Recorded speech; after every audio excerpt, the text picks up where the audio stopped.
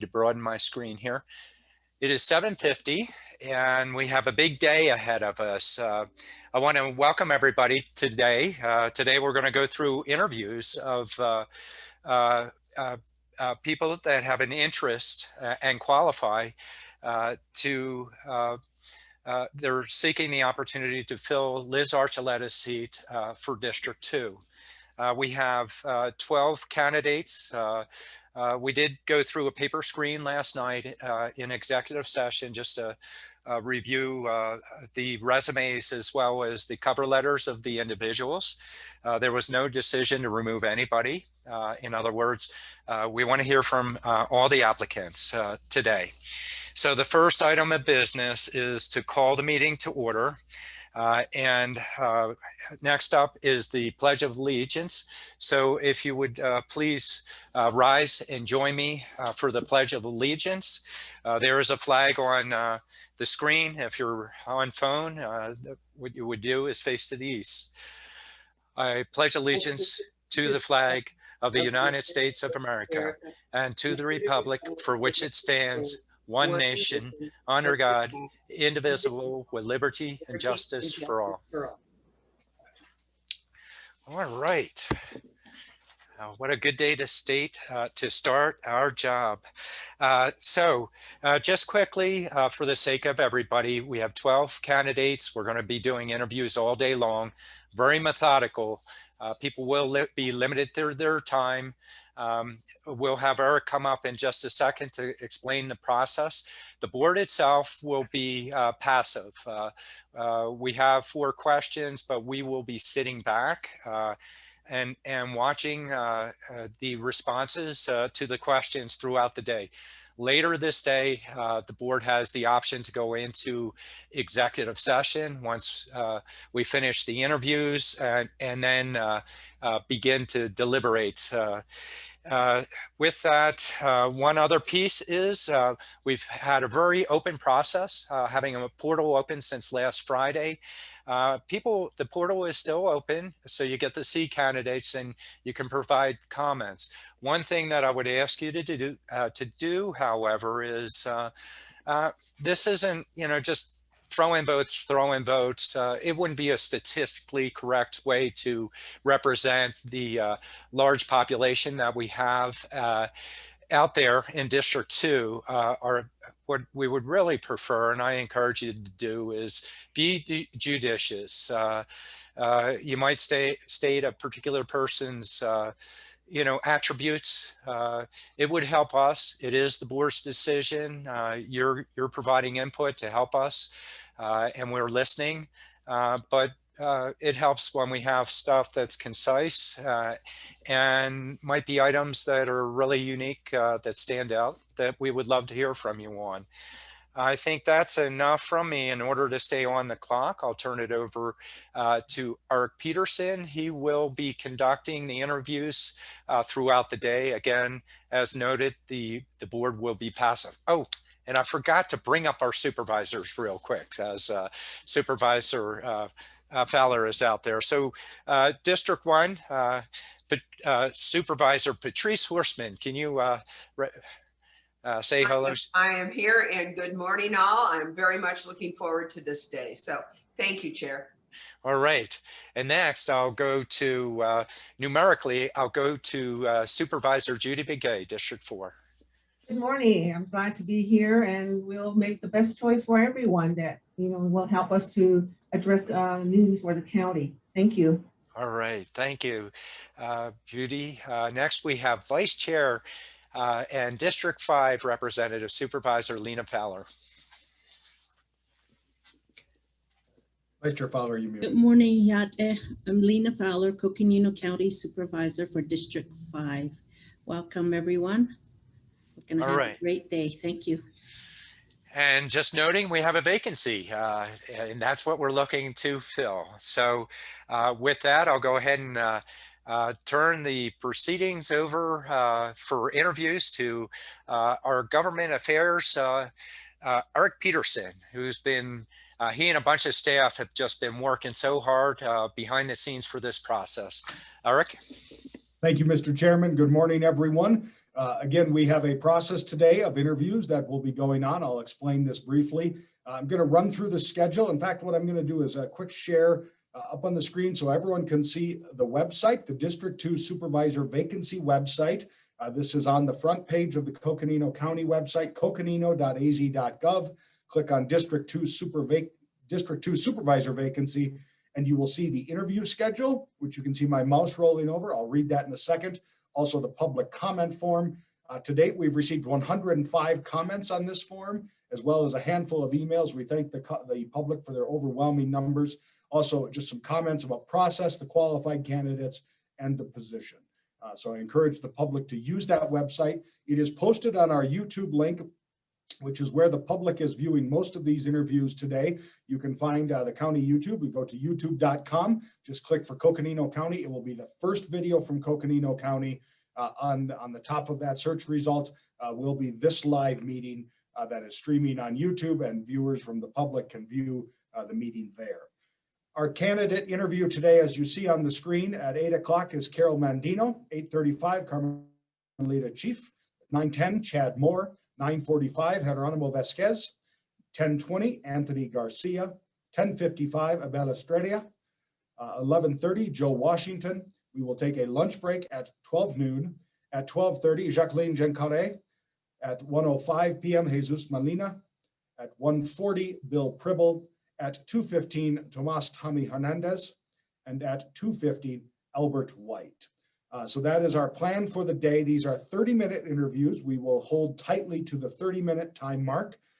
If there are any technology interruptions, we will obviously pause that clock. And I will explain this to candidates as they come on. We have 4 questions for candidates today, and any time within that 30 minutes for their opening and closing statements. We will end the interview at 30 minutes regardless of the progress of the interview. So we will inform candidates of that as well. The public comment portal will remain open throughout this process for your comments. The board will receive those comments as they continue their deliberations today. Mr. Chair, that is my update. We are just a few seconds ahead, but I will just also tell the public that as part of this meeting, we can see who is on. We have asked candidates not to be a part of any other interviews other than their own, so as to create a fair and open process. All have acknowledged they will. Also, all of our board members, all members of the public that are on Zoom, and all members of any county staff and such will not have access to interact with the candidates. It will be myself, and we will have our clerk who is taking minutes, Valerie Weber, will be as a panelist, but that is it. The rest will be off in attendee mode. So I just want to give the public some assurance, and members of the candidate pool that it will be me, them, and our clerk that will be on screen and available during this time. So that is the process and the plan. Mr. Chair, members of the board, we have about 1 minute here before the interview starts, so I'll pause and make sure before I move you to attendee mode, if there's any other questions from board members before we begin. Just check in real quick. Any board members? Thank you, Eric. You've done a great job, and even I understand it, so I appreciate that, Eric. All right. Others? Doesn't look so. Just one other point of note. If in the end, if there is a tie, since we have 4 members of the board, by statute, the clerk of the Board of Supervisors is the tiebreaker. Lindsay Daly is our clerk. She is removed from her clerk duties and is in observation mode through the whole process here. Val Weber, her deputy, is sitting in her stead as the clerk at this point. Thank you, Eric. All right, Mr. Chairman, with that, I'm going to start moving our board members into attendee mode. So board members, you will see a change in your status. We'll make sure that you are there. Then we will bring our first candidate in, and county staff, be prepared. You will be moved as well, with the exception of Val. So want you all to be aware of that. Just give us a second here.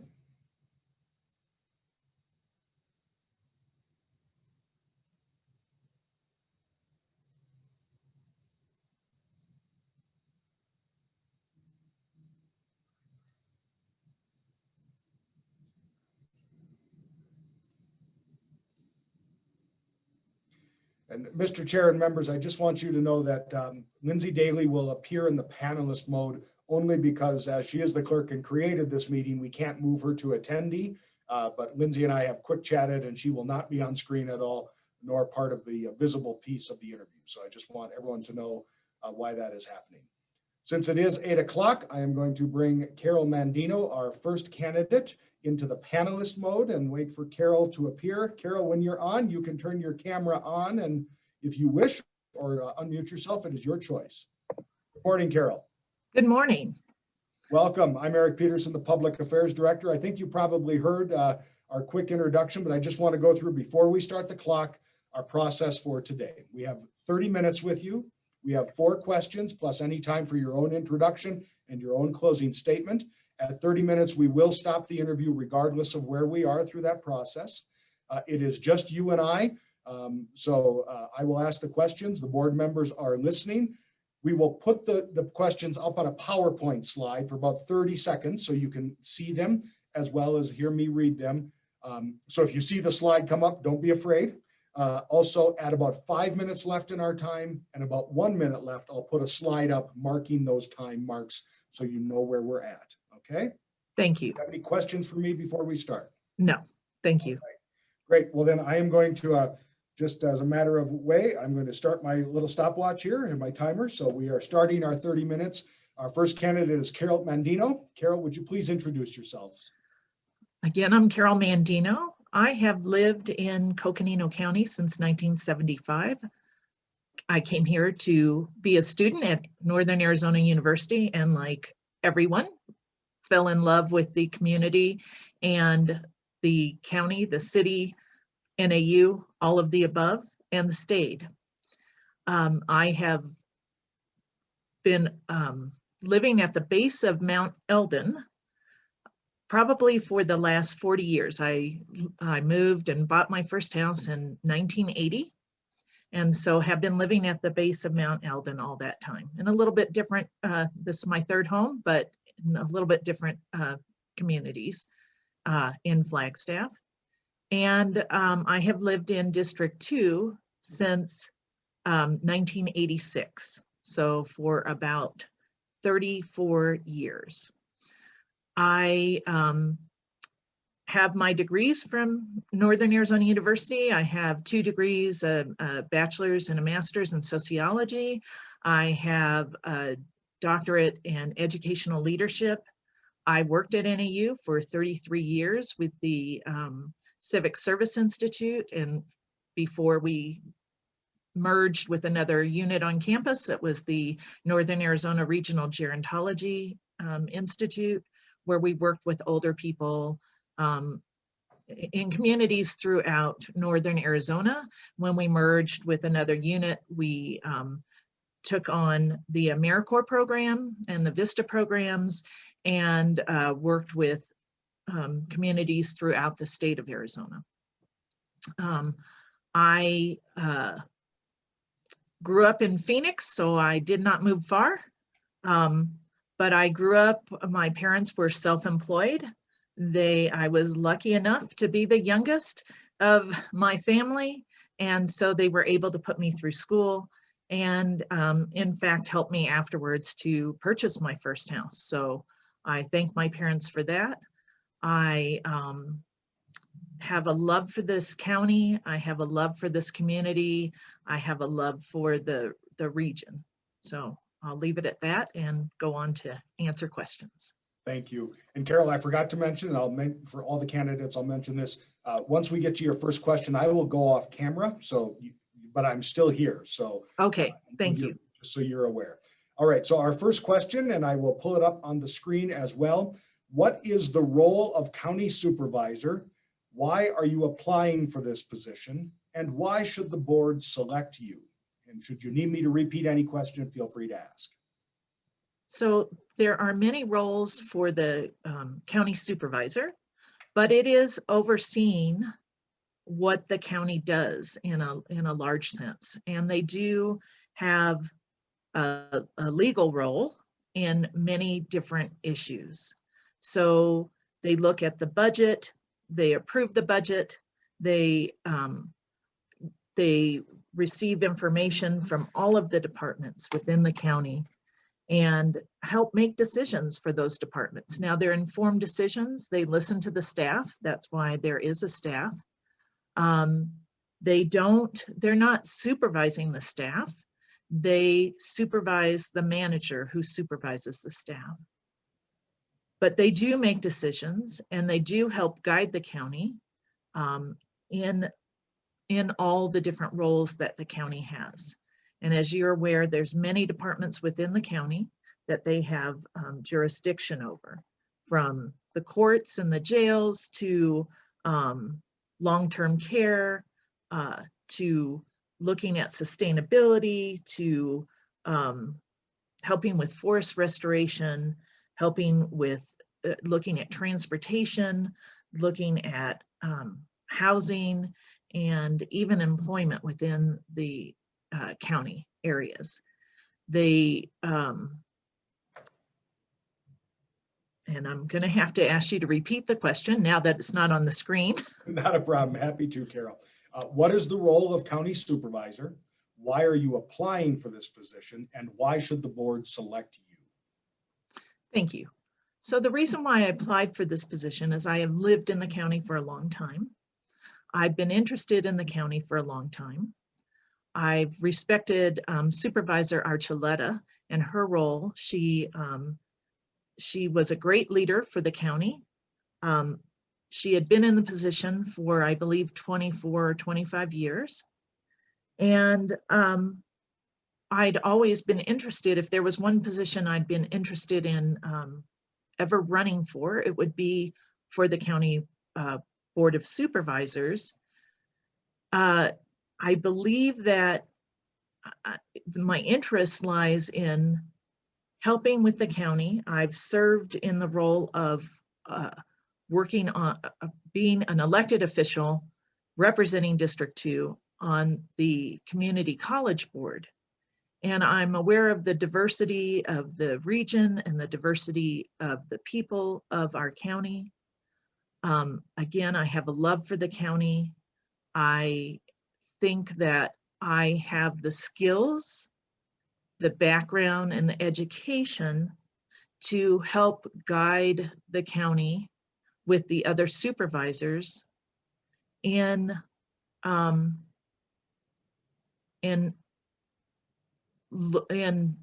making decisions and furthering the goals of the county. Okay. Are you ready for the next question, Carol? Yes. All right. Our next question, and I will put it up on screen. Let's go here. There we go. How would you represent District 2 and the entire county? What do you see as the greatest challenges facing District 2 and the entire county? And what would you do to meet those challenges? And I will leave the question, since it's long, up on the screen longer for you. Okay. I'm kind of writing it down. So, okay. So representing District 2, I would go out and listen. One of the things I'm good at is listening to people and going to events. Of course, right now we're in this COVID. And so I would host events online via Zoom to listen to the public. I would attend events that are happening in the district and in the county via Zoom or via other means and listen to the public. You know, I see that the greatest challenges for District 2, number one, the greatest challenge for the county right now, of course, is our COVID-19 situation, the cost and cost containment of it. It would be getting our county immunized. We know that we don't have as many immunizations coming to the county as Maricopa County does, but it is very important that we get the county immunized and immunized in a good and quick fashion. Associated with that, we've had District 2 has problems with employment, as well as the whole county because of our COVID and people getting laid off from their positions. That brings to mind more things like affordable housing, transportation. Those are issues throughout our county, not only in District 2, but they are highlighted in District 2. We have the need for broadband infrastructure and affordability of that for residents of District 2. Now, while they are able to get on broadband more so than other members of the county, other residents, the affordability of that may be a problem for people in District 2. And with the COVID situation and people not being able to gather in public, it does present problems. The county also faces problems with forest restoration. We know that we've had some recent fires, the museum fire being one of those, and being able to restore the forest and prevent flooding of our communities.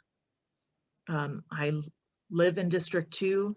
There are still a lot of issues with that. So that is an issue for the district, worrying about the flooding. We have issues with, the issues facing the county with sustainability issues. Again, we have issues with the budget, COVID-19, and the requirements of our health district have certainly put us into budgetary issue problems, and working with the state in getting some help with those issues, with those budget issues, and with the costs of the COVID-19, the vaccinations, long-term care costs, and the affordability of those long-term care costs. How I would meet those challenges, again, I would get educated about all the challenges that meet the county. And while I've stayed up to date, I am not as well versed as the rest of the board would be in those challenges. So I think I would have to get that education behind me. I would work with the other supervisors in listening to the public, but also listening to solutions, approaching the state, approaching other political entities about how to get through the COVID costs and what we could do about that, listening to departmental staff, and taking stances when necessary. Carol, are you ready for the next question? I am. All Thank right. you. And to let you know, we have 17 minutes left in your Okay, time. and you know, I haven't interviewed in a long time, so thank you Understand. for doing Absolutely. this for me. Absolutely. All right, our next question, question 3, let me get it up on the screen for you. Describe your experience serving on any boards and commissions, and how do you see yourself working with the other members of the Board of Supervisors? So currently, I am serving on the Planning and Zoning Commission for the City of Flagstaff. I've served on many different boards, and I'll tell you my experience with serving on Planning and Zoning. I applied to the commission because it was an interest of mine, but I don't have a background in building and in planning and zoning. But I have learned a great deal from that.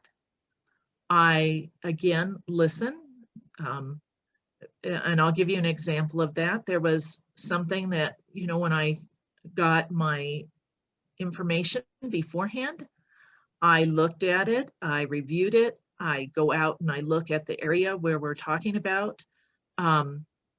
Sometimes I have my husband come out with me because he understands that better, some of the building things, so he can explain it better to me. My initial thought was I was going to vote no on something, but I do listen, and I do listen at the meetings. I do listen to the public, and I do listen to the other commissioners. And the funny thing was 2 of them made convincing arguments that I changed my vote. And they in fact voted against the issue, but their comments had changed my vote on the issue. So I do listen. Like I say, I do listen to the public as well. I have served on as an elected official for District 2 on the Coconino Community College. That was during the time of 2000 to 2004. After I got off that board, I joined I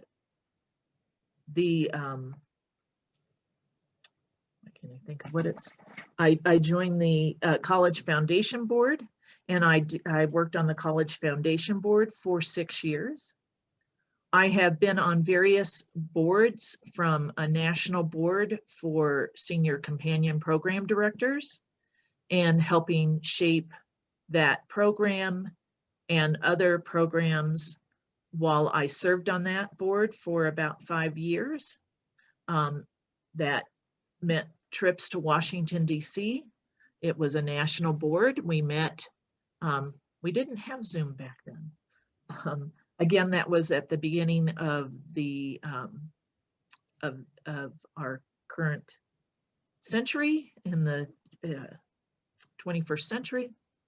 I have served on in the community in various different ways, from serving on the hospice board many, many years ago to serving on my local, I'm in a local club, service club, Seroptimus International of the Arizona Peaks. I have served as the president. I am currently the vice president. I am also the district representative to our Golden West region. So I serve the district that includes from Winslow to Blythe, California, down to the Phoenix area and the Prescott area. I represent those issues to our Golden West region. I have served on national committees. I have served on some other local boards. I feel like I have extensive knowledge of Robert's Rules of Order. I understand how boards and commissions operate. And I believe that the last part of that question was, how would I work with the Board of Supervisors? Correct. So working with a board, there are open meeting laws. So we work together while we're in our meetings. We can converse, but not as a board fully. So it would be working together during those meetings for the most part. And I have a good working relationship with people.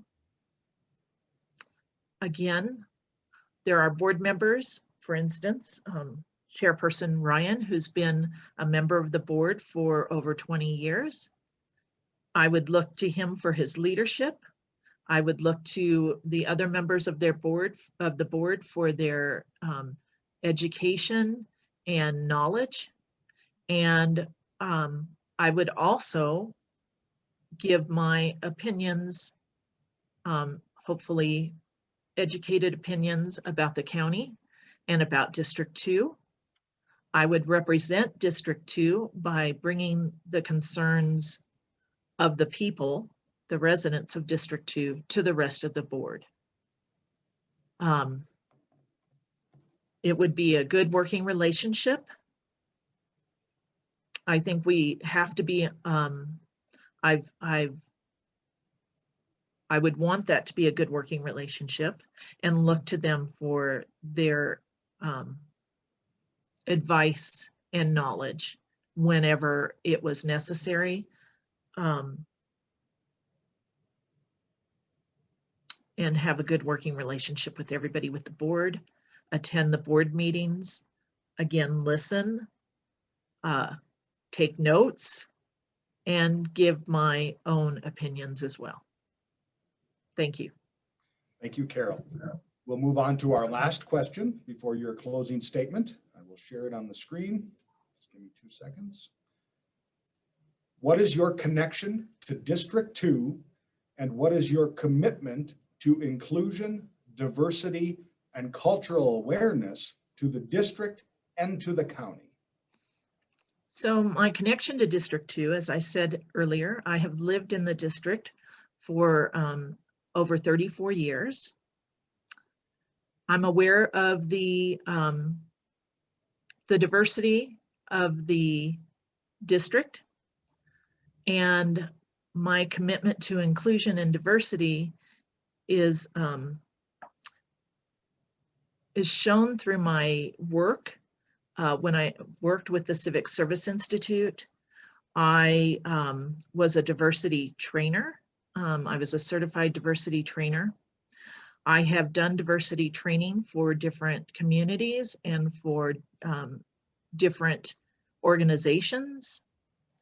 I am a trainer for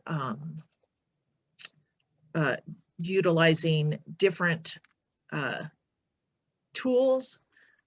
Among them are Bafa and Real Colors. I realize that I believe the county has used True Colors, but so I have done diversity training. I have done inclusion and cultural awareness. I worked for NAU. We had a diverse workforce, especially within our own unit. And I worked with lower income older adults, many of them who were very diverse for the last, I'm going to say 40 years. I've always had a close relationship with older adults and with people of different cultural backgrounds. I am sensitive to people of different cultural backgrounds. I understand some of the issues that they are facing. And while I'm not a member of some of the larger diverse populations that we have in the community, I do, due to my religious beliefs, I have been discriminated against, and I do understand because of my own cultural background, what that feels like, how that is, and can relate to being discriminated against. I do have a grandson who is part Navajo, so he's registered with the Navajo tribe, and I love him deeply. My son-in-law, of course, is Navajo, and he's a great guy. But I do recognize that when we go out, of course, not in the last year, but when we go out, I see how he's treated, and it's quite different, even if we go into a restaurant, how if any order comes up, his is always the one that gets messed up. So I'm aware of things that happen to people who are from different cultural backgrounds, and I'm very sensitive to that. And I think I could represent those people, and I would make a commitment to represent those people to the best of my ability. Carol, thank you. We have, so you know, about 6.5 minutes left in our time. Again, I will put up a 5 and 1 minute remaining time card. This is your time for a closing statement. When you are done, if you are done early, that is fine as well. So I'll turn it to you for a closing statement to the board. Thank you. I really want to thank the board for this opportunity to apply for this position. That's number one. I want to reach out to the community and tell you that I will listen to you and represent you in the best way possible. I would, I feel like I know District 2 fairly well. I know the diversity of the district. I know the diversity of the county. I've traveled the county. I've traveled the district. I do realize that this is a quick process, and I appreciate that you want to put somebody in here quickly so that we can get the county represented and have a full board as soon as possible, because there are many issues facing the board. Again, amongst those issues are the budget, taxes, COVID-19, affordability for housing, for transportation, the unemployment within the district and the county, the issues with courts and with the jail, restoration of the forest, sustainability, broadband issues. There are many issues that are facing the county right now, and that whoever is in this position will need to be aware of and work on for the betterment of our county and our community. There's, again, I would listen to the community. I'm aware of the diversity within the community, and I feel that I could fulfill the duties to be a supervisor. Thank you. Carol, thank you. I appreciate your time with us today. I'm going to move you to an attendee role now, so thank you for joining us. For the board members who are with us, I appreciate you hanging with us. We are, since we're a little bit ahead here, just a few seconds, we will go to recess. Board Chairman Ryan, I believe I can do that. We'll be in recess until 8:35 with our next candidate, Carmen Lita, Chief. So we will, the county board will be in recess till 8:35 for the next candidate, and I will put the slide up.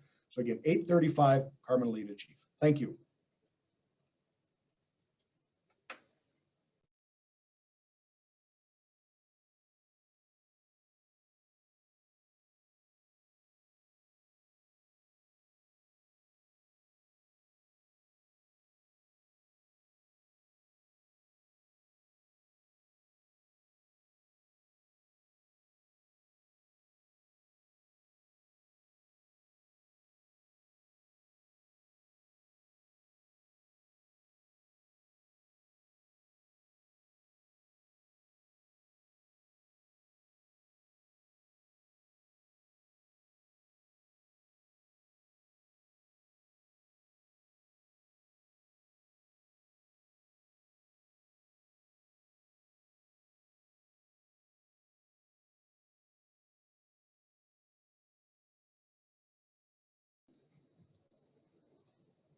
Carmen Lita, are you prepared to start? No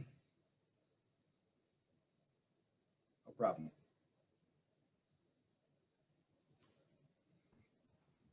Okay, yes, I am. All right. My name is Eric Peterson. I'm the Public Affairs Director for Coconino County. I'll be conducting the interview today. All the 4 remaining board members and the clerk of the board are on this Zoom and in attendee mode. It is you and I during this interview. Lindsay Daly and Valerie Weber, you may see their names. They are just clerking and they're off screen. So we have 4 questions for you today, along with time for an introduction and a closing statement.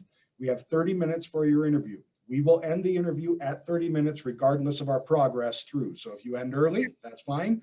If you're in the middle of a statement, we will end at 30 minutes. Though. All right. Okay. We will also put all the questions up on the screen as we ask them for about a minute, so you can see the question on the screen. If you have any questions during the process, you're welcome to ask me. After I ask the first question, I will go off camera, but I am here. So I'm paying attention as well. So feel free to interact with me as you need. I will start a timer. I'll let you know after the second question where we're at with time. And then also at 5 minutes and at 1 minute remaining, put a slide up so you can know visually as you're in the middle of your answers. Do you have any questions for me before we begin? No, I don't. Okay. Thank you. Well, then, Carmelita, we are all here. The board members are here. Let me get to the timer. If you give me 2 seconds and press the start button. Carmelita Chief, I believe. I apologize if I screwed up your name there. My apologies, but please introduce yourselves to the board. Hi, good morning. It's my pleasure to be interviewed this morning. My name is Carmelita Chief, and I am a resident of Flagstaff and have been for the past 5 years. I originally moved here in 2015, and I reside in the Christmas Tree Estates area, which is just east of Mount Eldon. I live there with my partner, and we just became new homeowners there about 3 years ago. But really my connection to Flagstaff precedes that and goes way back into my childhood, into the early 80s. So originally I am from Kayenta, Arizona, on the Navajo Nation. I'm a citizen of the Navajo Nation. And I just recall so many weekend trips with my families, as I'm sure you have heard stories or have had those experiences yourselves.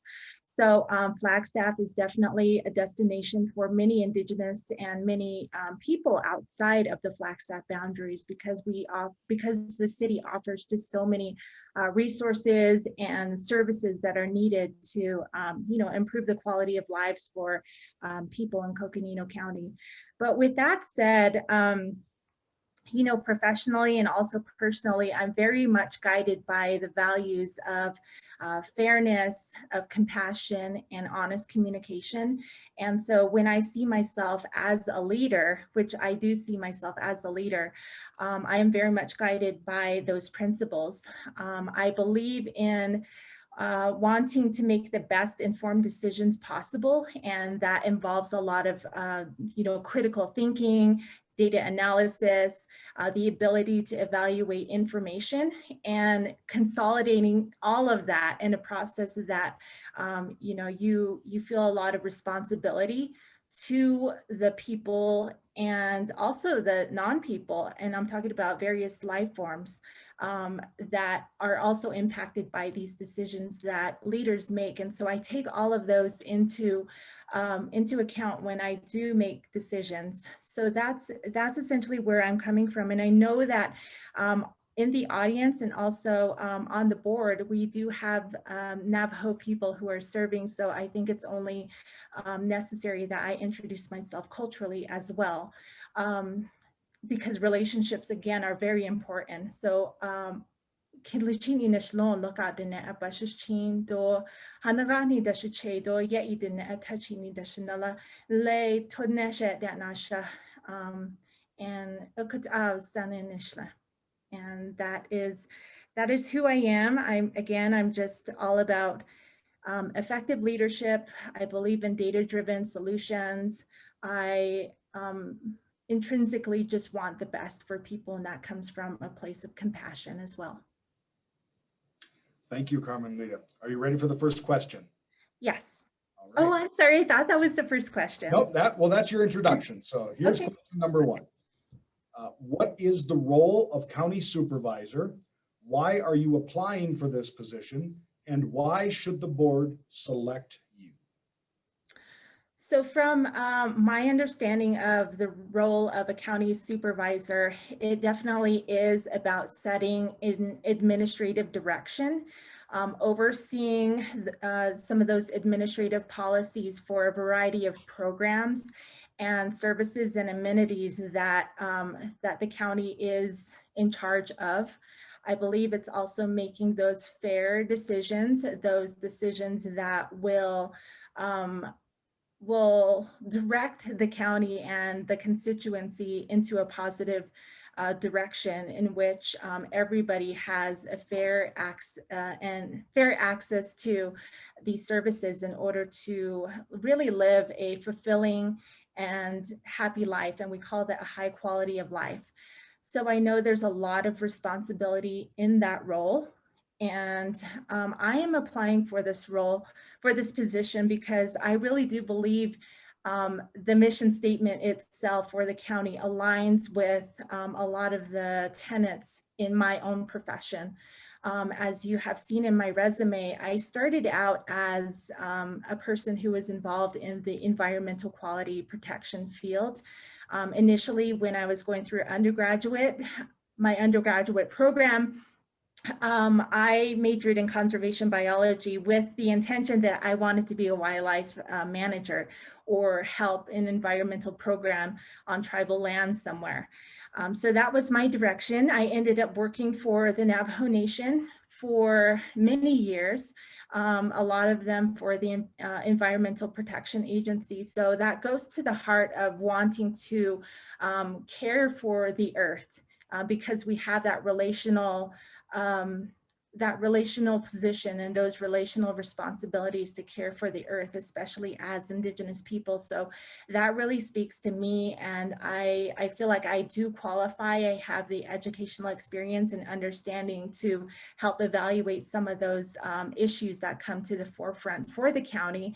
And, you know, as I made my way through my profession, I had transitioned into public health because early in my career, I did a lot of presentations on Navajo Nation, but in order to really effectuate, you know, change of behavior, you have to really understand what are the motivations, what are the beliefs of people, the attitudes, what are the daily conditions that they are confronted with. So you need to understand all of that as a package in order to help kind of change and usher in certain types of population behavior. And so I feel like that would really contribute to some of the decisions that a board supervisor is in charge of making and also guiding. And the last piece of that, you know, as I have grown within the past 5 years, I've become very involved in the city of Flagstaff, particularly because I see this now as most likely my permanent home. Being that we are new homeowners, I really have an invested stake in wanting to be involved as much as possible, to make sure voices are heard. I'm an active listener. I listen to people's concerns. And again, that comes from a place of empathy and compassion, because I feel like, you know, we have different gifts and we have different abilities. And definitely, I feel like one of mine is to speak, to listen and to speak on behalf of those who want their voices elevated. So that, in a nutshell, is who I am. And I've been involved, like I said, with nonprofit boards. And that's where that listening piece comes in, because you have to listen again to where people are coming from, what they need, what they want, and then you work with other people in collaboration, and a lot of times in harmony, because there's just so many ideas that are coming in, and you have to sift through all of them and then select which one, and have these sometimes challenging discussions of, okay, we're not going to entertain this, but I think that, you know, these are the areas that we really need to look at. Let's go in that direction and see what else that we are encountering in order to produce effective solutions for these issues that we're hearing about, these problems, these situations that people are experiencing. So I know there's a lot of responsibility in that. And I'm very sorry. I know there was a third question, but I don't see it on. Yep, and so I'm happy to repeat it for you. So Okay. What is the role of county supervisor? Why are you applying for this position? And why should the board select you?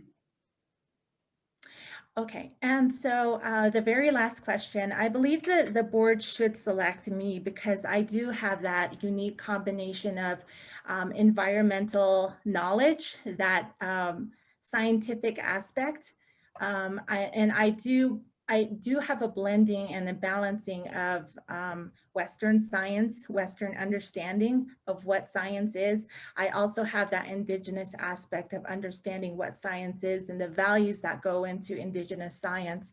So it's definitely taking from two different places and finding a balanced approach to looking at issues that are investigating environmental problems, environmental issues that arise. Again, as far as public health, I know that we are definitely experiencing challenging times. We're in a very, we've just, navigated one of the toughest spots of this pandemic. And it's very heartbreaking. And, I don't think there's a single person who has not felt loss or heartbreak from somebody who has expired from the coronavirus or because of the coronavirus, because they were not able to access healthcare to treat other associated afflictions.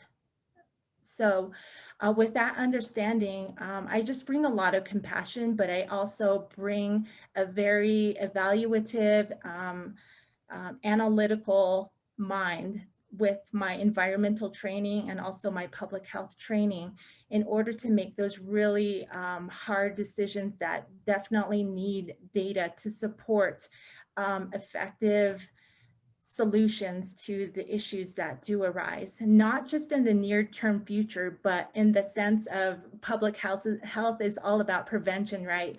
So it's also about, okay, so we have the set of solutions to deal with this issue now, but we also need to be looking forward to the future, 50 years from now, 100 years now from now.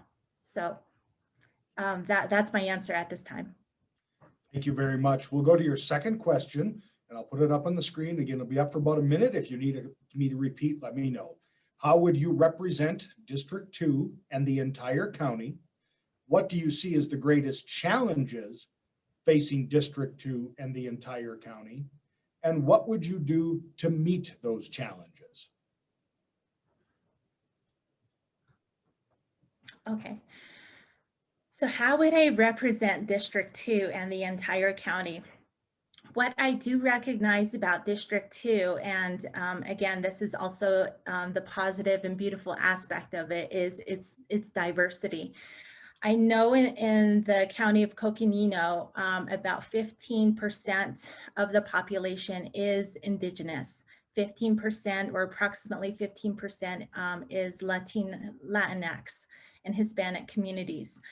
And then, of course, we do have other, I don't want to say other, but we have additional populations, Black community, we have international communities because we have NAU situated here in Northern Arizona. I think that definitely ushers in a global population as well. And of course, our Vilagana or our white relatives also live here in the county. So again, it's very diverse, and that is the beauty, because we come from different cultures and we have different ways of seeing the world. We have different ways of experiencing, and also we have underlying values that guide those worldviews and the relationships that we have with each other. So that is how I view District 2, is there's just a lot of promise coming from that, those worldviews and the philosophies that emerge from those worldviews, I think make for very interesting conversations around the purpose of wanting to come up with solutions to issues that are encumbering or challenging our county at this time. Okay. And then I'm going to need a reminder on this other question. Yeah, absolutely. How would you represent District 2 and the entire county? What do you see as the greatest challenges facing District 2 and the entire county? And what would you do to meet those challenges?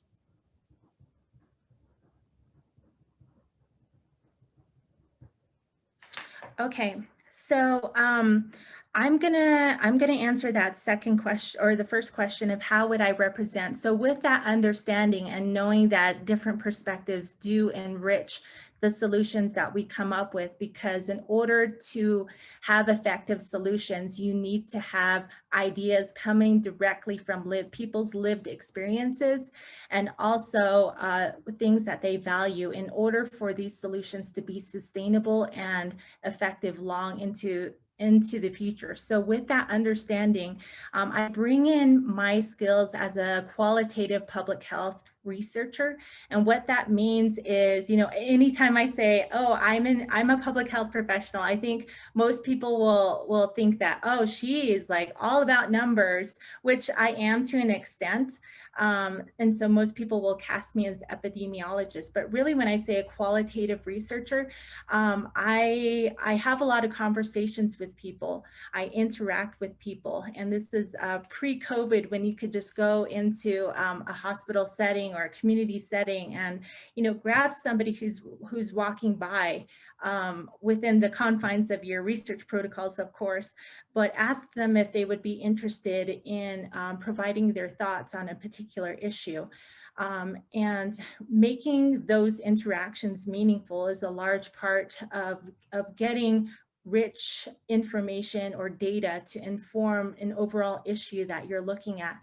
So I definitely I'm not afraid to have those conversations. I know how to engage people in a meaningful way, in a compassionate way, in an empathetic way. I do that. I've done that over the past 5 years, is going out into community in very rural areas of Navajo Nation. As you saw on my resume, I'm a member of the Navajo Healthy Stomach Project, which is looking at trying to estimate the prevalence, or how many Navajo adults currently have an H. pylori stomach infection, because we know that H. pylori infections are highly associated with stomach cancer, and Navajo Nation has one of the highest rates of stomach cancer. And so we want to understand, what is that experience? How is your experience with healthcare? And in that, it entails driving out to these places, very, very long drives with your colleagues. But I'm used to that. I'm used to having those drives, those conversations with people, staying there as long as possible to get people who want to talk to me about these issues that are really impacting them. And, you know, I am very committed to what I do, because I value those relationships I have with people. That empathy factor comes in. I want the best for people, and I want to know that my position, whether that's a county supervisor, when I have my public health professional hat on, I want to know that I am there, I am committed, I'm listening, and I'm documenting these things as I'm going along, so that they are also informing decisions that need to be made on a particular issue. As far as the greatest challenges that I see for the county, I think what is definitely at the forefront right now is the coronavirus pandemic. And the good news that I see right now is that according to reports that I have seen online, and also just media coverage, is that Coconino County is doing a phenomenal job in comparison to a lot of other counties in Arizona. We have the capacity, as I've heard from the Health and Human Services Director, we have the capacity for the vaccinations here in the county, but the only thing is we don't have, and this might have changed, we just need access to more vaccines, is what my understanding is. So I know the greatest challenges around that vaccination is still, from a public health perspective, trying to understand who is getting the vaccines. Is it being distributed in an equitable manner? Are we making sure that the most vulnerable people in our population, in our communities, have fair access to those vaccines? I know that there's issues around technology. A lot of older folks don't have the capacity, or maybe long-term experience of knowing how to navigate the internet in order to set up appointments and so forth. And I know that because we have such diversity in our district too, I know there's also concern around language and literacy of public health materials that are going out about this situation and helping to inform them about what they need to know to make informed decisions and timely decisions for their families and the people that they live with. So there is that, and definitely the transportation component, because we are very much a rural and a large county. Transportation is always, I think, going to be at the forefront, and one needs to have knowledge, or at least that drive to quickly understand this field of transportation, because transportation definitely is linked to whether or not somebody is able to care for a condition at home. And I say that because lack of transportation, people deal with that consistently. Even here in the city, we have an excellent bus system, but still there are still some barriers in people being able to get transportation to get vaccinated. So that, you know, transportation and vaccination, I think, are definitely some of the challenges that we do have to contend with. But I do definitely, I've read the backgrounds of the members of the board, and I do have confidence in that the multi-sectoral knowledge, the knowledges that are coming from your diverse fields, in order to come at these issues from a larger lens and contributing those different knowledges so that we're making decisions that are most impactful for people. Great. Are you ready for the third question? Yes. All right. And just so you know, we have 9 minutes left in your time. Okay. Okay. Thank you. Perfect. Third question is, get it up on the screen here. Sorry about that. Describe your experience serving on any boards and commissions, and how do you see yourself working with members of the Board of Supervisors? I really like this question because I am just so excited about the work that I do working on the nonprofit boards, that the nonprofit boards and the school board that I am currently serving on. So I am still connected to my home community because I think that's just how we are as Indigenous people. And I think people in general is that you're always going to associate a part of your identity from where you grew up, the area or the town that you grew up in. So for me, that is Kayenta. And luckily it's only 2 hours away, which is another reason why I moved to Coconino County, is because of that that distance aspect, and knowing that my parents are getting older, I wanted to be closer to them. So I'm still connected to the Kayenta School Board. And currently here in the city of Flagstaff, I serve as the Vice President of Native Americans for Community Action. Many of you may know it as NACA, its acronym. And then I also recently joined the Indigenous Circle of Flagstaff, which is an up and coming nonprofit organization and a collective of Indigenous people and non-Indigenous allies as well. So my experience with that is, I think one of the challenges, at least for me, is because I'm just so very conscientious about group dynamics, relationship dynamics.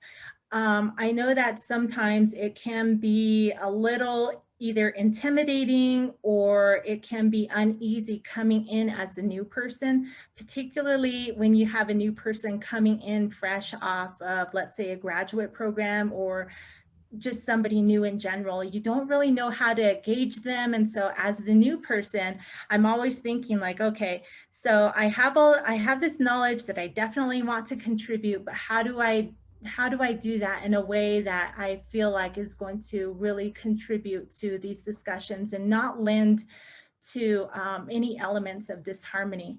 So I'm very conscientious of group dynamics. I try my best, definitely to it's speak, 9 o'clock. Sorry, that's my laptop.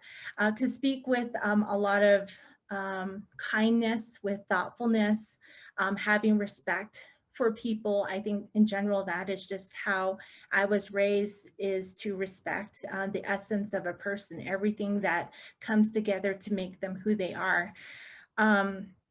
And with that, you know, I don't want to overstep people because I definitely respect the expertise, the long time experiences, the lived experiences of people who are currently on the board. I don't discount any of those because those are your experiences, as much as I wouldn't want somebody to discount how I know Flagstaff or how I know Coconino County, and what my vision is for the community here in District 2, but also the county at large. So with that, I think my role on these boards is definitely as a navigator. I like to bring people together, and that's another aspect of my identity is I'm also a connector. So between those two things, I like to bring people together. We have a little bit of chit chat because at the end of the day, you know, we're still human beings, right? We devote a lot of time into these boards that we have a lot of heart and passion for. And I want to make sure that experience we have together is a good one, because I know that I'm taking away from somebody's time with their family, somebody's time in the community. So I want to make sure that our time together is always meaningful, in harmony, and also productive. So with that said, I like to bring people together and then have us just discuss an issue at hand, and also always keeping in mind what our mission is as an organization, what is our vision, where do we see ourselves in the next 10 years, in the next 50 years, and definitely we need to be knowing where do we want to take this in the next 100 years, when future generations are going to be experiencing the things that we're putting into place right now. So there's a lot of inherent responsibility in these types of positions. And so my job as a leader on these boards, on the school board and on the NACA board, I do serve as vice president. So it's again, getting people together and making a roadmap to making sure that we're outlining priorities, we're revisiting goals that in totality are working towards that mission statement, that mission that we are committing to as a group of people for an organization. So right now with the NACA board, I do see us as regrouping. We recently had a retreat session that myself and the president had co-organized. It's reminding people about their roles and responsibilities, and having another discussion again, and asking people, why do you serve on this board? We really want to know what is at the heart of this. How can we make this a better experience for you? Because we know that you have a lot of knowledge to contribute to these discussions. So again, it's about communication, honest communication when that needs to be had, because you can't have, I think, a solid group of people working together if you don't have that ability to have honest, respectful communication. Because definitely challenges are a part of working in a group. We're not all the same people. We bring different ideas and different experiences to the table. And so we need to know how to navigate that respectfully. And I feel like I know how to do that only because I'm very empathetic. And I think that if you have ever taken any of those personality tests, the Myers-Briggs, so on that scale, I happen to be an INFP, which is a person who very much thinks about, you know, at the underlying core of where people are coming from, their emotions and all of that stuff. I really want to get to a deeper level of how does so-and-so really see this? What is informing their perspective? What do they mean when they say this? There's so many ways to interpret things. So I think that's also where my gift as a communicator, as a writer for the Navajo Nation Council, and also from my time on the Navajo Times as a journalist, that gift of language and knowing that what you hear one time could have so many different interpretations depending on the person receiving it, how they're feeling that day, so all of those different things. So I really try to evaluate how communication dynamics also work within a group. And I'm not afraid to say, hey, I noticed, you know, this went on at the meeting today. Is there something else going on with that, is there anything else that we as a group need to understand? And it's about building trust and camaraderie so that we can have those honest decisions. So that has been my my responsibility and my role on these boards that I am currently serving on. But as far as leadership, it's again, looking at the documents, the operative documents at hand, what needs to be updated? Are there policies that are outdated, and do we have new information and new data coming in that we can evaluate, that we need to evaluate in order to update or maybe even remove some of these policies that are proving not to be effective? So that's where the data and the science comes in, and that's what I draw from as a public health professional and as a researcher. So yeah, I love this question. I wish we could talk about it for another 10 minutes, but you know, for the sake of time, I'll just end with that.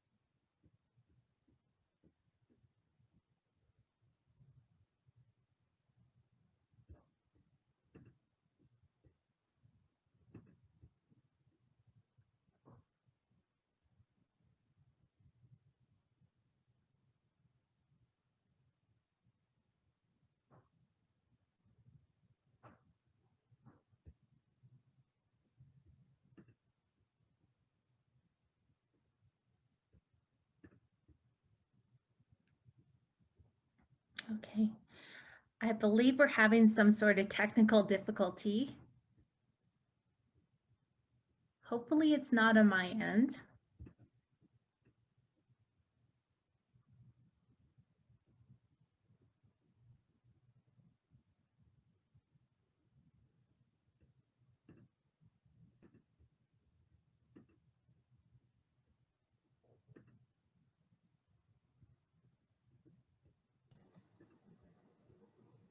Ms. Chief, this is Lindsay, clerk of the board.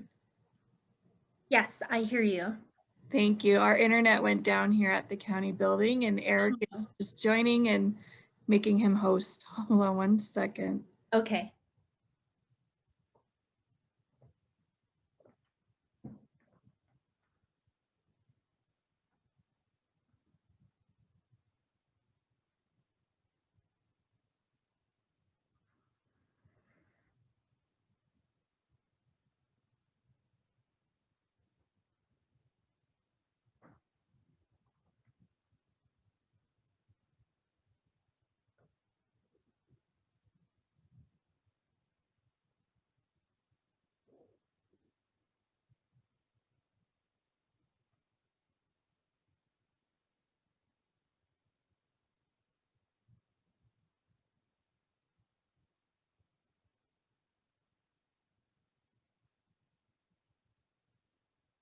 Is it okay if I kind of fill the space by answering one last thing on that question, the previous question, or should we, is that not appropriate right now?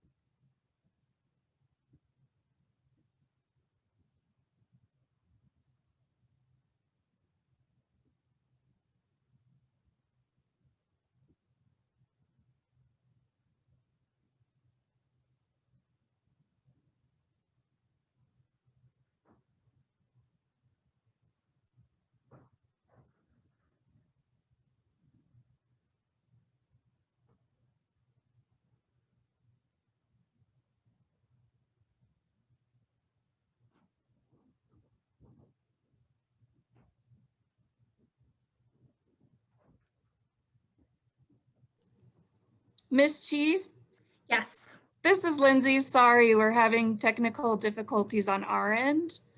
You can just hang with us for a second. We'll try to get this fixed. Yes, no problem.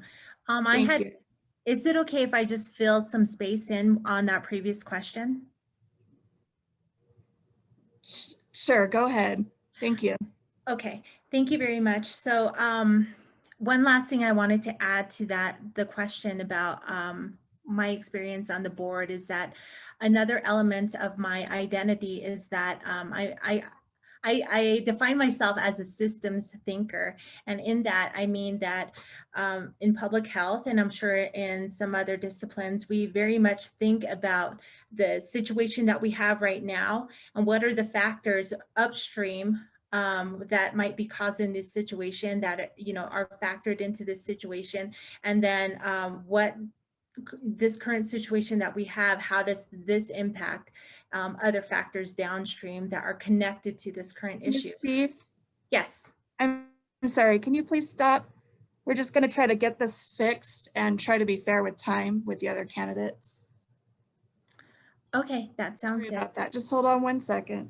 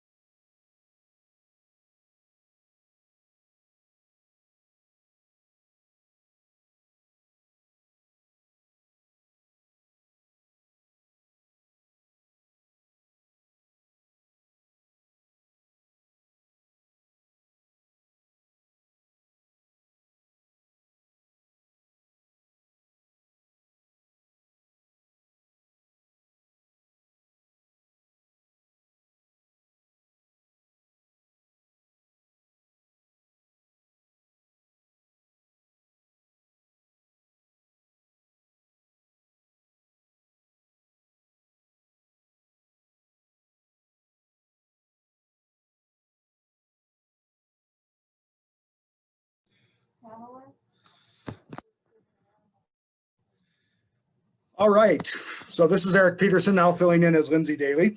We apologize for the errors. Ms. Chief, when the internet went out, we had about 5 minutes left, so I want to let you know that. If it's good, I'm going to go to question 4 and then your closing statement. I don't have the ability to put it on the screen, unfortunately, because I'm in a different computer. We'll assess after we're done with your interview, okay? Okay. So that's, I think, the most equitable way.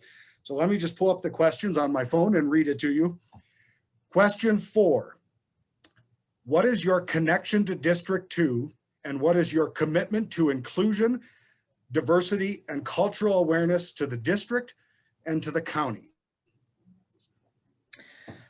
So I love this question because I am a person who is all about connection, wanting to learn all the time, because I have a firm belief that different perspectives really enrich the experiences that we live in this. We can call this the reality of what Coconino County is at this time.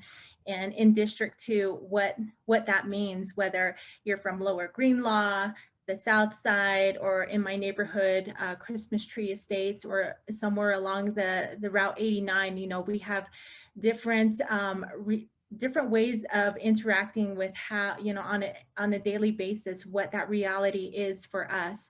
And I alluded to earlier that District 2, its beauty and its strength is definitely in its diversity, because we have so many worldviews and perspectives that enrich long-term, sustainable, effective solutions that could really elevate Coconino County to be a model for other counties and other areas in our nation. And I think that definitely is a strength. And so, you know, being myself, part of my identity is I am a woman.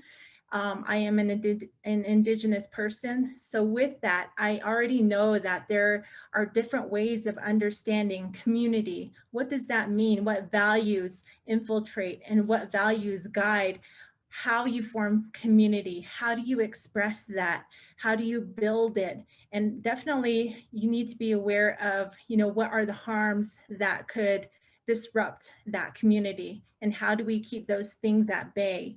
And I think that really comes in providing community support, providing opportunities for people to come together to have discussions, to really increase that sense of belonging and that sense of support that people need to feel in a place like Coconino County, especially if you're coming in as a newcomer.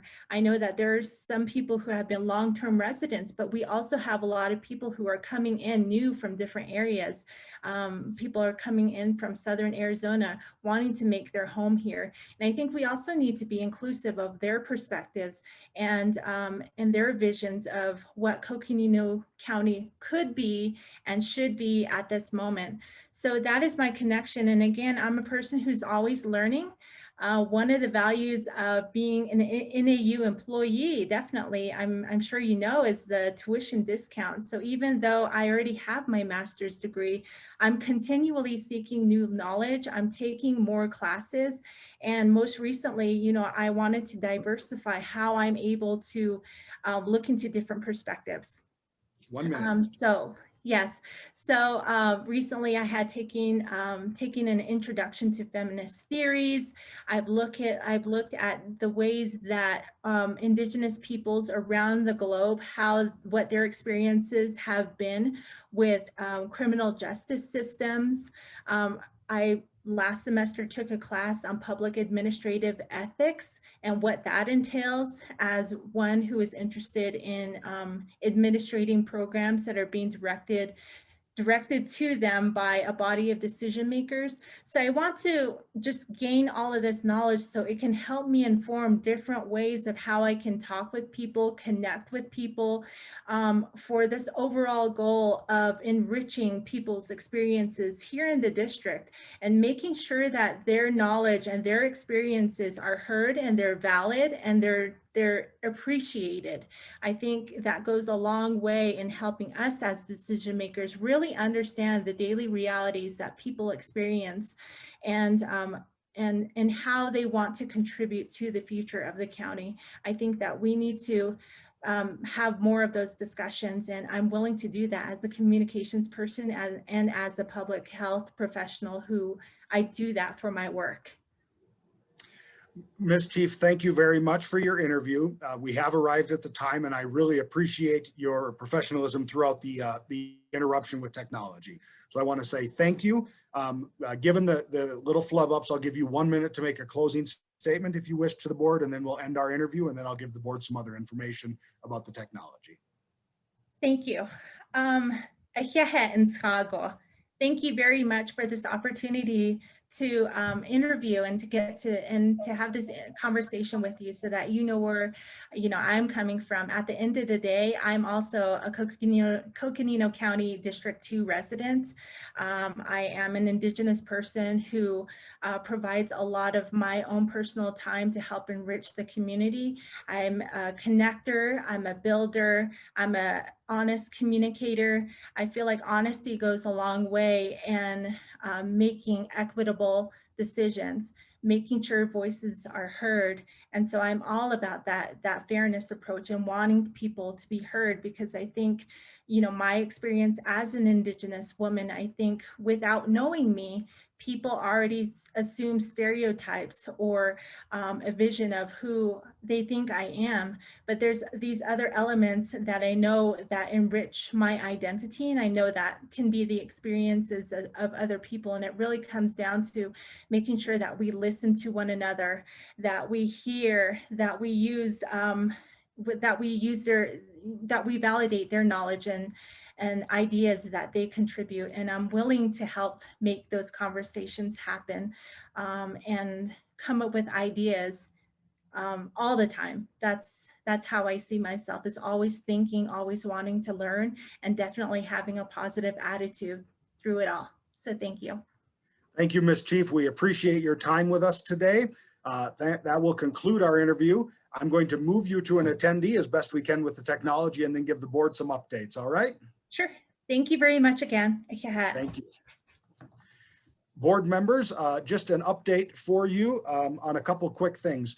Shortly, not quite yet, we will end this meeting, and you can click the same link, the public the same, and come right back to the meeting at 9:30. We'll start again. We need to restart the webinar to correct the settings after the internet went down here at the county administration building this morning. So our apologies to the public and to the board members. The meeting will need to be restarted. You'll need to rejoin to be able to get us back on path. Also, board members, an update, candidate Abel Estrella has withdrawn from consideration. So that does make some time available for us. We are going to be 20 minutes behind for the next 3 candidates. And we'll continue once we start with our same format. But again, this meeting will end in about 1 minute, and then we'll take a moment to restart it here at the county office. We'll make sure everyone's back on and continue at 9:30 with our candidate. Next candidate, I believe, was Chad Moore, if I'm correct on the schedule. So 9:30 for Mr. Moore. This meeting will end. The same link to come back in. If you need any questions, feel free to contact the county manager or myself, and we will get you back in. So we'll end this meeting, and we'll be back on the same link in 5 minutes. Mr. Moore dropped, so we're going to get him back, and then we'll get underway for the day. So we'll get him back in, and as soon as we can, and that lets me set up a couple other things. I moved computers. Thank you for your patience as we deal with the technology challenge.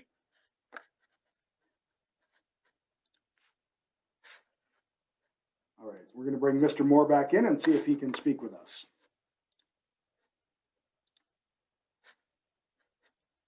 Mr. Moore, are you there?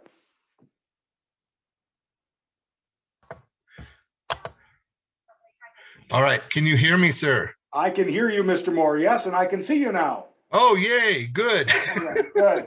All right, All right, I think we're good, okay? All right, bye. Mr. Moore, how are you this morning? Completely stressed out now with all these technical issues. I understand completely, and thank you for your patience and bearing with us. So we are a little bit late, but we're going to give you our full 30 minutes that we have scheduled for your time, okay? Very good. So we have 30 minutes with you. I'm Eric Peterson, the Public Affairs Director. I'll change my name on here. I had to move to a different computer. The board members are listening off camera. So I will be conducting the interview with you. We have 4 questions. We have 30 minutes. We'll ask for your introduction. We'll go through the questions, also a closing statement if you wish. We will hold to the 30 minutes. So if we don't finish the interview, we will end at 30 minutes. Obviously, if we have any other technology issues, we will, address time issues like we just did as well. Does that make sense to you? Yes, sir. All right. And I will put up the screen with the questions for about a minute when I ask them. After your introduction, I will go off camera, but I will be here and you can talk to me as you wish. Okay? Okay. All right. So with that, Mr. Moore, I'm going to grab my stopwatch here. So in the midst of all this, it's gone off a couple times, but that's okay. We're going to get it restarted. I'm going to start our 30 minutes together and ask you to introduce yourself to the board. All right. Good morning. My name is Chad Moore. I have been a resident of Coconino County for 22 years now. Hello. Are we still going? I can't hear anything. Yeah, sorry. Keep going, Mr. Moore. You're All right. All right. I've been a resident for Coconino County for 22 years. Raised my family here and worked numerous physical therapy jobs here in the community in northern Arizona. We enjoy the outdoors here, and it's a beautiful place and a great place to be. This year has been an interesting year to say the least. So with the pandemic and COVID going on, my first real thing I wanted to do was get involved in the elections that were going to come up. So I volunteered to be a poll worker, since our normal poll workers were going to be at a higher risk. And so I signed up to do that. And I wasn't chosen to do that, but that was fine. And just with everything, I wanted to get more involved in the community. And I saw this as an opportunity to give it a try and see what happens here. So. Great. Mr. Moore, I'm going to pause our time. Okay. So this is Sure. Not your time, and I'm just going to make an announcement to our board. All right. And we'll get to your questions. Board members, so you are aware, the YouTube has ended the stream. However, this link is public to the public. So we do have a streaming access. So we have met all legal requirements for streaming the meeting. Folks on the public will join by stream. As we continue through the day, we may get the YouTube up as well again. So I just wanted you to be aware. All right, Mr. Moore, I'm going to resume our time and go to our first question if you're ready. All right, very good. All right. And so our first question, Mr. Moore, what is the role of the county supervisor? Why are you applying for this position? And why should the board select you? And I'll leave this up for about a minute. Ask me to repeat if you need. Okay. As far as the role of the supervisor, I believe the county supervisors oversee just the general operations of all the county departments, budgets, infrastructure, education, health, all different types of things of that nature. As far as why I'm applying for the position, I am simply applying to be part of the system. With some of the things that have happened over the past year, seeing our government work or not work very well, I felt like I didn't have much room to complain about it unless I was going to be part of the solution for it. So with that, I would, just seeing this as an opportunity to be involved and having a voice in our system and promoting what I would believe would be moderate ideas and working together to solve the problems that we are all facing right now. As far as the board selecting me, I feel that I try to stay current on current events and trying to be involved and trying to make our community better. I've spent my professional career helping other people, and I enjoy that. I feel like I make good connections with people, and I enjoy working with other people. So with that, I mean, I read through the other people's cover letters and resumes, and they're all highly qualified people. And, I feel a little, I feel like the choice is going to be hard because there's a lot of good people in there. But I just would like to offer my support and assistance to the county and see what I can do. See if I can help make a difference. Thank you very much, Mr. Moore. Are you ready for the second question? Sure. All right. I will share it on the screen here so you can see it again for about a minute. Our second question, how would you represent District 2 and the entire county? What do you see as the greatest challenges facing District 2 and the entire county? And what would you do to meet those challenges? Well, with District 2, having lived here for 22 years, I'm pretty much in my neighborhood, and in some of my patients that I've seen have been in District 2. I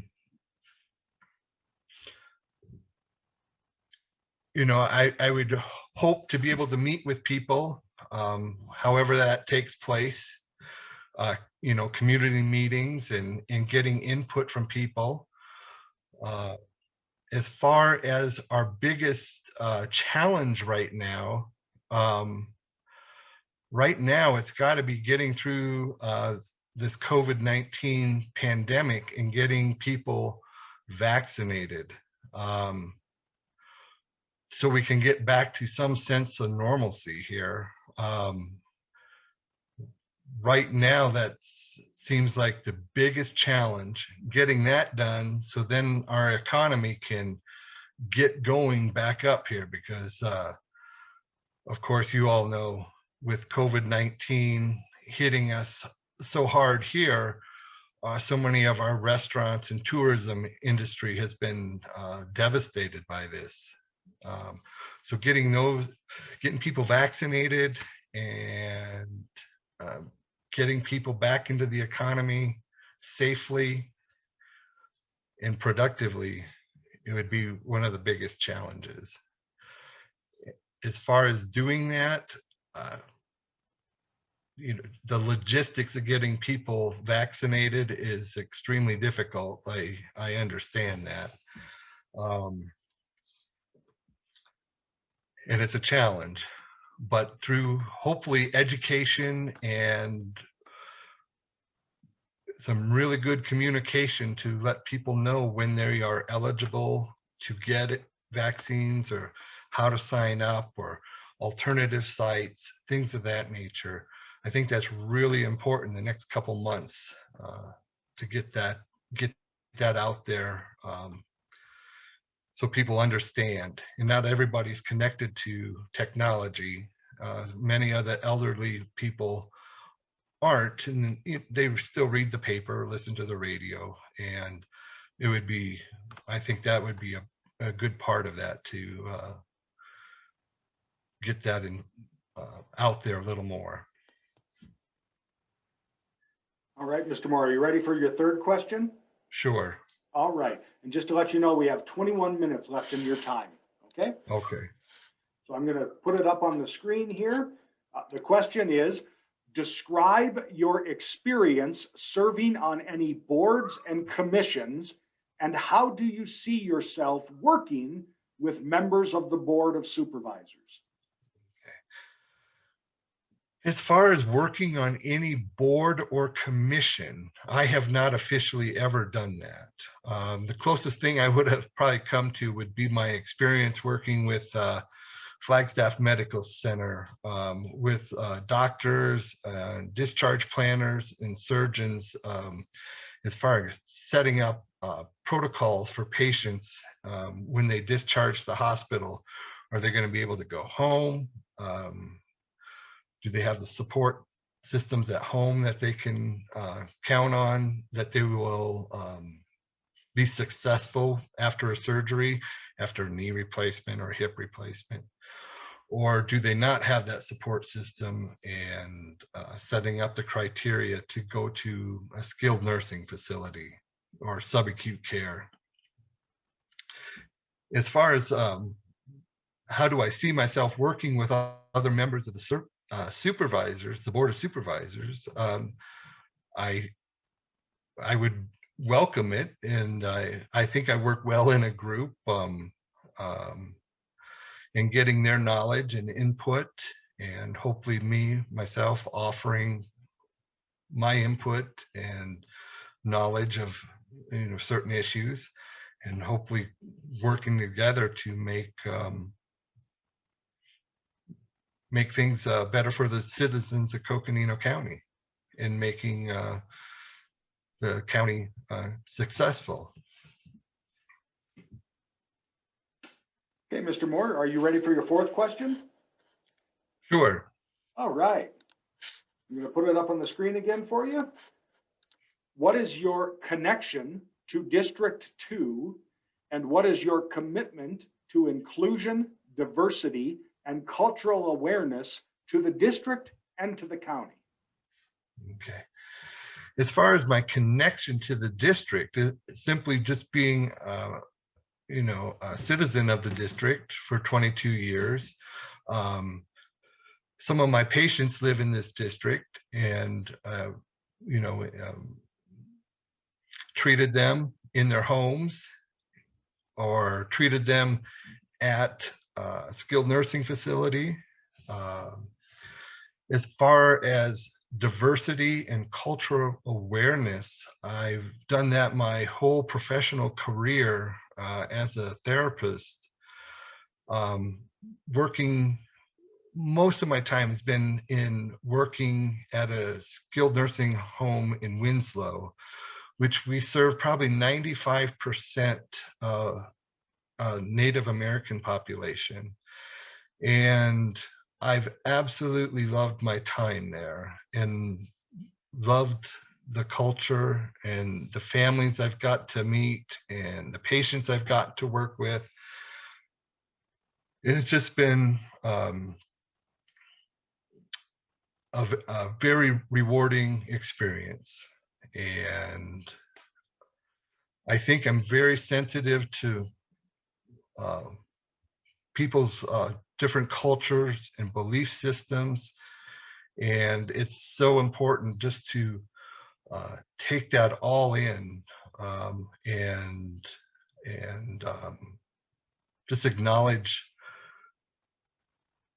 their beliefs and their values. And it just makes it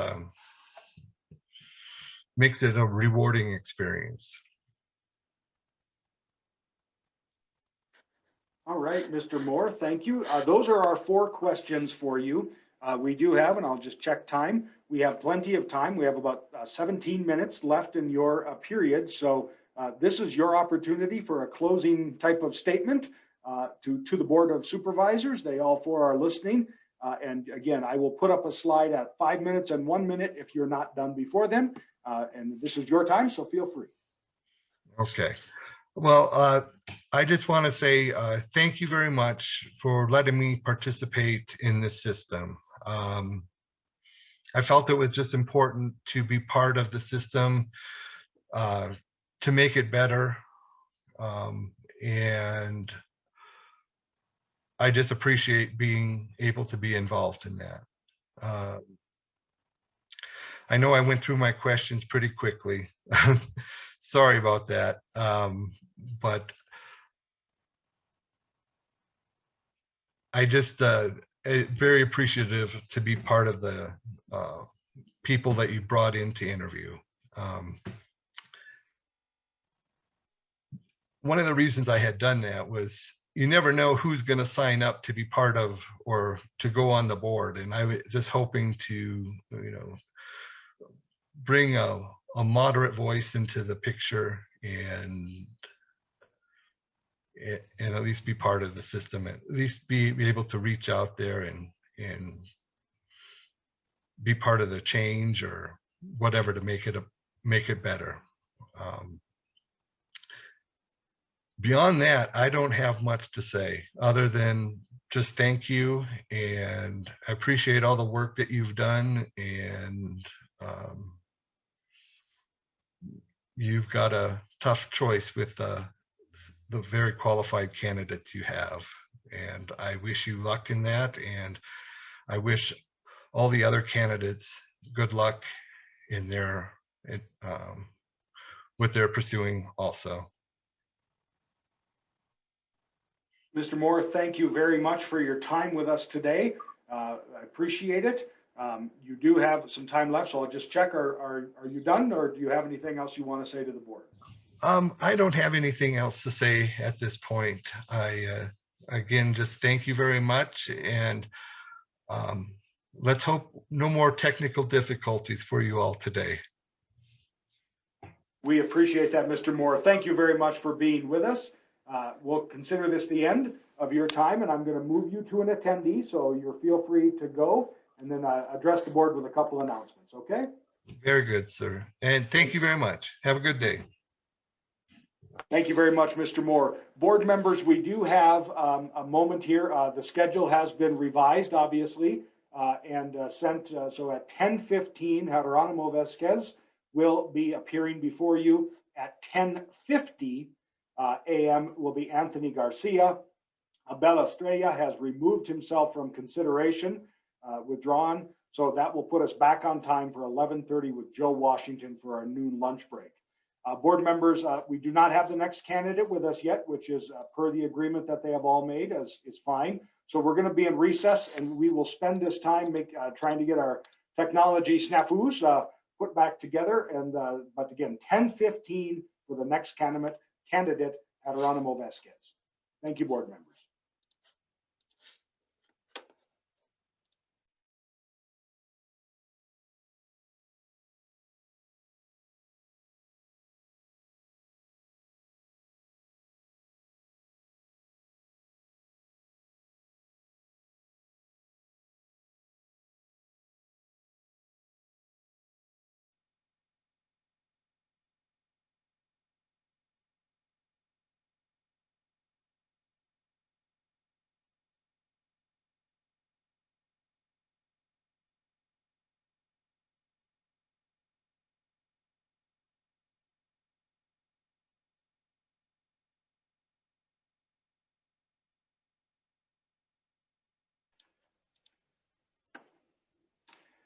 All right, board members, I am back.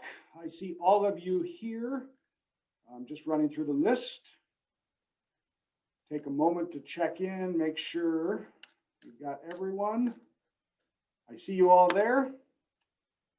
All right, Mr. Vasquez, I'm going to bring you in if I haven't already. Let's go to that. Geronimo Vasquez is our next candidate. He is rejoining us. Again, I'm Eric Peterson. I will change my name so you all don't think I'm Joanne Keene. Appreciate the work everyone has done in helping us with the technology challenges of the day. Mr. Vasquez, if you want to come on camera with us or unmute yourself at least so we know you're there.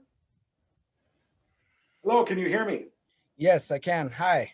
Okay, great. And I can hear you, so we are good on technology. Mr. Vasquez, welcome. This is our time with the Board of Supervisors regarding the District 2 supervisor vacancy. You are a qualified candidate. The board has 4 questions for you, along with a time for an introduction and a closing statement. We have 30 minutes total Okay. for your time today. We will end the interview at 30 minutes once we start the clock here, and I will keep track of that. We will put up a time card at 5 minutes and at 1 minute, so you know as we near the end, so you can regulate your answers and time appropriately. We'll also put the questions on the screen that you will see come up when we ask them. We'll leave them up for about a minute so you can have them in front of you, and then you can answer. You can spend as much time or as little time answering questions. That is your discretion. And after you do your introduction, I'm going to take myself off camera, but I am here and I am listening. If you have questions of me or need me to repeat a question, feel free to ask. Any questions for me before we start? No, I don't believe so. Okay. Well, with that, Geronimo Vasquez, as I said, is our next candidate. All the board members are here. Mr. Vasquez, feel free to introduce yourself to the board. Hello, everyone. My name is Geronimo Vasquez. I am a longtime resident here of Flagstaff. Moved here in 1989 and have been here pretty much ever since. Left a couple times to live in the Midwest and live in Phoenix to do organizing work. But for the last 14 years, I've been working for Flagstaff Unified School District at Killip Elementary School in the Sunnyside, running after school programs and being the community and family engagement liaison for the school. I'm really excited about this opportunity to apply some of my skills to the Board of Supervisors. During this time, over the last 9 years, I've also been a voluntary board member of North Country Healthcare and just finished my term as board president this last year in 2020. So I had the distinct honor of running the board during COVID. And so that was quite an experience, but it also gave me it opened up my eyes to the needs of the community, both in public health and obviously I work in education, so I'm well aware of the needs of our communities in education. One thing that appeals to me about this position is the ability to service my community, not just in the Sunnyside, but in the whole Coconino County. And so I'm really excited to be here today and to share with you some of my qualifications and reasons why I feel like I'm the best candidate for this position. Thank you. Thank you, Mr. Vasquez. Are you ready for the first question? Yes. All right, I'm going to share my screen here. This is our first question. What is the role of county supervisor? Why are you applying for this position? And why should the board select you? Okay, so the role of the county supervisor is basically to take care of their constituents in District 2 on one level, but then on the other level to be an advocate for all citizens of Coconino County. Their role is to have fiscal oversight over the county budget, to work on outreaching to the community and making sure that services are available to the community as needed in various different areas, both in public health, in education, in law enforcement, in land use. And so it's an opportunity to service the community in a broader spectrum. Why should the board select me? I feel that my resume speaks for itself. I have several years of service to this local community. I kind of feel like the role that I played at North Country, the role of a county supervisor would be similar, just as in a full-time job instead of one meeting once a month. And so it's an opportunity to take my skills to the next level and continue to service my community and make Coconino County a better place for our community. Great, thank you, Mr. Vasquez. Are you ready for the second question? Yes. Okay. I'm going to share it on the screen for you as well. How would you represent District 2 and the entire county? What do you see as the greatest challenges facing District 2 and the entire county? And what would you do to meet those challenges? Well, representing District 2, I would be an advocate for the community. I would reach out to folks in the Sunnyside, Lower Greenlaw, Donny Park, Timberline, and those areas that are included in District 2 to see what issues they have looking at. I know in the Sunnyside, some of the issues are poverty issues and lack of resources. In Lower Greenlaw, there's a little more transiency that we have to deal with. And then I know out in Donny Park, they need some support with services such as parks for youth and other kind of services that are lacking because they're not part of Flagstaff. The greatest challenges that I see facing District 2 and the entire county, I think there are 5 issues that are really a challenge for the county right now. First and foremost, obviously, is COVID. Having to get COVID under grasp because it affects so many different aspects of our lives. For the county, it's affecting our revenue streams and the budget during this economic recession. And so finding ways to really look at resources and prioritize resources and find ways to prioritize which screen just changed. Should I continue? Yes, feel free. Yes, I'm sorry. Okay, Just all comes down that road again. right. So to really prioritize which programs are vital to the county and which programs can be decreased in scope so that we don't lose those programs, but at the same time, we're sensitive to the issues of the budget. The next issue that I would say is really important is the effects of climate change. We're seeing more and more forest fires and flooding as a result of those forest fires in our communities. And so having strategic plans on how to deal with that and how to move forward, especially when we're looking at some of our land use issues in the county and seeing how we can make strategic plans to kind of weather the storm and adapt to this new changing environment that we're living in. I would also include redistricting issues. It's every 10 years, it's time for redistricting. So being conscious of that and making sure that all communities are equally represented or represented as best possible during that time. And then finally, the selection of a new county manager. That's going to be really important because that's a key staff position and will require some recruiting and going through a hiring process that will be crucial moving forward, especially during this time with COVID.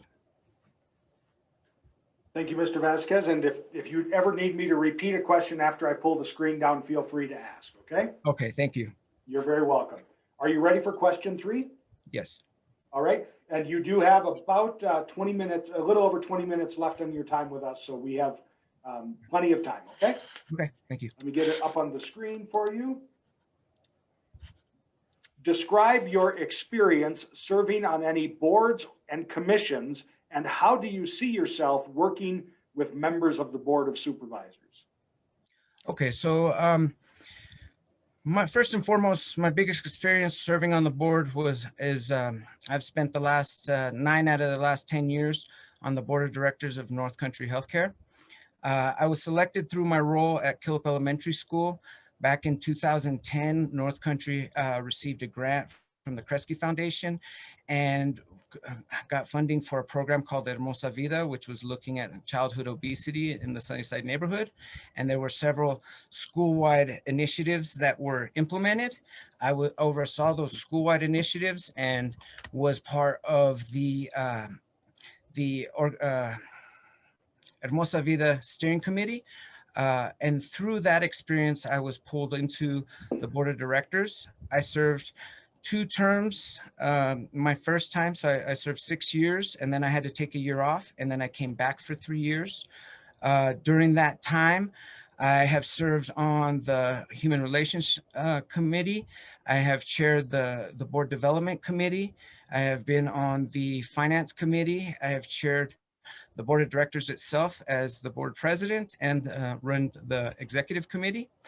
In addition to that, I've spent the last 14 years as part of the 21st Century Community Learning Center statewide vision team, where we're tasked with coming in and meeting with state officials and giving them advice on how to best provide support to 21st century programs within the state.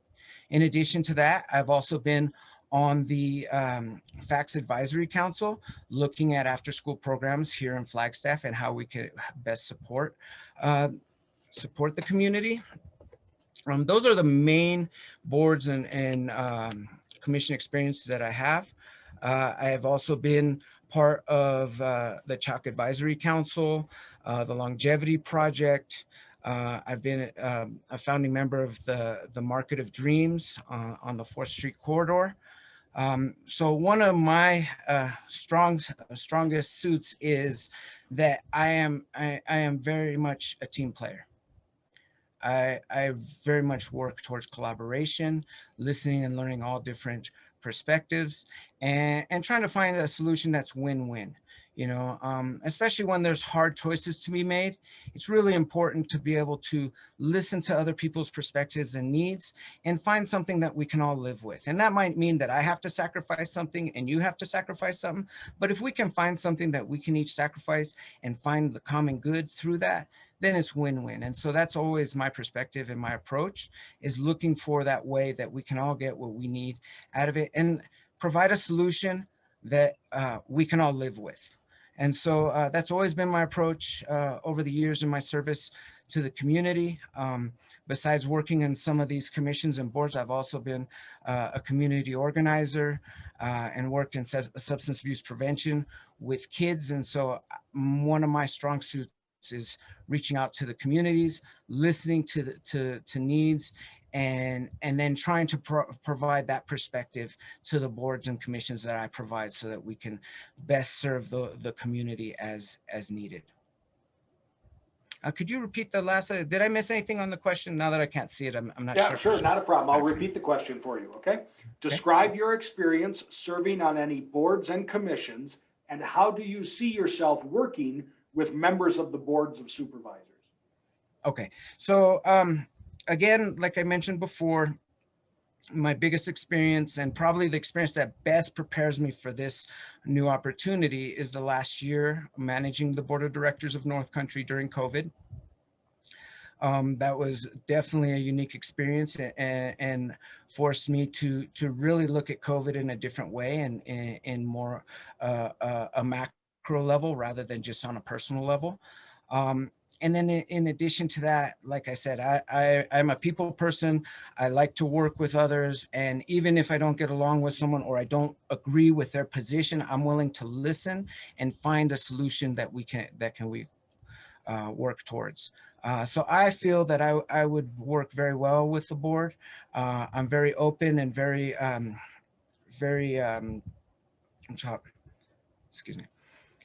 I'm very open about who I am and what I believe in, but I'm also very open to listening and learning about other cultures. I'm a trained anthropologist by profession. I didn't end up in that. I ended up in education. However, my skills in anthropology include getting to know peoples from other cultures, learning how to best work with peoples from other cultures. And so I would use those skills to work with the board to find solutions to some of these issues that the board's facing right now. All right, Mr. Vasquez, are you ready for your fourth question? Yes. Okay. Pull it up on the screen for you. What is your connection to District 2, and what is your commitment to inclusion, diversity, and cultural awareness to the district and to the county? Well, I have lived and gone to school in District 2 since 1989. So the District 2 is very near and dear to my heart. I went to MEMS. Well, at that time, East Flag Junior High. I went to Coconino. And then again, for the last 14 years, I've been working in the heart of the sunny side at Killip Elementary School. So I feel like I have a strong connection to District 2. Myself and my family have been here for almost a little over 30 years now.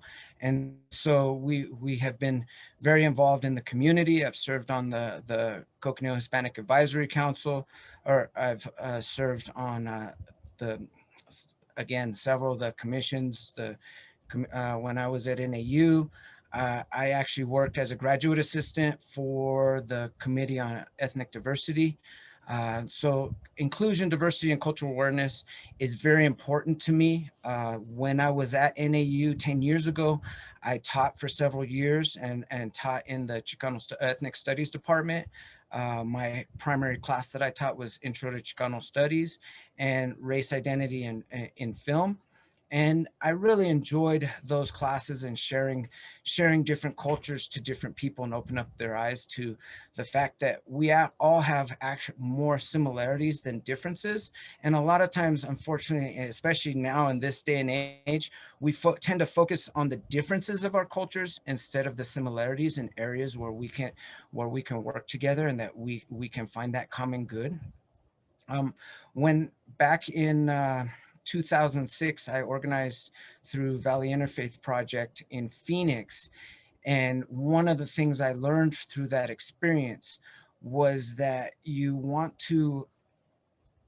that really the quote that we used to use is, no permanent enemies, no permanent allies. You got to find what issues that you can resonate with people and build off that. So instead of looking at the differences, instead of going towards issues that we might have differences on, let's find those issues that we can relate to each other and work on and build towards. So I personally feel that diversity and inclusion is very important. During my time at North Country, when I first got on the board, there was a situation where several of my families from Killip Elementary School came to me and told me that there wasn't proper interpretation services at North Country and they were getting subpar care. And so I worked with the chief operating officer to hire 2 new interpreters during that time. And we established the Cultural Competency Committee at North Country to look at diversity issues and help make North Country a more diverse place. In fact, last year during my presidency, we were working with the CEO, Dr. Newland, and with the current board president on a plan on how to make diversity issues front and center to the mission and the goal of North Country, and really showing how North Country is already doing a lot of the work of dealing with what's the word? Economic injustice. A lot of our families, are dealing with poverty. A lot of our families are dealing with lack of healthcare, lack of access to healthcare. And so North Country has been doing a lot of that work, working with those families. And I don't know if the community knows, and not just Flagstaff, but all the communities that North Country works with, from New Mexico to California, over the 13 clinics that we run. I don't know if people are aware of all the great work that North Country does. So we've had these conversations over 2020 at the board level, looking at how North Country could address diversity and inclusion. And we've developed a plan to roll out a campaign to really highlight the things that North Country does to address economic disparities and social determinants of health, to help our various different communities, because the needs in one community are different than another community. And I go back again to that situation with interpreters, because, when I came into the board, I was really 4th Street focused, the clinic at 4th Street, and the numbers, the numbers of Latinos at that clinic, of patients, was very high. The need for interpretation is very high. And so, yes, we needed those services. But then when you go clinic-wide, company-wide to all the different clinics, the levels of diversity are different, and each community had different needs. And so we couldn't just focus on the needs of Flagstaff or 4th Street. We had to really look at the needs of Williams, Ash Fork at that time, Grand Canyon, Tucson, Holbrook, Winslow, Sholo. So these different areas that we serviced all had different needs. And so we really needed to look at how we could address those needs on a specific level rather than on a broad general level and miss the boat in some of the communities. Mr. Vasquez, thank you. We have reached the end of the questions. You have just a little over 10 minutes left in your time. So this is your time to address any issue, a closing statement, any comments you want to make to the board members who are listening. Again, you have a little over 10 minutes, and I will put up a card at 5 minutes and at 1 minute, so you know if you approach that time, and then we will end at the 30-minute. Okay, thank you. So again, I feel like my broad experience in various different arenas, education, public health, and education on a level from elementary level where I currently work now, all the way to the collegiate level, public health and working in different communities gives me a broad base of experience, broad base of skills that I feel would be perfect for this position. It would be an opportunity for me to take my service that I've done for the last 9 years at North Country in a part-time capacity and turn it into a full-time capacity where I could service our community and help make Coconino County a better place. Again, like I said, I have experience working with various different communities and enjoy working with different communities and learning about different communities. Myself, as a Chicano and an indigenous man who has had to struggle through different experiences in my lifetime, I have a unique appreciation for the needs of our various communities. Like I said, I grew up here when I was 13, but when I was a child, I lived in Guatemala for a couple years. I have family members who are very poor. My mother grew up without a father and was selling food in the streets at 5 years old. So I have a distinct connection to that kind of level of poverty, something that in the United States you only see maybe on tribal reservations. And so working with indigenous people is very near and dear to my heart.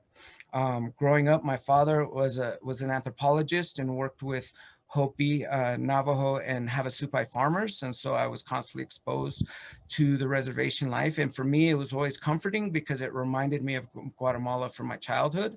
And so again, I just feel that I would be a great addition to the board based on all my different experiences, based on my connections in the community, based on my work in the schools. Again, like I said, at Killip, I run all the family engagement and community partnerships at the school. Everything that happens outside of the regular school day falls under the umbrella of 21st Century. So I'm responsible for doing all the federal reporting for our grants. The grants that I've run, we are currently in year 5 of the 3rd cycle that I've personally run. I came into the 2nd year of the first grant that was tied to academics. There were 2 cycles before that, but the federal money didn't have any connection to actual academic goals. I came in on the 2nd year of that first cycle, completed that grant. During that time was when we started working with Hermosa Vida. So I led the grant writing team to provide funding for our next grant. And that grant, we oriented our programming around structured physical activities and healthy living. And so we did 5 years during that grant. During that time, towards the end of that grant, our school was able to receive the Helios STEM school grant, which I was a part of the grant writing team for. That helped start moving Killip towards a science-based school.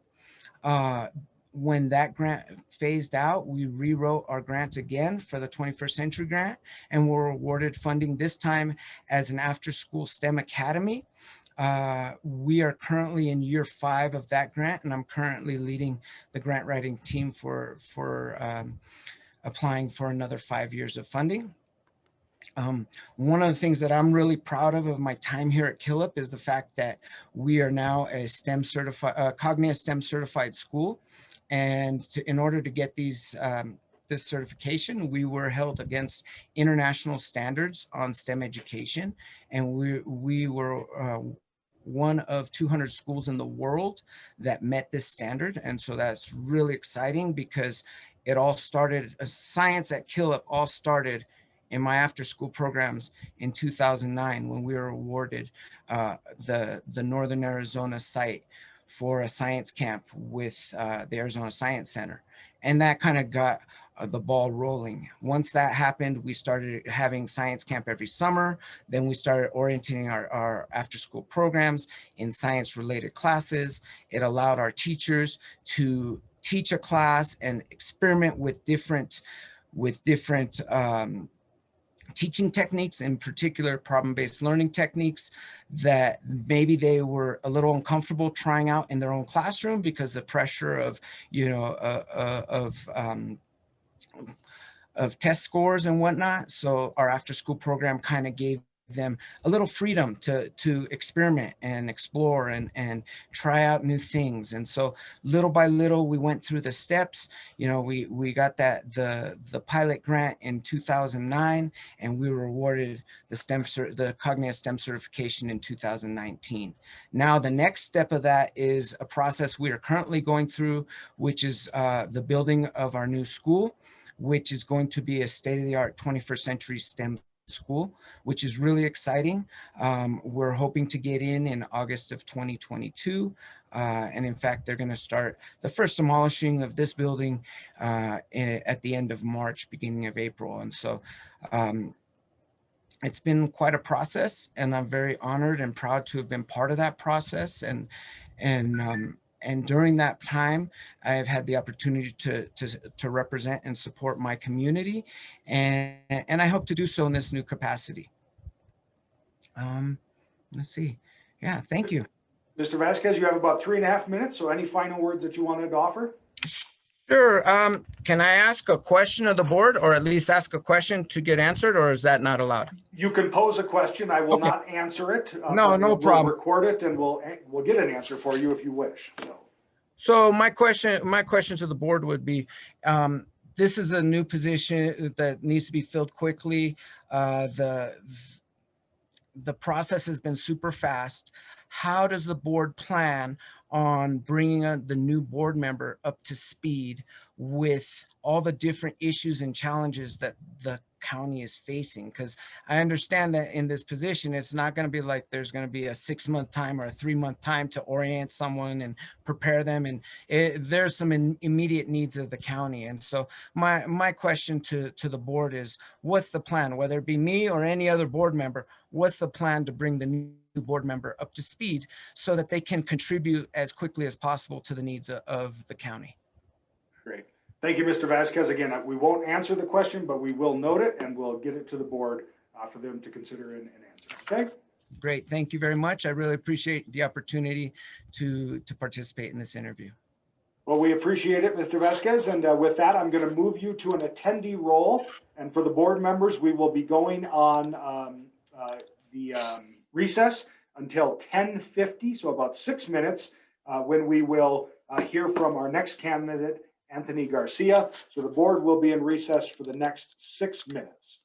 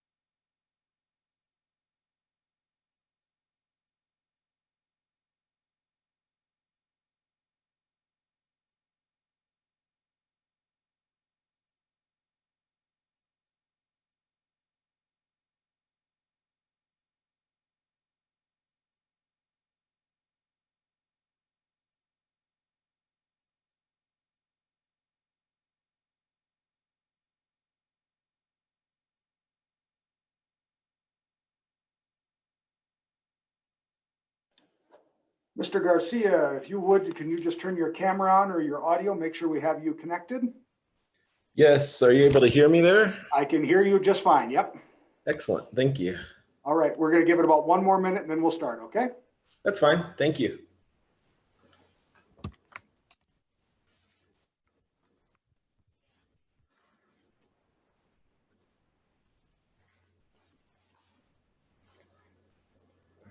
Shoot, how do I make this smaller?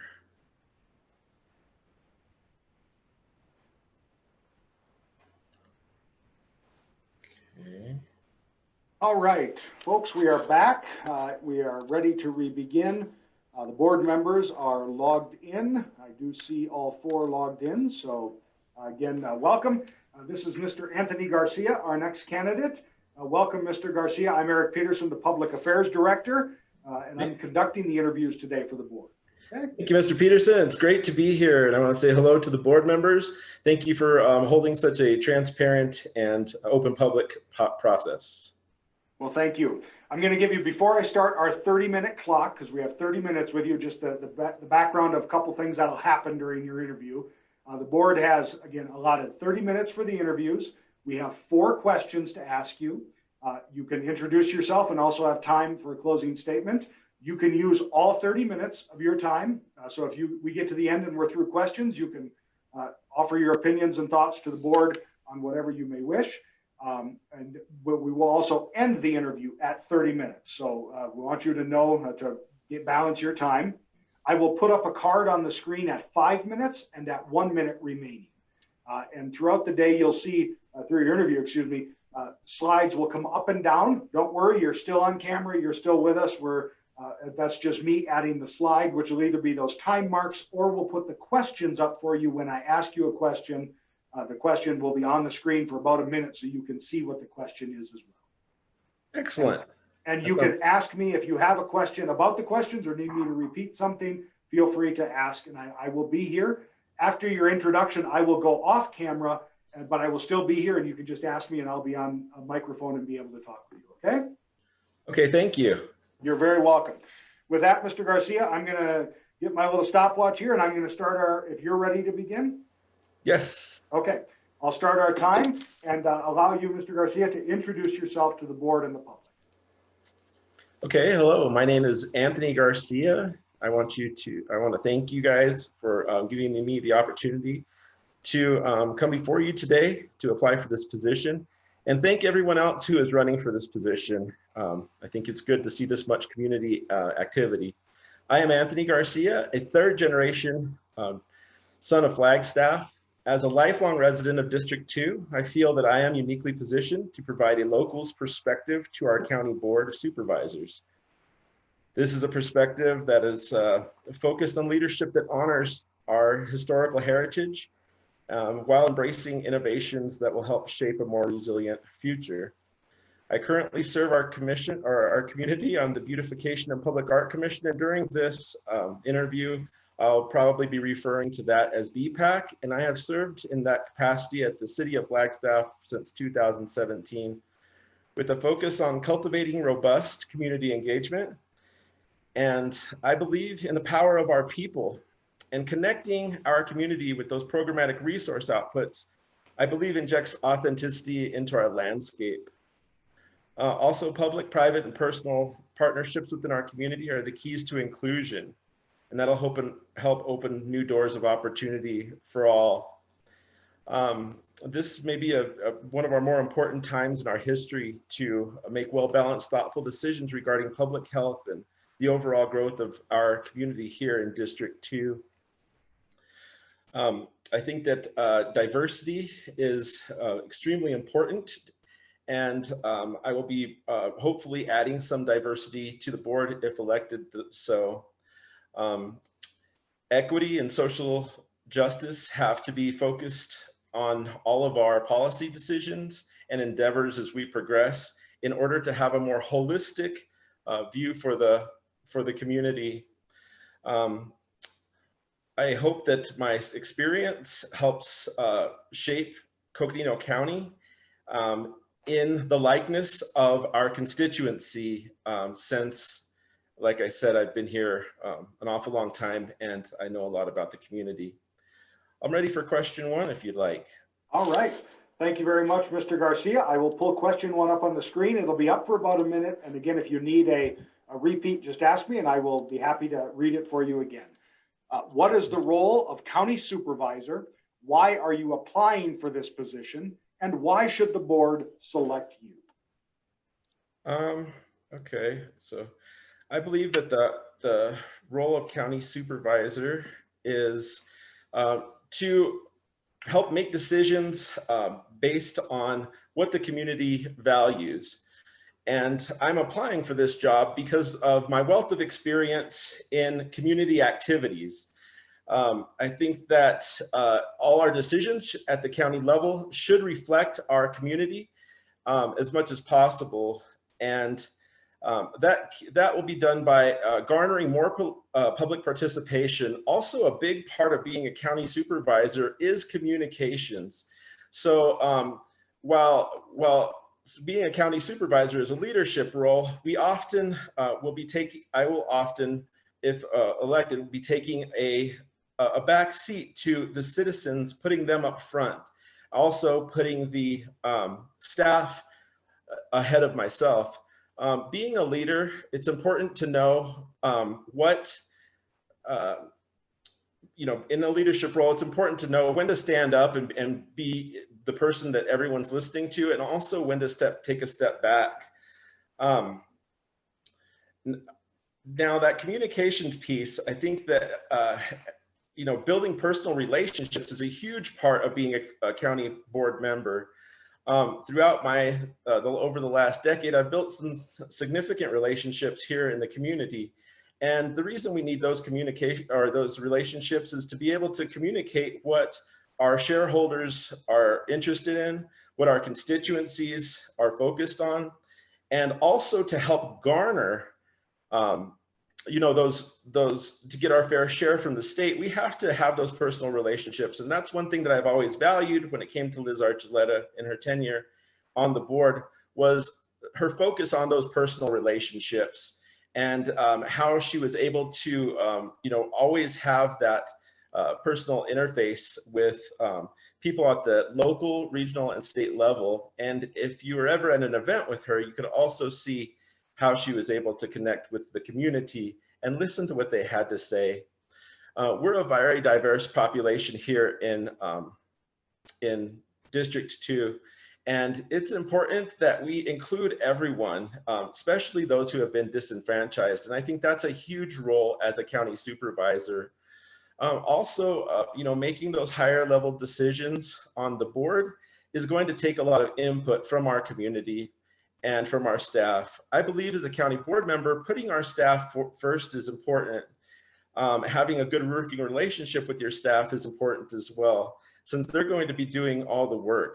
As board members, we could transition in and out every couple of years or every 4 years. And the staff is going to be here for an awful long time. So we always have to make sure that we respect their expertise and include that expertise into all of our communications and understandings of the issues and the larger issues. That's all I got for that one. All right. Thank you, Mr. Vasquez. And at any time you want to move on or just done with the question, let me know. That's fine. Our next question, and I'll put it up on the screen. How would you represent District 2 and the entire county? What do you see as the greatest challenges facing District 2 and the entire county? And what would you do to meet those challenges? How would you like to represent the entire county? Well, I think that that's the most important piece, is to realize, first of all, that beyond Coconino County, we also have northern, that's part of a larger northern Arizona section. And and understanding that Flagstaff is a part of the economic hub of northern Arizona, but it is not the county, is also a very important piece as we move forward to think about. One of the greatest challenges for the district currently, in my opinion, having, those solid relationships at the state level, so that way we can garner our fair share of things like, with the pandemic now, as far as PPP and as far as, even now vaccines. And before this, it was testing and making sure that we are recognized for who we are as, one of the largest counties in the country. And in order to meet this challenge, I believe that communication piece is what I can bring to the table in having those relationships with state and local and regional representatives to let them understand where we're coming from. Some of the biggest challenges also that we meet are, while we're dealing with this pandemic, we're also having to focus on things like one of the greatest droughts that we've been in a long time, and the ever changing climate that we're also in. Now, I was looking at the budget, and it seems like we're doing a lot better than, or at the county level, it seems like we're doing a lot better than was predicted, but we're still having a hard time due to the amount of tourism that has left the community over the pandemic, and making sure that we can garner, build those pieces back in as soon as we can get vaccines into people's arms is important. I think our biggest challenge now, though, is getting those vaccines and making sure we can get them into people's arms. The staff has done a wonderful job, from what I can tell, of being able to facilitate having the vaccines and having the testing. We have plenty of locations to go to, and we have staff to back it up. Now we just got to get the vaccine, and the coordination's already there. Let me see. Some other things that are important, is having those relationships with, for instance, the city of Flagstaff, ironing out those relationships and making sure that our partnerships are more secure. I have personal relationships and have built personal relationships while recently running for Flagstaff City Council with many of the members of council now. And I think that now is a very opportune time to be able to, relook at those relationships with the city of Flagstaff and have better partnerships. Because over the past 10 years of being a community advocate and being a public participant in city council, I have seen times where those relationships were challenged, and in some cases how those relationships were whittled away to an extent. I think that I am the right person to be able to kind of mend and fix those challenges to where we could have more, a more robust relationship with, the economic driver of Northern Arizona. I also think it's important to include all of our partners in Northern Arizona and this is a little bit more thinking down the road, but to include everyone, to have an alliance in Northern Arizona, and maybe we can, have a little bit stronger stance when it comes to getting our fair share for our constituency here in the state of Arizona, as far as just letting the state understand that we do have challenges up here and that we are an important sector of the state. But I think that's all I got. All right. Thank you, Mr. Garcia. We have about 18 minutes, so just giving you a sense of time, all right? Thank you. Our next question, question 3, coming up on the screen.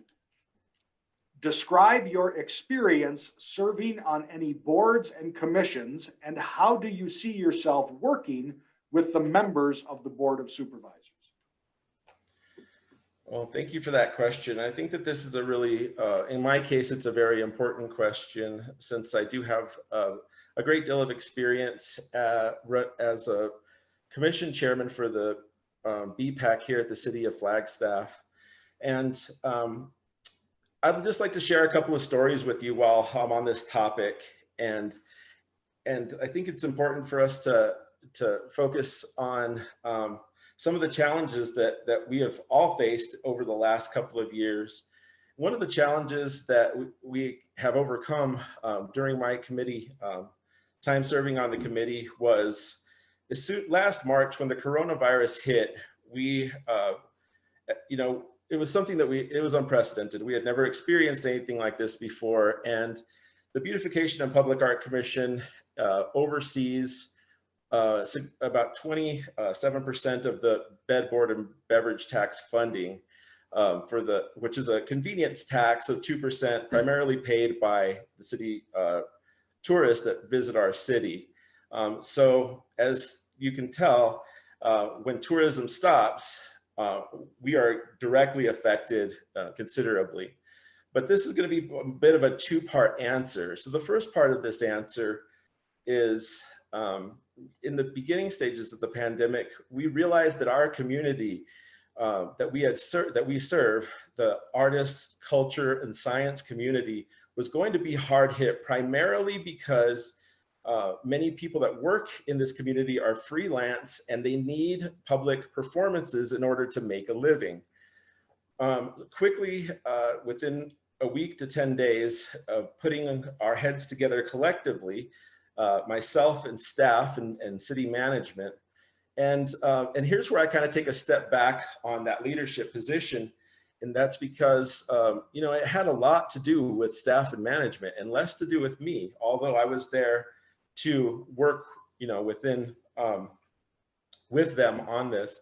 We came up with an emergency pandemic plan to infuse a significant portion of our budget into a program that would help pay artists while they were out of work at the local level.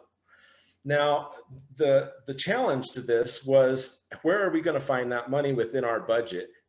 And, in that time, in that role of being commission chairman, we also work on a budget, a 5-year budget. Every year we have to revisit that. Going into the budget and kind of figuring out where, projects didn't quite build out to fruition, or ideas that didn't quite manifest themselves completely, was the first thing that we did in order to get back that little bit of funding, because as you well know with budgeting, all of the money is already spent. So we were able to whittle back some of that money and figure out a way to get that to the artist immediately. And I was really proud of our staff and management for coming to that collaboration. And it just showed the things that are possible when you put your heads together. And that was a time, and that was a real time incident. Now beyond that, when we got to the budgeting piece as a committee, as a complete commission for this year, we were hit pretty hard. In the previous 3 years, when we would get to budgeting, and I'll just quickly mention that, Commission Chair Ryan could probably, or Board Chair Ryan could probably relate to this. Managing a budget meeting is almost equally as hard as adding those dollar figures from a managerial perspective. Just getting through that meeting, but that's a whole other story. For this year in particular, when we got to that budget retreat, we were faced with some severe funding cuts. And usually it's a good time in our budget meetings, and we're really enthused about the new programs that are coming this year. We had to figure out how to cut a significant amount of dollars out of our funding while keeping all of our programs consistent. And the things that were already started, we had to make sure that they kept rolling on too, while committing ourselves to new projects, because the community is evolving over time. So as the chair of the Beautification and Public Art Commission, one of my greatest assets, I believe, is encouraging my commission to have open dialogue and to be expressive of all of their feelings, because each one of them represents a large swath of our community indirectly. It's just human nature. So, I encourage the committee to have fruitful discussions. I encouraged for dissent to take place in the beginning of discussions, so that way we could really get all the parts of this ironed out. And we did. We were lucky enough to be able to kind of, trim off some dollars on certain projects that we could push further down the way in hopes that after everyone got a vaccine, things would get better and more revenue would start streaming in from the tourism sector.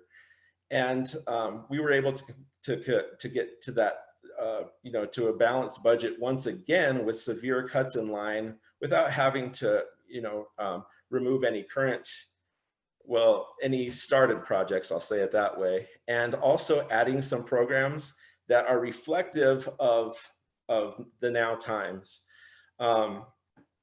So I think that that's a great asset that I bring to, that I'll bring to the Coconino Board of Supervisors, and an important piece, as far as how I'm going to be able to work with the committee. Also, I think it's important to that I have had that training in Robert's rules and meeting decorum, and also in that community activation. Like I said, for the past 10 years, I've been, or over 10 years, almost 12 years now, I've been out in the community, knocking on doors and asking people their opinion on things, and then taking that to the city council on Tuesday nights and letting them know, what this certain demographic of people in this neighborhood or whatever was able to, what they thought about these issues. Those who couldn't speak for themselves, I was adding voice to, and that's what I want to continue to commit myself to, and will, on the board. And also communicating what's happening at the board to, to our constituency. And I guess I'll stop with there, adding one last point, that that my experience is in being a representative when it's time to be a representative, but most of the important parts to me about being a representative often are listening first and taking action after I've heard everything that comes in. So sometimes you might hear me be quiet, but it's for a reason, and it's so I can get everyone's viewpoint and figure out how we can move forward with a piece of everyone's mind in our hearts and in our decision making on the board. Also, we have a large swath of, I'll speak to this topic again, of Latinx voters within District 2. And, speaking from experience, there's a population out there that does feel disenfranchised and doesn't feel like they belong. And I want to bring to the board, the assets I'll bring to the board will be including those type of folks who can see a leader like myself who may not have, the highest accolades as far as education, high schools as far as I went. But who will learn through my example that if you put hard work in, you dedicate yourself to the community, and you don't stop, trying to help help out the issues that need to be solved within our community from a citizen standpoint, that they too can be a part of this process, and that government is attainable for them as well. And I guess we'll just stop there. All right, thank you, Mr. Garcia. Our last question for you is coming up on the screen. What is your connection to District 2? And what is your commitment to inclusion, diversity, and cultural awareness to the district and to the county? So this, to answer the first part of this question, my connection to District 2 is I was born there. I lived there my whole life. I lived in District 2 my whole life, within District 2. And I've always had a connection to the people of District 2 in that way. As children, we rode our bikes down pathways that we formed ourselves that are now part of the urban trail system. We also, grew up in the wilderness here on Mount Eldon. And I think that having that historical perspective adds a lot of weight when we're thinking about making decisions for the future. It's often important for us to be able to see where we came from in order to see where we are going. And the side that has cultural awareness is infused into my upbringing. at Christensen Elementary School, you know, there's multi-cultures and diverse classrooms, you know, as we were growing up. That's just how we lived our lives. And my entire spirituality is influenced by, you know, our Native brothers and sisters, because they were being, you know, bussed in from the reservation. And just as kids, you grow up learning from each other. And that has been a big part of my spiritual awakening and my connection to the earth, the environment. But I think it's important for you know, everyone to be represented equally in District 2. I currently part of the Latinx voter committee for the Democratic Party. And that is one way for us to reach out to the community of Latinx and other mixed race and ethnicities to strengthen that community and let them know that if, you know, that community involvement with the county, the city, and the state, and at the national level are possible.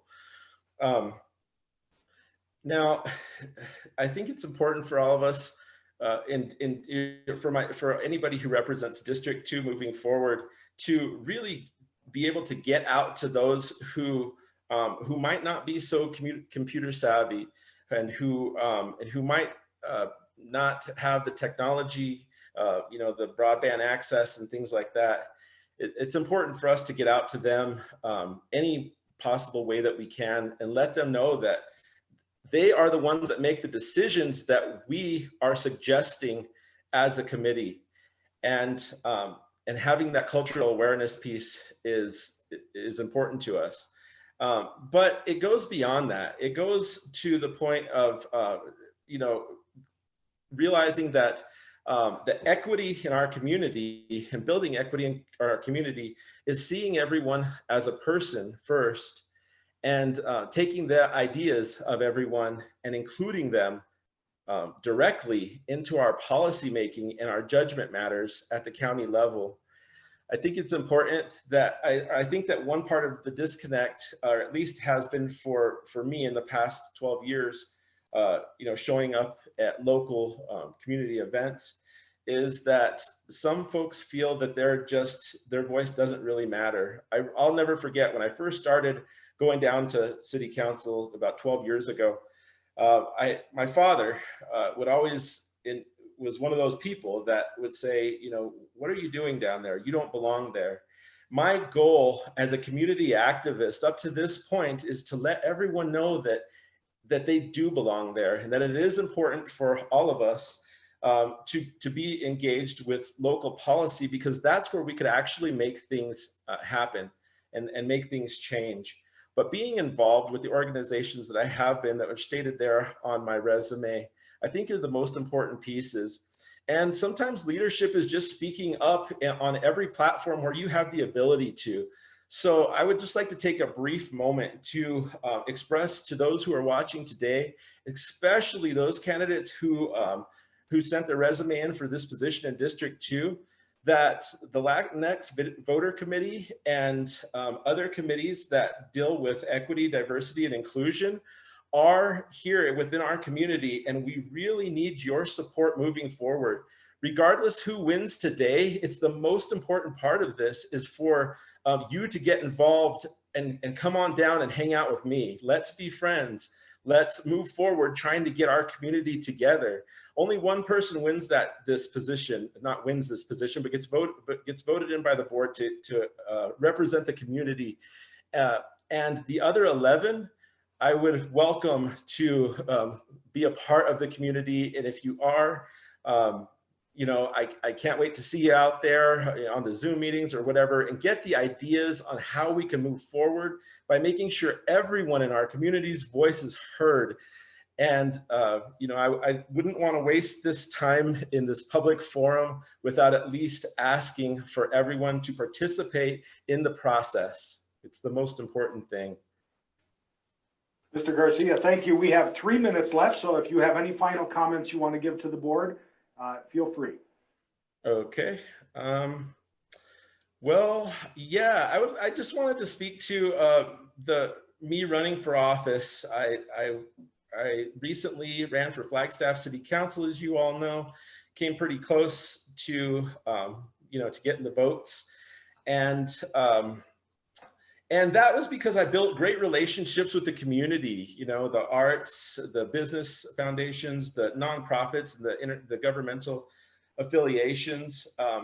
That's how I do business. I show up and I say hello. I'll never forget, I ran into Tom O'Halloran literally about a year ago. And the first things that came out of my mouth were discussing, I said, hello, Mr. O'Halloran. And I went on to ask him about home rule and how we get our own decision-making back from the state. And it was funny because he looked at me and he goes, usually when people meet me, they say, hello, Mr. O'Halloran, how's your day? But you go straight in to understand how to better serve your community. And he mentioned to me that he liked that a lot because it reminded me a lot of him. And that's just how I am. I like to build relationships from the get-go. And now when me and Tom see each other, we cut it up and have a good time and have good personal relationships. Also during that, running for office, I did an extensive communications outreach where I had people from, Tommy Lewis from the school, the superintendent of schools on a program that I had called Let's Talk Flagstaff, and many other people, Ross Altenbaugh from Flagstaff Shelter Services. Well, that program and so many others, NAPTA, that program reached almost 15,000, had 15,000 views over the course of the time hosting that program. So that's my attachment to the communications piece, and also the people that I know in the community who I'm already kind of affiliated with and working with. Also, I want to make sure that I honor Liz Archuleta's vision and spirit and take over some of her responsibilities. I'm eager to, if elected, I'm eager to be part of NAPTA and, the NAPTA board and Mountain Lion, and also the Metro Plan.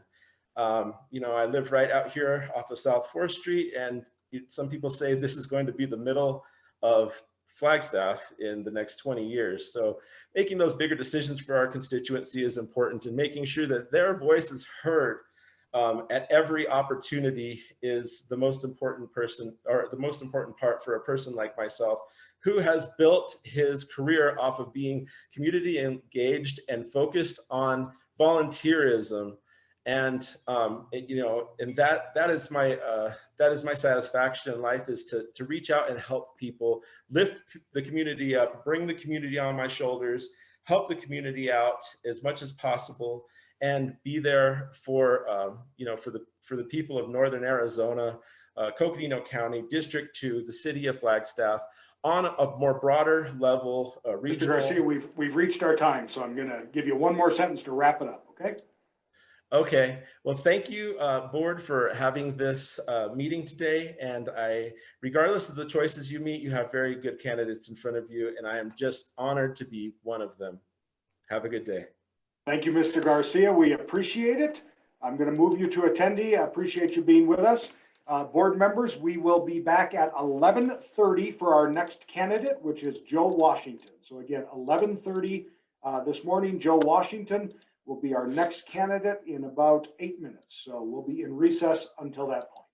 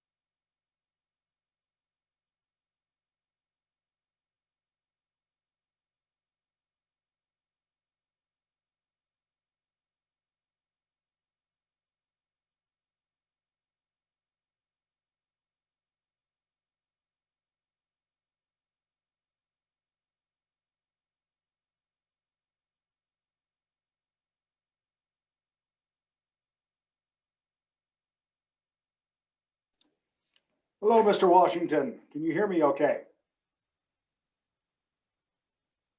Can. Okay, and we can hear you. Good. All right, we'll get started in just a minute, all right? All right, sounds good. I'm going to check in here with my board members and make sure I see all of them. I see all 4 supervisors are present. So, Mr. Washington, I'll just give you a background of what's going to happen here. We have 30 minutes with you. The board members are not on screen. They're not seeing you. They're listening as well on the computer, but listening to your interview. I'll be asking the questions. I'm Eric Peterson, the Public Affairs Director. We have 4 questions today for your 30 minutes with us. You can also, we'll ask you for an introduction and give you time for a closing statement within that 30 minutes. At 5 minutes and at 1 minute, I'll put a time card up, a slide. You'll see a slide come up, much like when you join the meeting, that will tell you what time you have left. And I will also put the questions on screen for you for about a minute each. I'll read them and have them on the screen so you can see them. I will go off camera after your introduction, but I am here. If you have any questions, want to know anything about what we're talking about, you can ask me as we go through that. So don't be shy and ask me anything you need during the time of your interview, okay? Okay, thank you. All right. So with that, Mr. Washington, if you have no other questions, I'm going to start our clock. Are you ready to go? Yes. All right. So we've started the time together. Our candidate is Joe Washington. Joe, can you introduce yourself to the Board of Supervisors? Yes, my name is Joe Washington, and I have lived in Coconino County for nearly 45 years. I've been a member of the community and served on the Flagstaff City Council, was a judge for the city of Flagstaff, and have been very, very involved in Coconino County just generally. And in my work, I traveled to different parts of the county, such as Tuba City. And so I'm very active in the county of Coconino. Great. Mr. Washington, are you ready for the first question? Yes. Okay, I'm going to put it up on the screen so you can see it. And our first question is, what is the role of county supervisor? Why are you applying for this position? And why should the board select you? Okay, the county supervisors are responsible for setting the budget for the county, for making certain regulations or laws for the county, such as fire control, and basically are the entity which runs the county in terms of setting up the structure and the rules and regulations for the county. The reason I'm applying for this the reason I'm applying for this position is that I see the Board of Supervisors, it has been and it is kind of like a dream team. I have the greatest respect for the members of the Board of Supervisors and for former County Supervisor Liz Archuleta, and it is a wonderful place to be. I think that it is well, with the it's interesting that of course Liz Archuleta is a Democrat, and she was the supervisor previously, and it just so happens that there are Democrats on the Board of Supervisors. And I think that this is a great opportunity in these times, because I'm a lifelong Democrat. I was working with candidates during the time I was in college, helping candidates for presidential elections and so on like that. Very active in the Democratic Party. And I majored in government in college, And so ever since college, I have been very active in democratic politics. And the fact that the members of the Board of Supervisors are Democrats, I think is a part of a dream team. Some of the issues such as diversity, equality, and inclusion, I think are really important. I think that environmental sustainability is really important as a guiding star for decisions made by the County Board of Supervisors. And I think that I truly believe that Democrats have the inside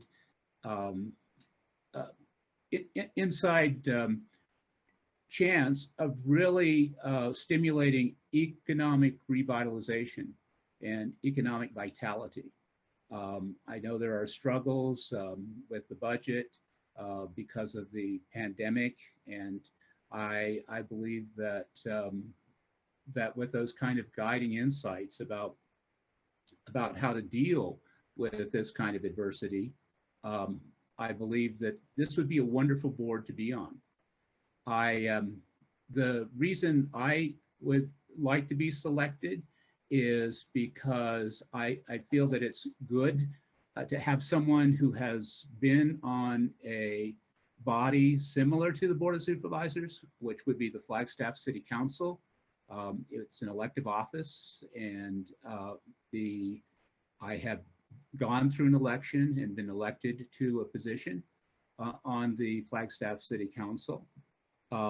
The City Council functions pretty much the same as a Board of Supervisors, but in a different capacity, different issues, but they are very similar in many ways. And so that experience, I think, is very, very important. And I believe that just working with the Board of Supervisors in that area, in terms of as an appointed person, but understanding that the position is ultimately an elected position, understanding that, I think is very important. I think that it's important to also learn to, I mentioned about the Democratic Party, but I think it's important in these times especially that we work with other people. And one of the aspects of my background is that I have been very involved in mediation and in dispute resolution. I have a certificate in judicial development in dispute resolution skills, and have done consultations or worked as a conciliation judge and helping to resolve disputes outside of the formal adversary process. And so I think that that's useful in a supervisor for Coconino County. So basically, I see an opportunity here that I think would be wonderful to be part of this particular Board of Supervisors. And it would be like being on a dream team. And I can see a lot of things being accomplished, and I would like to be a part of that. Thank you, Mr. Washington. Our second question, I'll put it on the screen, and it'll be up for about a minute. How would you represent District 2 and the entire county? What do you see as the greatest challenges facing District 2 and the entire county? And what would you do to meet those challenges? I think it's important to be in consultation with various individuals that are in District 2, such as the Sunnyside Neighborhood Association, and business people who are in District 2 and whose businesses are in District 2. And it's important to listen and to make certain that the constituents of District 2 are being consulted, and that that ideas and directions are developed from them. The greatest challenges facing District 2 currently, there is the COVID pandemic, and that is a major challenge that has economic effects, and we have to find ways to meet these challenges. I see certain things within just being a resident of District 2, just things that I encounter in walking outside my door and so on like that. Sometimes there is flooding that has come from the wildfires that have occurred in the past and so on like that. And I see flooding in the streets on occasion in District 2. And we want to address those. I actually spaced the third part of that. Not a problem. I'm happy to read it for you again, Mr. Washington, if you like. All right. How would you represent District 2 in the entire county? What do you see as the greatest challenges facing District 2 in the entire county? And what would you do to meet those challenges? Okay. What would I do to meet the challenges? However, I want to go back up then and mention the entire county. And the nature of the Board of Supervisors is that various members are elected from different districts.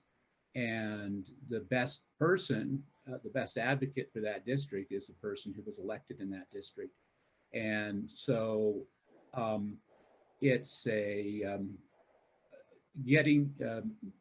learning from the other members of the Board of Supervisors, what the needs of the other districts are, is something that I would do, is to listen carefully to fellow board members as to what the needs of their districts are.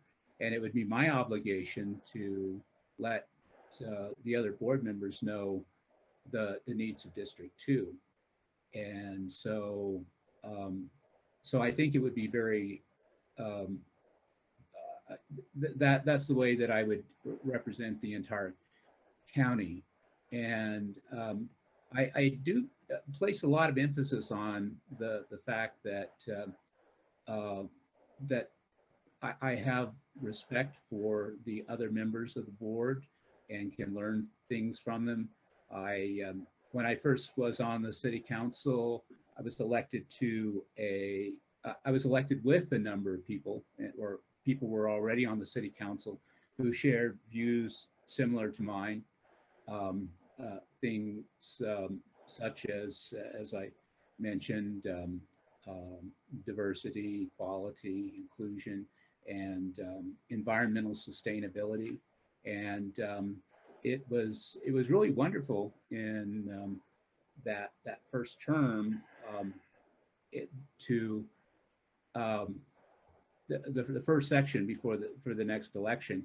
Some of those members then left after the election that I was in, but there was a camaraderie there, and that could be.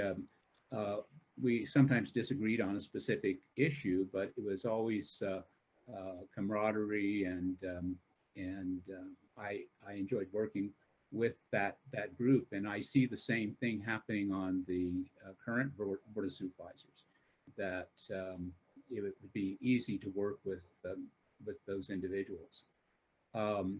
As to how I would meet the challenges, it's important. I think, of course, we depend a lot on staff. In terms of giving staff direction about what things need to be looked at or researched or so on like that. But we can provide that kind of direction, asking the staff to look into certain things.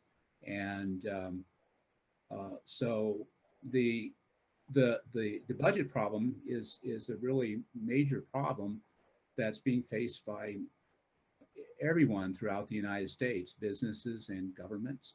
And I believe that we just have to ask the right questions, see what the situation is. And I don't know the actual budgetary considerations right now of the Coconino County Board of Supervisors, but to look at that and to look at ways to address budget shortfalls and so on like that. So the challenges of things like the diversity and equality and inclusion, I think it's, again, we give policy direction. We develop the policies for the county in terms of employment, and this is something that I would urge. Well, I actually know the county is already doing it. Has historically been very involved in that with that initiative, but I would continue with that in terms of encouraging the county government to mirror the demographics of our county, which is very diverse, and to proceed along those lines. Thank you, Mr. Washington. Are you ready for question 3? Yes. Okay, and we have just under 15 minutes, so you know where we're at on time. Okay. The question coming up on the screen: describe your experience serving on any boards and commissions, and how do you see yourself working with members of the Board of Supervisors? Okay. I have been on numerous boards and commissions, and I have been on a number of community boards. I was on the board of Native Americans for Community Action long ago. And some of them are now defunct, but there was a variety of boards. I was on the board of directors for what was called Coconino County Legal Aid, which provided legal services to individuals who could not afford lawyers in civil matters. And throughout my history, I've been on a number of boards and commissions. Usually they have training for being on a board. Various boards will have a training process for being on the board. So I've learned a lot about the proper role of a board member. For example, there is a difference between policy and administration, and board members are involved in making policy and are not to be involved in administering programs directly or anything like this. We work through the staff, and so I am well versed in that. I've worked on some statewide boards. I was appointed to the Governor's Council on Children, Youth, and Families by Bruce Babbitt when he was the governor of Arizona. And so I've been on many boards. There are many, and have learned it through that process, which started in 1976, how to be a board member and what the restrictions are, what the proper way of being a board member is. I would, the way I see myself working with members of the Board of Supervisors is as a colleague.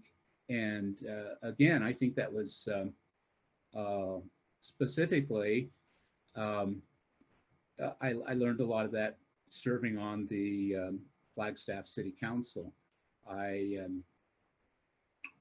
remember that, well, and individuals that I was on the board, on the city council with were Nat White, Hyatt Simpson, Phil Schaefer, and Johnny Mack. And then there was the mayor, and Tip Roberts was on the council, but I was elected with a group of people like Phil Schaefer and Johnny Mack, and it was very collegial. I remember one time we were deciding whether to allow off-track betting in Flagstaff, and I didn't have any problems with it. I think most people didn't have any problems with it. But Phil Schaefer was adamant against it. He had some moral questions about gambling, and that was his viewpoint. And it wasn't. But these weren't. We voted on the issue, and no one criticized Phil Schaefer for voting his conscience and so on like that. And that's the way that's the way it will be. There will be differences from time to time on a particular issue from different members of the Board of Supervisors, just as it was on the Flagstaff City Council. But I think that the collegiality and I think just going into it with the great respect that I have for the members of the Board of Supervisors that are there now, I think that's going to make an important point. And so that's the way I see myself working with the other board members of the Board of Supervisors. Thanks, Mr. Washington. Question number 4, I'll put it on the screen for you. Sorry, you gotta find the right button, there we go. What is your connection to District 2, and what is your commitment to inclusion, diversity, and cultural awareness to the district and to the county? Okay. I have lived in District 2 for a long time, in fact, I first came to Flagstaff, as I mentioned, in 1976 as the executive director of NACA. I lived in an apartment for the time that I was there. But when I resigned from NACA, I bought a house in District 2, and that is my connection to District 2.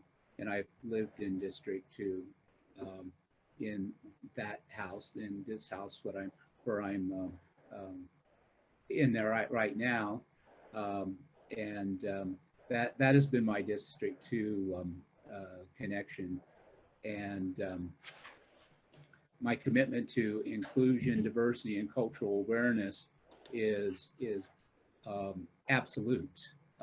That is one of my issues, and as I mentioned, that's one of the platforms in the Democratic Party, which I wholly support, and I am dedicated to those values.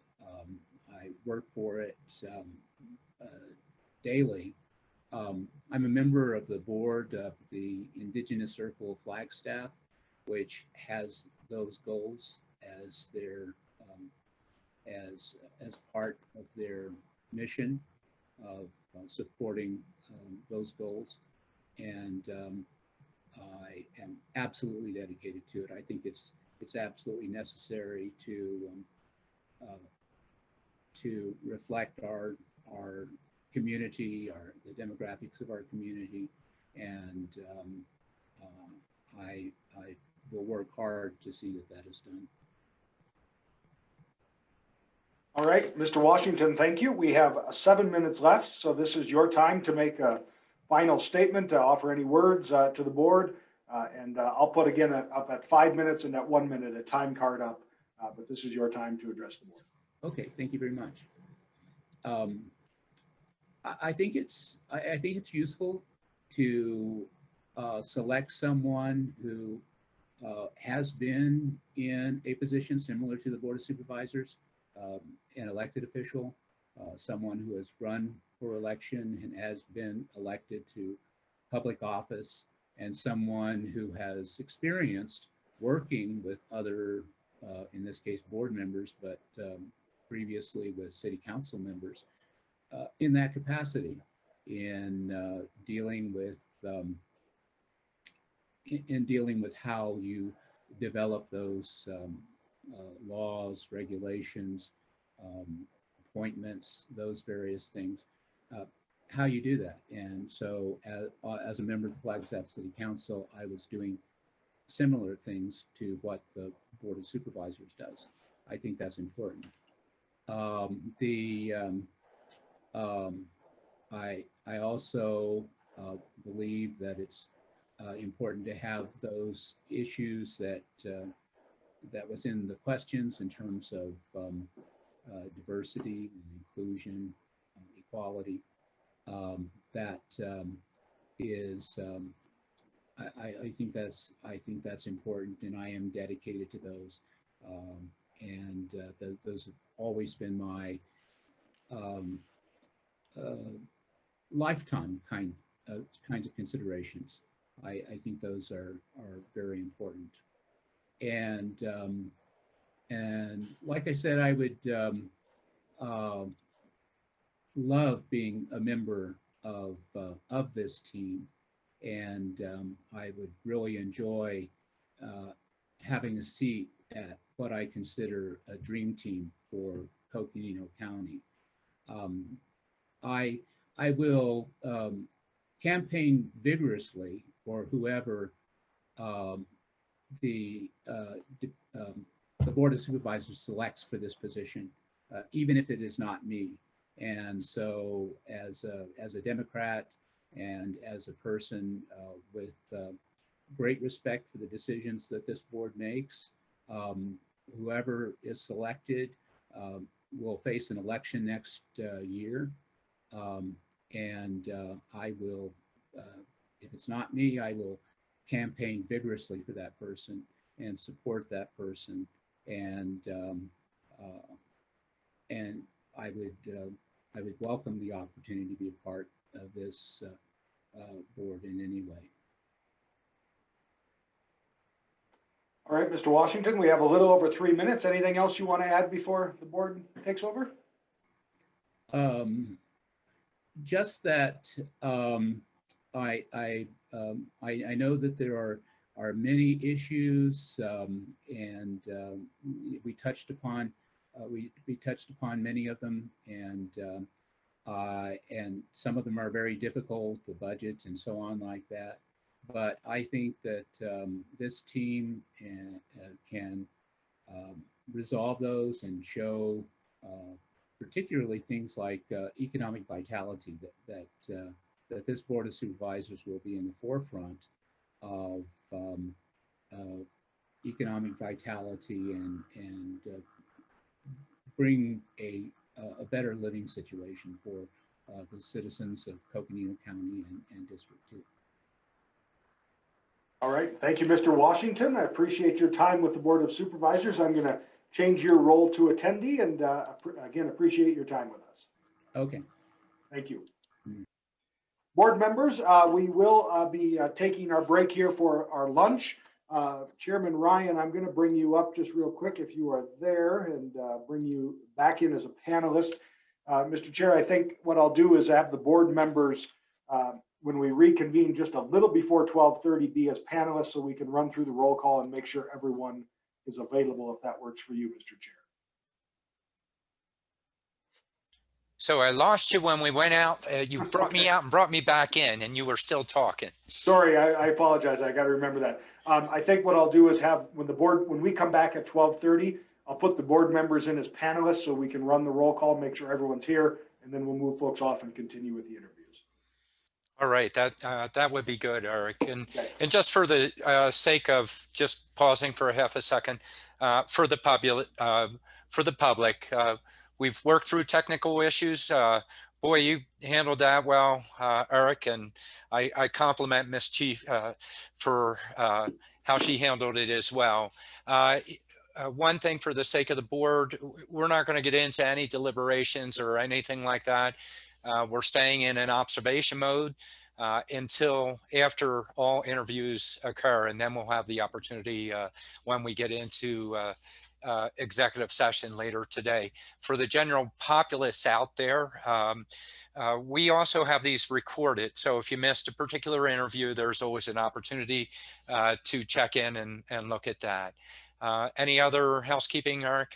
No, just to that point on the recording, Mr. Chair. So obviously, as we told the public, the YouTube stream is down, and that's fine. This recording that we are conducting will be downloaded and posted tonight to the YouTube. We'll combine them and make one seamless meeting, noting the technology glitch in there.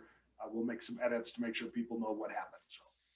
Fantastic. And then for the sake of the board members, if you could be back about 5 minutes early, just so we get going on the appropriate time.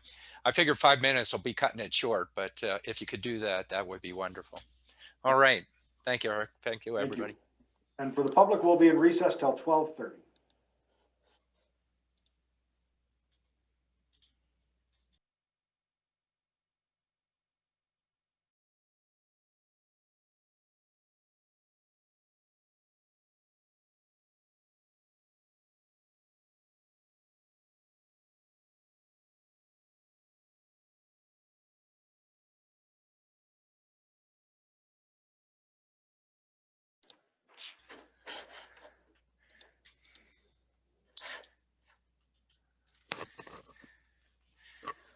All right. How we doing? Good. Mr. Chair, I see the other board members if they just want to pop their camera on so we can make sure everyone's here. Okay, I see Lena out there. I see Patrice out there. And is Supervisor Judy Begay out there? There you are. Excellent. All right, we've got the board come back to order and continue with the interviews. And in order to stay with time, Eric's going to switch us over to observation mode. Just real quickly for the public, we're continuing interviews through the afternoon. We have 5 more interviews. After that, the board will go into executive session to discuss these. Thank you, Eric. Thank you, Mr. Chairman. Mr. Chairman, I'm going to move you as well, and then bring our next candidate in. We have 5 more candidates. So this is Jacqueline. Just give it a second to pull up, and then we'll get underway. Hello, Jacqueline. Can you hear me? Yes, I can. Thank you so much. And do you? And what would you prefer, Jacqueline, or would you like me to use another? Jackie, please. Jackie. All right. Thank you, Jackie. All right. So, Jackie, we have 30 minutes for you with the Board of Supervisors. We have 4 questions plus any introduction and closing statement you wish to make. I will keep time. We'll let you know at 5 minutes and 1 minute. We'll put a slide up on your screen of the time remaining. We'll also, when I ask you a question, put that question on the slide on your screen for about a minute. Okay. After your introduction, I will go off camera, but I am here. So I'll just be on audio, but I'm happy to repeat a question, answer any questions you may have throughout the time together. So if you need something, feel free. Again, I'll change my name so you know it. It's Eric Peterson. And don't, we had technology different challenges earlier. So when I'm off camera, it's not me that you're going to see in the picture. It's our fellow county manager, Joanne Keynes. So just know that I am here and I'm listening and I'm here to help you through the process. Again, a half an hour, 30 minutes. Do you have any questions for me? Anything I need to explain again for you? No, I understand. And I do understand the technology challenges. So. All right. Well, I'm going to start our time now, okay? Okay. All right. Jackie, why don't you go ahead and give us an introduction statement and introduce yourself to the board and the public. Absolutely. Thank you so much. So Yate, my name is Jacqueline Brandy Gencarelli. I actually moved here to the Flagstaff area in 1973 with my family. I am a urban Indian. I was born in Chicago, Illinois, and moved to this beautiful mountain town with my family and spent a good portion of my youth as well as my adult years in Flagstaff. Left briefly for about 10 years and moved to Phoenix and actually did a lot of things that are outlined in my resume. Cut my teeth, came back to Flagstaff intermittently and have been a part of Flagstaff because Flagstaff is home. And again, really in the past, have watched on the periphery for every place I go as far as what's going on to be a pulse. I do have training as a public information officer, so it is innately ingrained in me to know what's going on in wherever I am.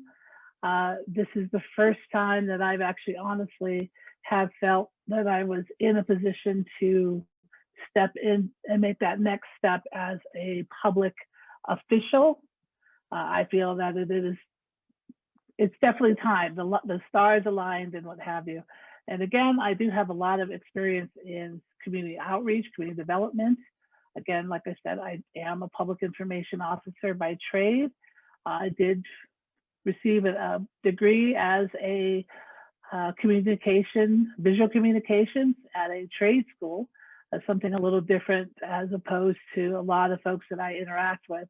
And again, that's one thing that I feel that is something that we need to look at again, is possibly outlets for our youth, as opposed to, yes, education is key, but there's different ways to get to your education. And again, I think that my experience does testify to that. I am a mom. I have 4 children, 2 grown and adult. One is a college student, and she is attending the community college here, Coconino Community College. And I have my baby is a student at Coconino High School and going through this very intensive time of being online. I will tell you that she's probably taken it better than I can.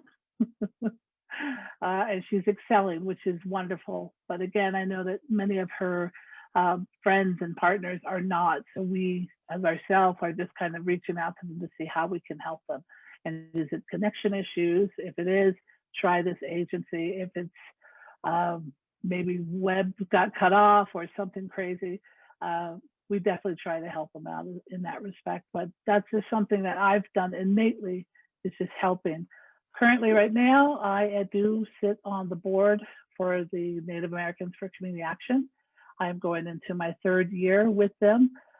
And I would say that that has really brought home a lot of the things that I know as a Native woman, things that are happening to our community, and how can we as an agency, WNACA, work to heal a lot of the wrong that has happened that I've seen firsthand in my lifetime here in this town and other places across the United States. So again, that's one thing that, again, having that lived experience does help as well. And one of the things that I've always prided myself in is to, if I don't know the answer, I will find someone who does and refer you, and then come back and ask if you had any more questions and how can I always be of help. And I've always instilled that, and that I'd have to say that's from my father, who is always said, well, if you don't know, you better make sure you can find the answer for somebody, so you're not just leaving them without any recourse or any help. And that's just basically how I've always been. So that's me in a nutshell. Like I said, and currently right now I'm working for as a contractor for the Drug Enforcement Administration as a community outreach specialist. That position is ending, but the issue is not. So I will still be working with a lot of partners, and of course, you're always looking for that next challenge, if you will. Thank you. Well, Eric. Yep, I was unmuted there, right? Yep. So we will move to our first question if you're ready, all right? Mm-hmm. I will put it up on the screen. What is the role of county supervisor? Why are you applying for this position? And why should the board choose you? Excellent questions. So really the role of the county supervisor is a budgetary, is making sure that the county is financially sound, and if it is not, to actually look in and how to mitigate those issues. Also to really make sure that operations are up to and exceeding, and to really do a forecast into how the county can continue offering services. And if you're lacking, how would you go about and to start looking at addressing that? And again, as the county has 5 different divisions, each division is much like different portions of your own family. You can't address them the same, even though they're all within the realm and the umbrella. So that's kind of how I envision the role of the supervisors is, as well as the next steps to be the leadership, to have an open ear and understand that you're not going to please everything, but that is, you're going to try to make the best for everyone moving forward and to have better understanding. Now, question, the second part of one of the other part of that question is, why did I choose it? As I had stated in my opening statement, I am at a position in my life that has afforded me a great deal of experience working as a public information officer, as program administrator, and having done various aspects of being the leader, being the subject matter expert. And right now, I've come to this crossroads, if you will, in my life that I feel that it's time to take the next step and time to really put myself out there and to really start making a difference, not only just for myself, but for my neighbors, for my community. So that's where I am right now. I've watched the political arena for quite some time, again, as a public information officer, both for Maricopa County with 2 different divisions. I was very well versed in how the county system and how the county supervisors, their role in how they administer services within the county. And I will be happy to say that during those stints that I had with Maricopa County, there were some issues that I brought to light that's, again, for underserved, underrepresented communities. And it was welcome. And I can honestly say that they still utilize some of the ideas that I had brought to light when I was in my youth, if you will. And so again, that's just one of the other, that's why I feel it's important to be stepping in to this role.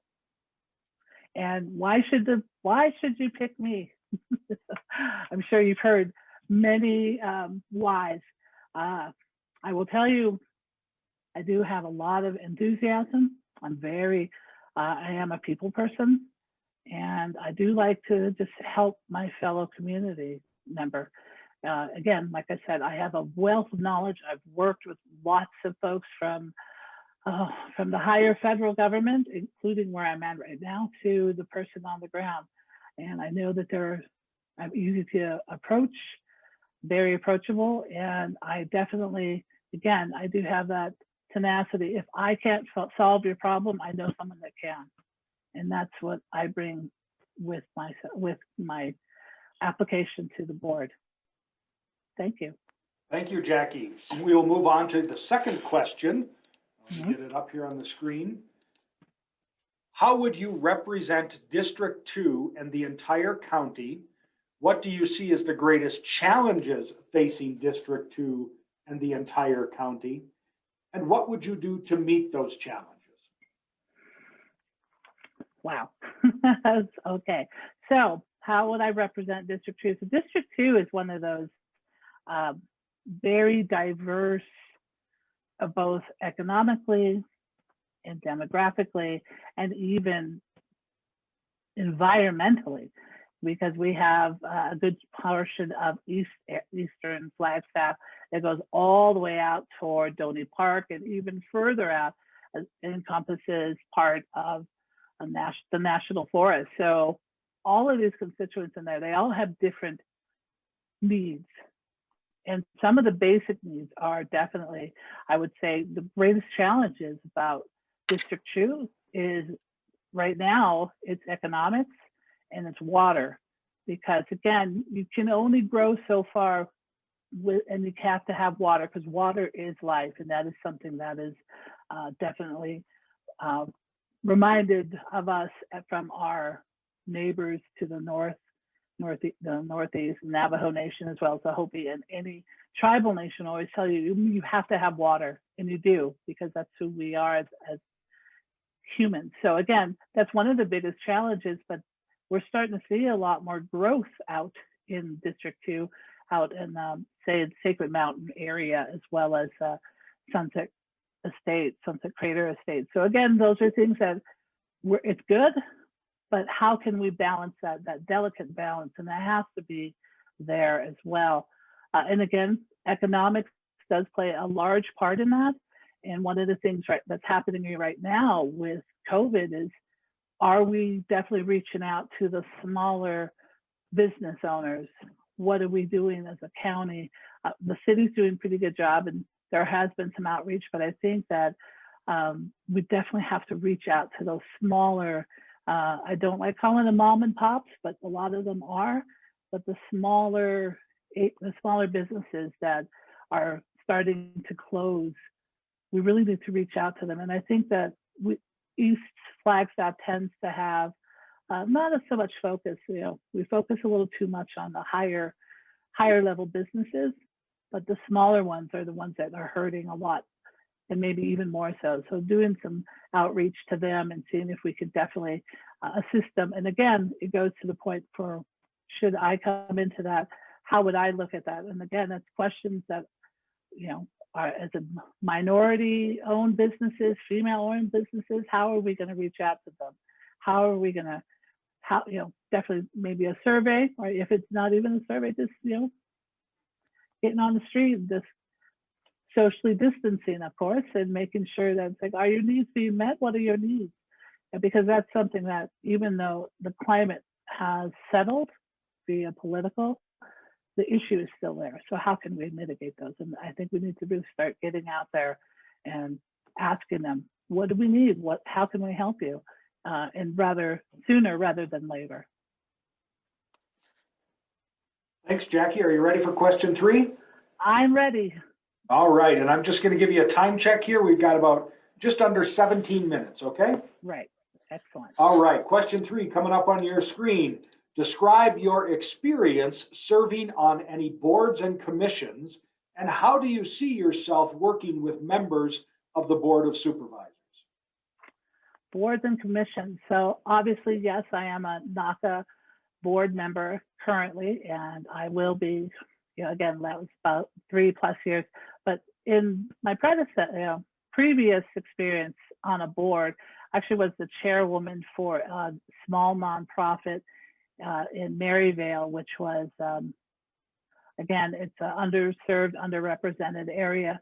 And it was when I was working for public health in Maricopa County as a public information specialist. We learned that there was a high mortality rate, and a lot of folks didn't understand why. So went and joined this coalition and moved up in the leadership. And it just so happened that, very akin to what's happened here, the chairwoman, she left and she took on a state representative position, and they were in need of some leadership. And again, at that time, it had presented itself that I could be the leadership until we found someone more appropriate and or to hire a executive director. So really just kind of sat in on that. That was a lot of work, but also, again, as a public information officer for the county, Maricopa County down in the Valley, I did have a lot of experience working with the health board, the county health board down there, as well as the transportation board, and really understood that as not sitting in with all the decision makers and just kind of really just making sure that areas were discussed. So when my last discussion was when they were talking about the 202 coming through the backside by Awatuki. And again, there was discussion I brought up. It's like, well, there is a tribal nation there. Are we definitely engaging in them? And that wasn't a discussion at that point. So I'm happy to say that the loop is done, and they did have some representation from the tribe after my report was just like, well, I think we should definitely reach out to the tribe.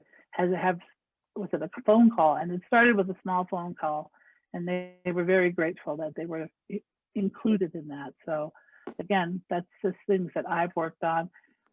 Being the actual supervisor would be a little, I don't think intimidating, but it would be that next step. And again, like I said, I think I'm at that point that I can actually bring my whole periphery of experience with me and to bring that to this for District 2. Thanks, Jackie. Are you ready for question 4? I am. All right, let me go there. What is your connection to District 2, and what is your commitment to inclusion, diversity, and cultural awareness to the district and to the county? And you saved the loaded question for last. Well, my direct connection to District 2 is I actually live here. Like I said, when I moved back to Flagstaff in 2009, we moved into the Sunnyside area, and we were utilizing some assistance program. And then from that program, we moved into where we are currently now and have been since 2010. So we're moving on. This is our 11th year in the same little area that you see behind me. And just in that time have really understood what things have changed in this area. We've seen the improvements, the sidewalks. We've seen more businesses pop up and some leave. We've seen the fallout of some HB 2010, when there was a lot of issues that were about small businesses and folks of Hispanic, and we saw the fallout on that. Again, my kids went to school and have been stable, went to the school district. So again, really just, we've seen it evolve around us, not only this area, but the whole town, how it's just went from a town, and I said town, but we're really a city. But again, that's because I've lived here for a long time, so it's still considered town. But I know that it is really truly a city, and we're starting to have those issues that are affecting cities across not only Arizona, but across the United States. So again, just really in that respect that I understand the diversity issues. I understand that because I am myself, I'm a minority Native woman. Sometimes that can be viewed as a deterrent, but I can tell you that that's things that, for myself, how I was brought up here, my father would always say, don't shy away from it just because it's hard. And then if nobody else is doing it, who's going to do it? So get in there and make it happen. And that's how I always view it. And myself, I have been, as I worked here in Flagstaff, I did work for the Regional Behavioral Health Authority system. And I have been trained as a diversity trainer. It has helped immensely, especially with various agencies that I've worked with. And again, it's really not to be as a condoning issue, but just really said, have you thought of what about this other lens? And that has always helped, especially with things that I've worked with and agencies that I've worked with here in Flagstaff and beyond. All right, Jackie, thank you. We have just a little over 10 minutes. So that's the end of our questions. So this is your time to make a closing statement and offer the boards any other insight on yourself that you wish. At 5 minutes, I'll put a slide up if we're still going, and at 1 minute as well, just so you know where we are at time. And I'll let you take it away. Absolutely. Thank you so much. So I want to say, thank you so much for offering, taking my resume, taking my cover letter, because it's a little much. It's for a person to step out and say, I can lead, because leadership is very hard. The buck always stops with you. And at the end of the day, you really have to look back and reflect that your passion, your experience is really not for you, it's for who you're serving. And if you continue that, I think that will definitely help. And again, I can't help but notice that most of the supervisors now, and again, having watched the election and watched the changes, and now it's predominantly matriarchal, and that makes me happy, because sometimes as women, we like to sit back and rather than rush full steam ahead, we like to sit back and say, okay, really think about it. And how is this going to affect this person? How is this going to affect the family unit? And that's something that, again, it's hardwired in us. So again, that's just something that I'm happy to see. And I hope that with my experience and just with who I am and my passion, if it's coming through, I'm sure it is, that I would like to step into this next role and to really help my community and help it thrive. And so with that, I thank you. I hear it. Jackie, thank you very much. We appreciate your time with the board. You have about 7 minutes left, so I want to, if you have anything else to say, you certainly can, or we can. Sure. Again, I'm sure there was questions and what have you. And again, I know that there's going to be the possibility of a selection rather sooner rather than later. Again, is there, I was remiss to say if there was additional information that the board was looking for, letters of support or anything in that matter, is that still something that the board is looking for that on that respect? And then of course, I understand it is a full-time position. Am I correct in that? Yes, so I'm going to just real quick. So we're substantive questions we're not going to answer because we don't want to create a dialogue. But to your 2 points, public comment is going to be welcome on the web form that was created all throughout this process. And yes, this position, since this relates to information we've released, is a full-time position with the county in elected office through the end of 2022. When this position will be subject to election. Okay. So my thought process would be during that time, obviously you would probably be appointed staff to help you out and move forward in your everyday work. Is that correct? Yes. And so questions like that, we're going to just take and we'll hold, and the board will respond to questions about the position and such. So I guess my biggest question too is, as there's so much dynamics around COVID and how things are going to move forward, how is the county looking at ramping up the vaccines to be for everybody? And that's something that I've had a lot of folks ask me, again, to having being with NACA. It's like, what is it? When am I going to get mine?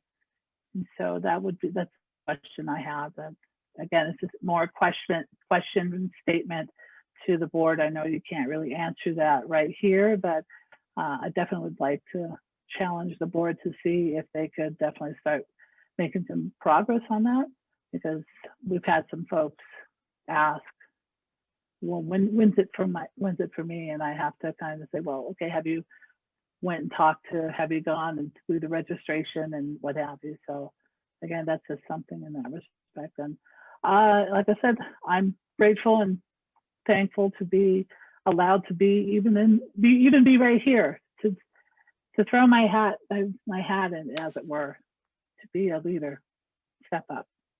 Well, thank you, Jackie. I'm assuming we've wrapped up then. I'm thinking yes. Okay, all right. Jackie, we appreciate your time. I'm going to move you over to attendee, but thank you again for interviewing for the vacancy, okay? And thank you so much, and thank you, everybody.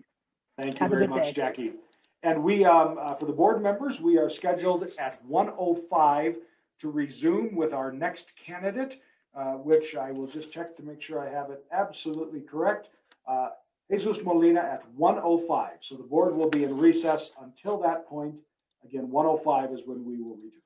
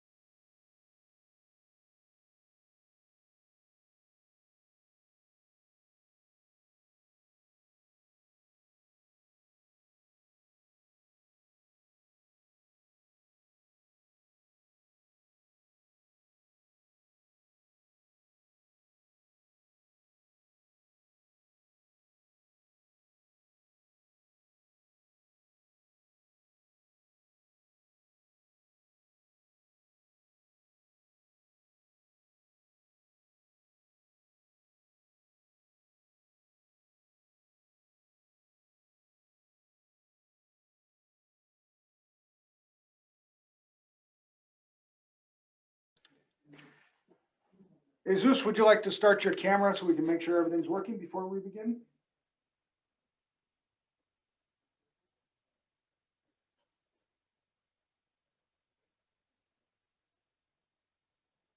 Mr. Molina, are you there?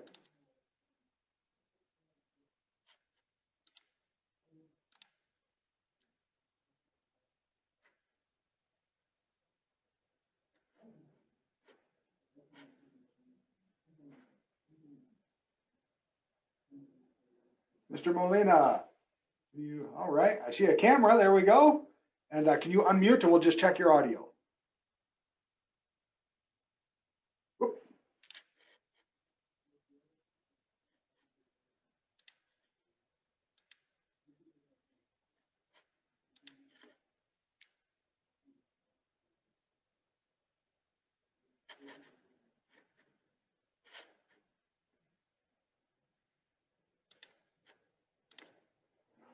All right, we'll come back here to get us underway.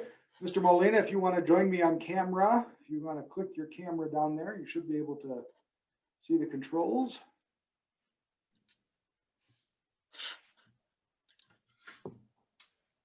All right, I can see you and I can hear you, yes. You just say me one more sentence for me if you can, Jesus, so I can make sure we hear you. Can you hear me? Yep, we're good. All right. Is it Molina or De Molina? I want to make sure we get this right. De Molina. De Molina, all right. Pleasure to have you with us. I'm Eric Peterson. I'm the Public Affairs Director for Coconino County. Happy to have you with us. The board is attending this session. They are off camera, as the letter that we sent mentioned. We have a half hour for this interview. I'll be asking the questions. I'm here to help you through any questions you may have. We have, again, 4 questions, time for your introduction and the closing statement. I'll keep time. We will put slides up at 5 minutes and 1 minute remaining, so you know. We will end at 30 minutes throughout at the end of our time, regardless of where we are in the interview. So you can adjust your timing and your questions and answers as you wish. And also, when I do read the question, I'll put a slide up on the screen so you can see the question as well. It'll be up for about a minute, and then I'll take it down and you can answer the questions. I will be off camera following your introduction, but I am here and on microphone. We want to highlight you. This is not about me, it's about you. So thank you again for your time. Do you have any questions before we start the clock here and get into the interview? No, sir. Thank you. Thank you very much. All right. So we have started the time, and I will turn it to you, Mr. De Molina, to introduce yourself to the board and to the public. Well, first and foremost, I just want to thank Chairman Ryan, Vice Chair Fowler, Supervisor Begay, and Supervisor Horseman. I really appreciate you allowing for this opportunity today. My name is Jesus Manuel de Molina. I am a first-generation American. My parents came to this country in the 1960s during the Bracero program. I'm a son of migrant farm workers, one of 10 children in my family. I attended Phoenix College, where I studied accounting. I got an associate certificate there for accounting.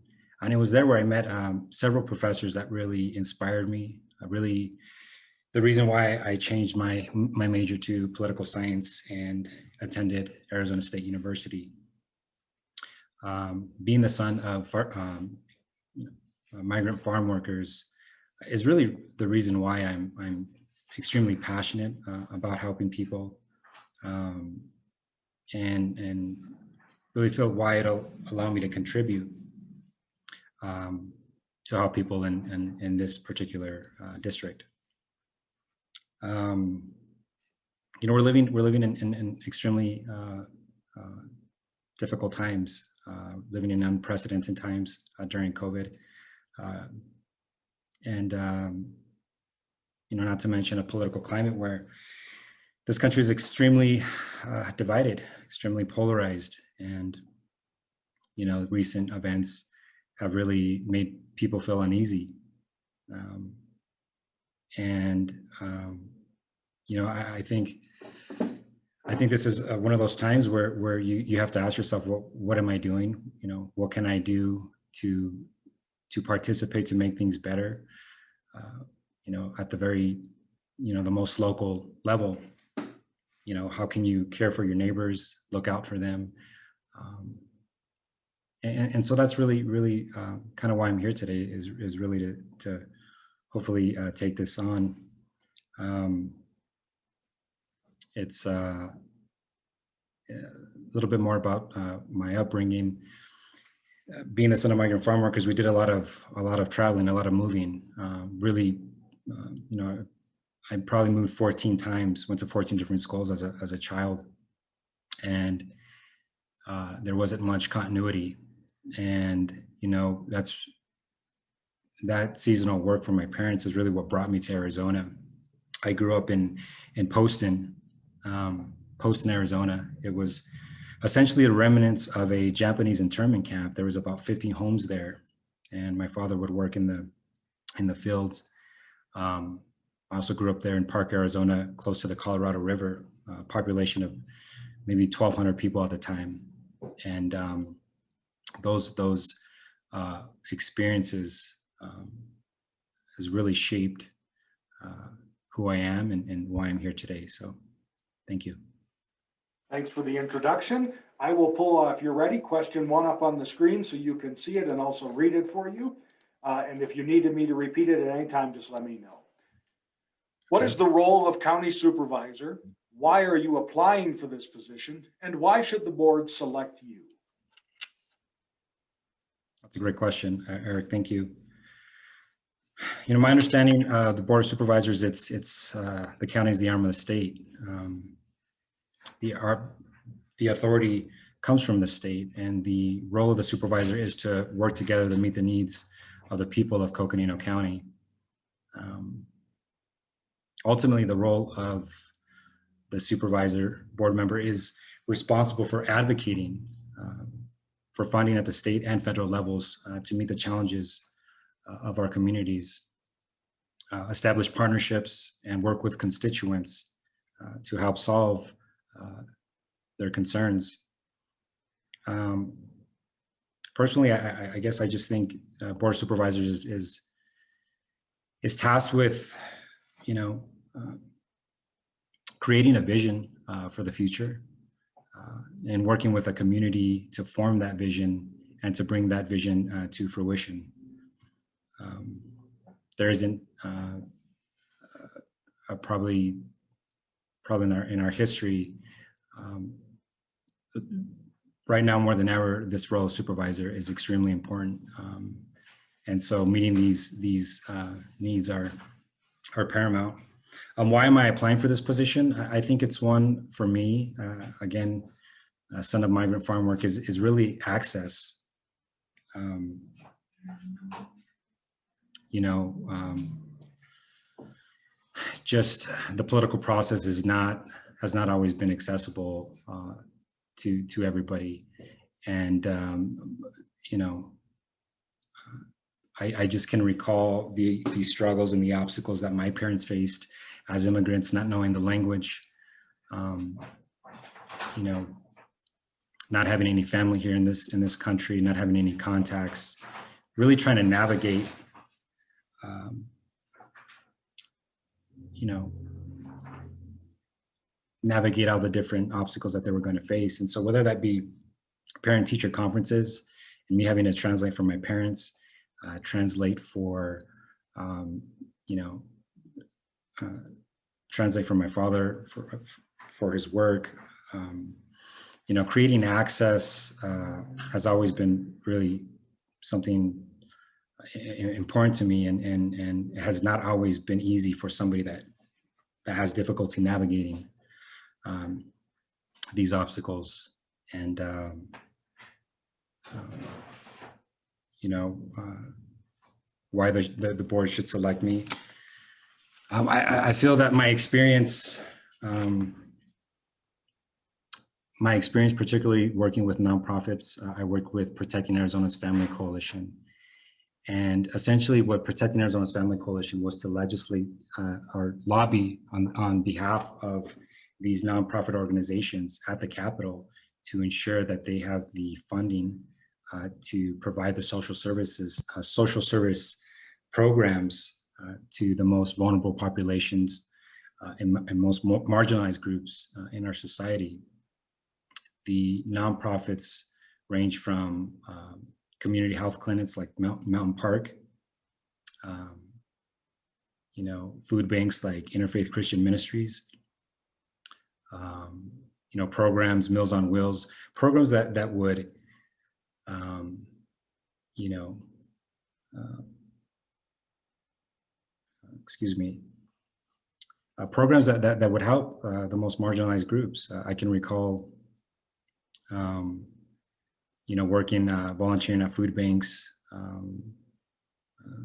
getting people registered to vote. So part of the role at PAFCO wasn't necessarily just lobbying at the state capitol to ensure that there's these fundings, but it's also a campaign to register the most vulnerable, to provide them, you know, to ensure that they participate in the political process. And one of the ways you do that is you vote. And so we meeting them where they are, and you know, whether that be at local food banks. I personally registered on site at the local food banks. I got to see firsthand the needs of these people. You know, whether it be a Native American woman with her kids, asking, well, why is this important? Why is it important to vote? And trying to find ways that it is important, you know, whether that be, you know, communicating your concerns to your board members, and you know, participating in that process. So I'm just working with a lot of nonprofit agencies and partnering with them. I believe I have the experience to really bring that to the board. So thank you. Thank you, Jesus. We're gonna, are you ready to move on to your next question? Let's see. Yeah, we've done one. Are you ready to go to question 2? Yes, sir. Okay, let me grab it here. There we go. How would you represent District 2 and the entire county? What do you see as the greatest challenges facing District 2 and the entire county? And what would you do to meet those challenges? Can you repeat that? I'm sorry. I apologize. No problem. How would you represent District 2 and the entire county? What do you see as the greatest challenges of District 2 and the entire county? And what would you do to meet those challenges? Of course. Like I mentioned before, you know, COVID-19, we're living through a global pandemic. And so the first thing that we need to do is obviously get the sufficient amount of vaccinations. We need to advocate. We need to advocate to increase our supply of vaccines and get everybody vaccinated here in Coconino County. We have to get people back to work. We've got to ensure that those that have lost their jobs or are looking for work get employed. And we understand that small businesses are the backbone of our economy, and we've got to make sure that they're up and running and they have the resources they need to thrive and stay afloat during these times. And we have to understand that because of the pandemic, there is going to be a higher demand for our programs and services, and we need to make sure we have the funding to sustain them. The greatest challenge I see facing District 2 is, you know, many of the residents here in this district, a majority of them are renters, and so the majority of them are renters, and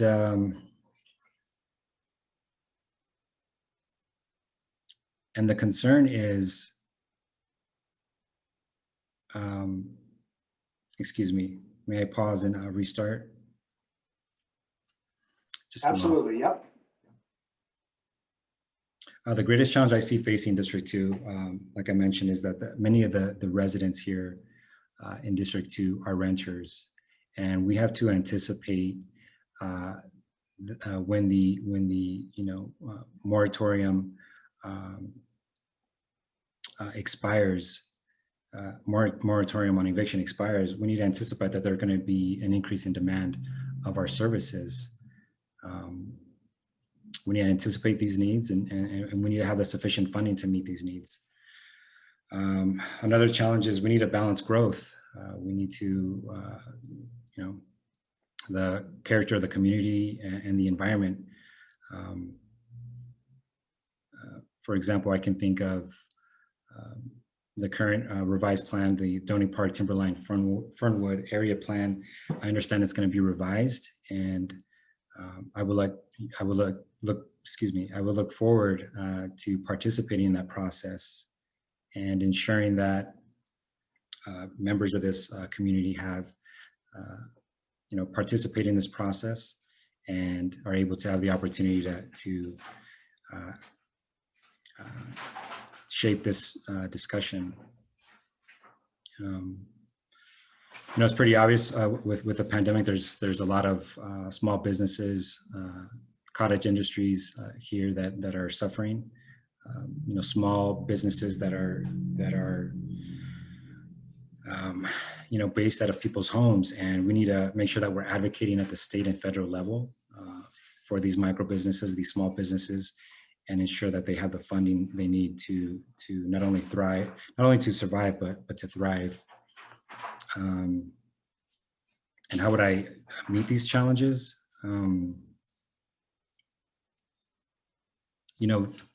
District 2 supervisor for District 2, this would be a full-time job for me. I am committed to do this full-time. I believe the district, this district deserves somebody that can commit, that is fully committed to being very active and accessible to their constituents. I will work with my fellow board members and staff to learn from their experiences and knowledge, and I will learn from their experiences. I will do my research essentially and be informed. I hope to serve on various committees and establish, various partnerships. Like I mentioned before, I think District 2 needs to be, the next supervisor really needs to be a champion, not only for Coconino County at the state and federal level, but I believe, bringing my experience, whether it be testifying at state legislative budget hearings and my advocacy work, I believe that will be helpful in advocating for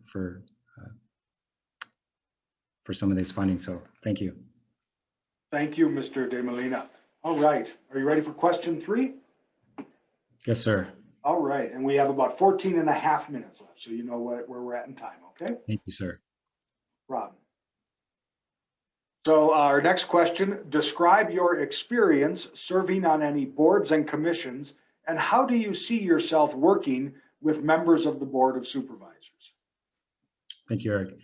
Yes, I've served as a political committeeman in my precinct in 2015, 2016. I've also was elected as a state committeeman, and that's, other committeemen all across the state going to meetings. And really it's one of working in partnership with them, constantly, informing myself, doing a lot of research consulting with other committee members, really having a lot of dialogue, a lot of, various committees and really trying to flesh out the most pressing needs and how we go about doing that. A lot of the work of a PC committeeman and a state committeeman is really honing in on your particular precinct, your neighborhood, your community. I took a lot of that with my daughter when she was a Girl Scout, really going door to door, you know, selling cookies, and you know, that's really what you do is you go door to door and you have real conversations with your neighbors. You know, being involved in helping to elect the former supervisor to another term, I had the privilege to knock on over 1,000 doors here in District 2, you know, all the way from Timberline, Fernwood to, you know, Southside, Sunnyside, you know, all over every neighborhood. I really got to see, you know, the diversity in this district. And so as a PC, you know, you're really working with your peers and to come up with the best solutions to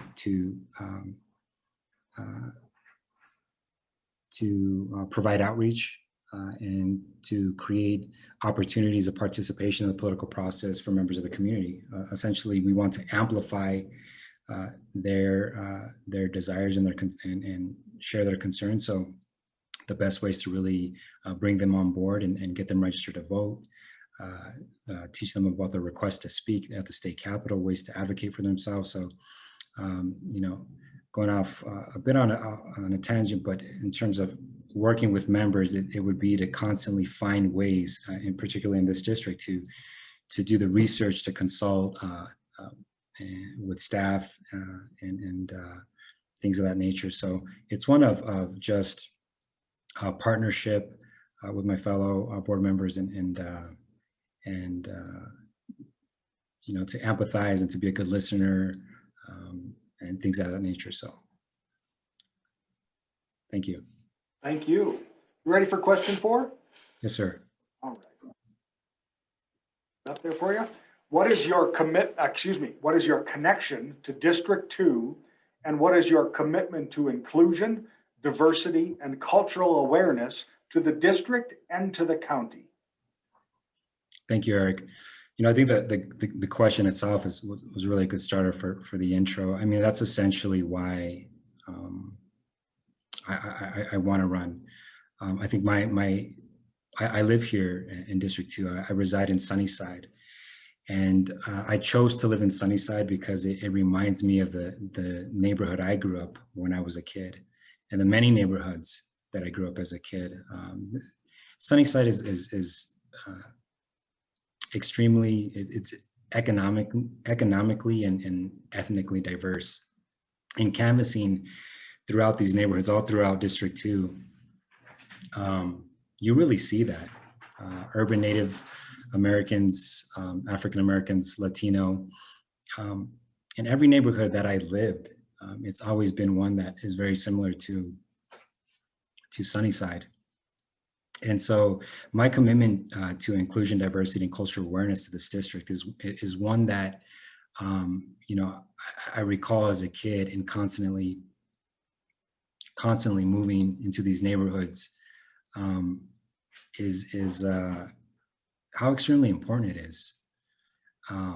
Understanding that the experience some of these members of the community are going through, are living through, and you know, DEI is really part of my DNA. It's really who I am.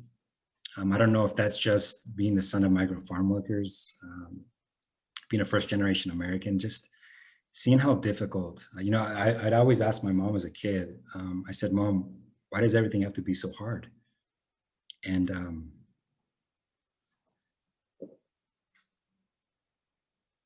sorry about that. Okay.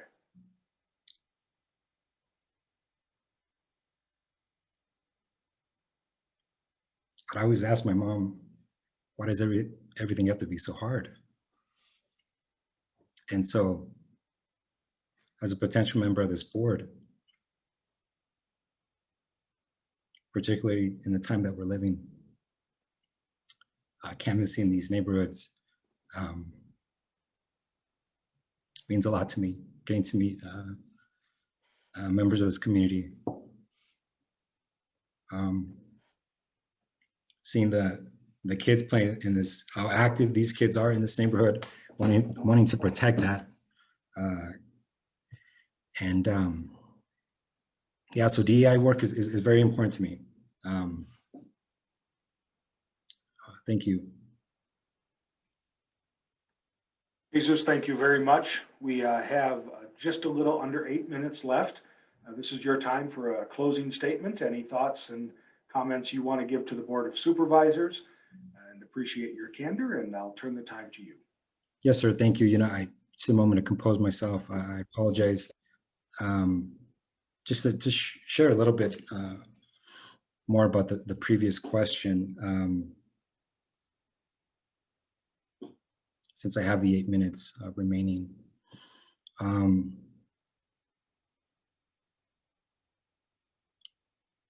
You know, people in this district, particularly during this time, is they want to feel like government is accessible to them and that they're receptive. And I want to be that person. I want to be on the ground. I want to be in the neighborhood. I'm really at my best when I'm going door to door. I really enjoy the work. Being in the neighborhoods creates a sense of urgency. There is no better way to understand what the needs of the community are than we're actually having the conversations with those that live in the district, all over the district and in Coconino County. And I want to make sure that we're partnering with our local organizations to provide the social services that members of our community need. Again, whether that be small businesses, micro businesses, people that are doing their best, that are very resourceful, you know, who have a business out of their home that are struggling. We gotta take care of them. We gotta make sure that we're battling for them because they work for us every single day. They're the real leaders in this community. They're the real heroes.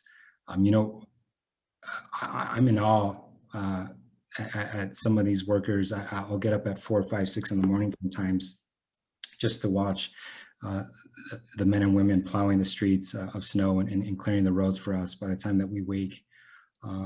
Something in Flagstaff is just so very much more personal, whether it's meeting your mailman or your next door neighbor. It's just a great privilege to live here and to protect and to protect and conserve the natural resources, water, protect the water, and just really be a steward of this great community. And it would be a privilege to participate in that. In regards to the closing statements, I just want to thank members of the board for their leadership in determining, that, and really being receptive to the members of the community and determining that a transparent process and providing an opportunity for members of the public to really engage and participate in this process. I think that shows a lot of leadership, and I think that's what, residents and members of this community really want. I think that's the general principle of governance, is really being there for your constituents, and showing that leadership is really important to me. And I thank you for all that. Mr. Peterson, thank you so much for hosting today's interviews. I really appreciate it. That is all. Thank you. Thank you very much, Mr. De Molina. We do have some time, so I'll give you any final moments that you want, or we can say we're at the end if you're ready. Well, I've had a great time. It's not an easy decision to kind of put yourself, apply for this position. It's never an easy task. I think that's important to acknowledge that. It's a very, very serious position, and I've really thought about it, considered it, the commitment it takes, the sacrifice away from your family. There's responsibilities you have for your family, and you know, family is first and foremost. But there are things that, you know, being a supervisor requires, because the entire community is your family as well, and your family has to understand that. It's very important to acknowledge that, and I just want to reiterate that I am committed to being a full-time, for this to be a full-time position. I believe that this district deserves to have a committed full-time person doing this job. It's what it requires, and it's what this district deserves. Our constituents need us at this moment, and we have to be there for them at every step of the way. We have to be accessible. We have to be receptive. We have to be accountable. We have to admit when we're wrong, and we have to hear community input. And so I appreciate this opportunity. And once again, I thank members of the board. Mr. Peterson, thank you so much. You've done a wonderful job. I hope to someday have your ability in terms of your speaking and presentation. Did an absolutely great job. Thank you. Mr. De Molina, thank you very much for being with us. That will wrap up our time then. If we are good and done, and so I appreciate it. I'm going to change your role to attendee and just address a couple announcements to the board, okay? Absolutely. Thank you so much. I appreciate it. Members of the board, we will return at 1:40 in about 5 minutes for our next candidate, who is Bill Pribble. So please remain near. We'll be back in 5 minutes. Until then, the board will be in recess.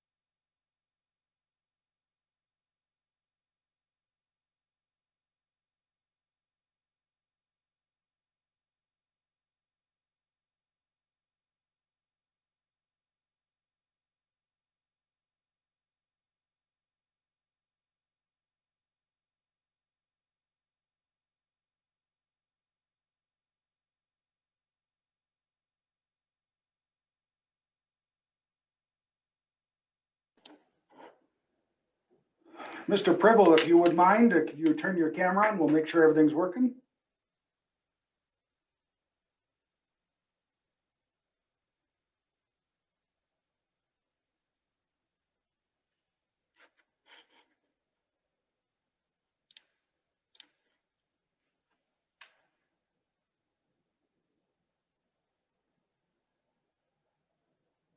Mr. Pribble, I see you there.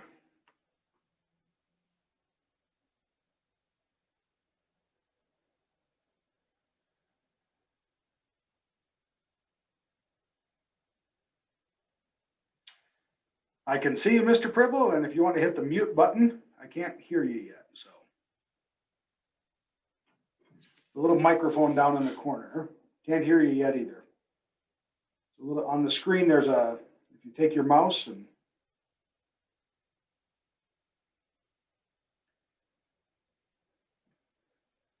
start with your mouse, Mr. Pribble, and move down to the bottom left corner. There's a microphone. If you just click on that, and it should unmute you. If you're on a screen, okay. Let me do it this way. Let me ask you to unmute, and we'll see if that gives you a prompt. Try speaking now. Nope, I can't hear you yet. Nope.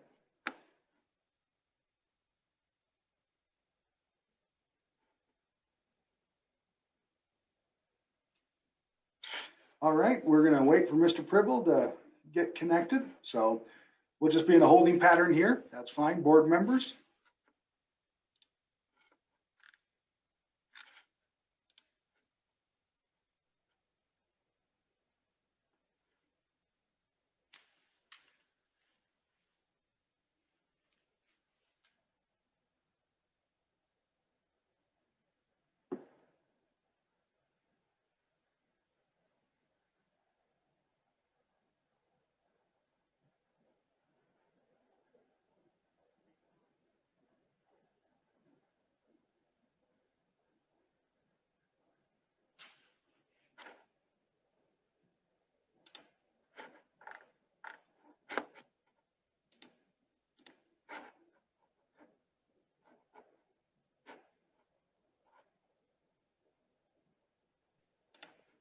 Can you hear me now? We've got you now, Mr. Pribble, yes. Excellent. All right.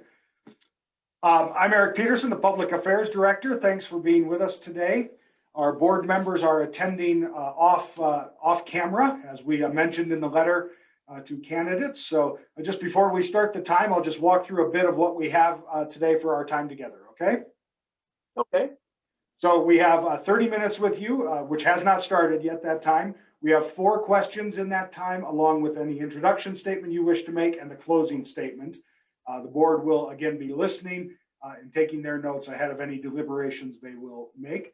I will keep the time and also put up at 5 minutes and at 1 minute a slide on your screen, so you'll see if we're getting close on time. And when I read the questions, I'll put the question up on your screen as well, a PowerPoint slide that will let you be able to read it. I'll keep it up for about a minute and then take it down. And okay, that's fine. And after your introduction, I'll go off camera, but I'm still here. I'll just be on microphone. We want to spotlight you, of course, for the public as one of the candidates. Any questions before we start? No, I don't believe so. All right. Well, let me get my handy dandy cell phone clock timer here put together, and we're at 30 minutes. We will start. The time has started. So, Mr. Pribble, please introduce yourself to the board and the public. Hello, my name is Bill Pribble. I live in Flagstaff, have for the last 50 some years. And it's an honor to be on the list to fill the District 2 vacancy for Board of Supervisors. And I'm anxious to answer questions and move on with it. All right. Well, in that case, if you are ready, we can start with question 1, Mr. Pribble. That'd be fine. All right, I'm going to put it up on the screen and I will read it as well. If you need me to repeat, just let me know at any time. What is the role of county supervisor? Why are you applying for this position? And why should the board select you? Well, I've worked for the county for about 43 years. And so I had an opportunity to see the role of the Board of Supervisors over that time as a line worker with the county and eventually as an elected official with the county. I think the board, obviously, one of its most important roles is the budget process for the county, allocating funds to the different departments, seeing that the monies are spent hopefully for the good of the citizens of Coconino County. Obviously, they have money coming in from the state, from the federal government that is distributed in grants and those types of things. So to me, that's probably one of the more important roles of the county supervisors, because funding obviously needs to happen before many things can get done. I think that the Board of Supervisors also need to take a leadership role, or they take a leadership role in the county, in the mood of the county, what type of community we want to live in. I think they kind of set those standards. And they set those standards by reaching out to their constituents. I know that I had many opportunities to work with board members throughout the years. And I know that particularly District 2 with Liz Archuleta, Liz was, I don't think there are too many leaders like her that worked so hard for her district. And so I got to see firsthand those types of attributes that she possessed, and many of the board members did. So I see that as a key role. Obviously, of course, they do the day-to-day stuff. They can pass ordinances and things that are pertinent to all aspects of county government and such. They do review of building and that type of thing, which I think is at this point pretty important in the county as far as making sure the subdivisions go in properly and that type of thing. Why am I applying? As I said earlier, I served the county for about 43 years, 12 of those as sheriff of the county. And I retired, and I was informed that this position had come up, and I thought, I would be a good candidate for this position because, to be very upfront, I have no desire to run for this position in 2 years. I would see myself as a placeholder. And don't get me wrong, it's not that I want to sit there and do nothing. I see all sorts of opportunities to do good for Coconino County. At the same time, I think that what I bring to the plate is experience, obviously, the system, knowing the county. But I think also it gives candidates that live in District 2 a year to prepare and then a year to run for office. And it gives them it allows them to run on the issues and not against me or whoever would be selected for this position. Obviously, people, incumbents, and I know this from personal experience, tend to have an advantage over people who challenge them. And that's just the nature of the political beast. And so I see this as one way of fulfilling a duty to the county, something that I believe is important and I take seriously. And the other one is to allow folks who have long-term goals to help and to run for office in the county. This will allow them that time to put together their platform. I intend to be, if I were selected, I would be very transparent and welcome anyone who was interested in the position to sit and discuss and tell them those things that go on and those things that the county is looking into or is working in areas that are important to them. So that would be the reason why I believe that I'm a good selection for this position. Thank you, Mr. Pribble. Are you ready for question 2? Yes, I am. Okay, I'll put it up on the screen and read it as well. How would you represent District 2 and the entire county? What do you see as the greatest challenges facing District 2 and the entire county? And what would you do to meet those challenges? Well, as I said, I'll tell you, there are so many challenges. And the largest challenge we are facing in Coconino County right now and in the state and in the country and the world is the COVID pandemic, obviously. Until we can get that under control and get back to some sort of normalcy, to bring jobs back, to get people connected again, to get visitors back into our restaurants, into our hotels, into our retail stores, we are taking a huge economic hit. That's one thing. We're also taking a huge human cost. And I think that has to be our focus now, because everything else, in my opinion, is tied to that.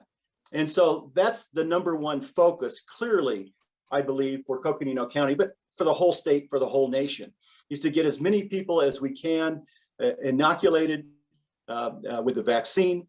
And what that means is outreach to increase the number of people being vaccinated on a daily basis, and to reach out. And Coconino County, as you know, it's a huge county. And with those distances, that creates all sorts of issues for distribution. And I think that my belief is that Coconino County is doing a good job, that the health department is probably doing a very good job at that.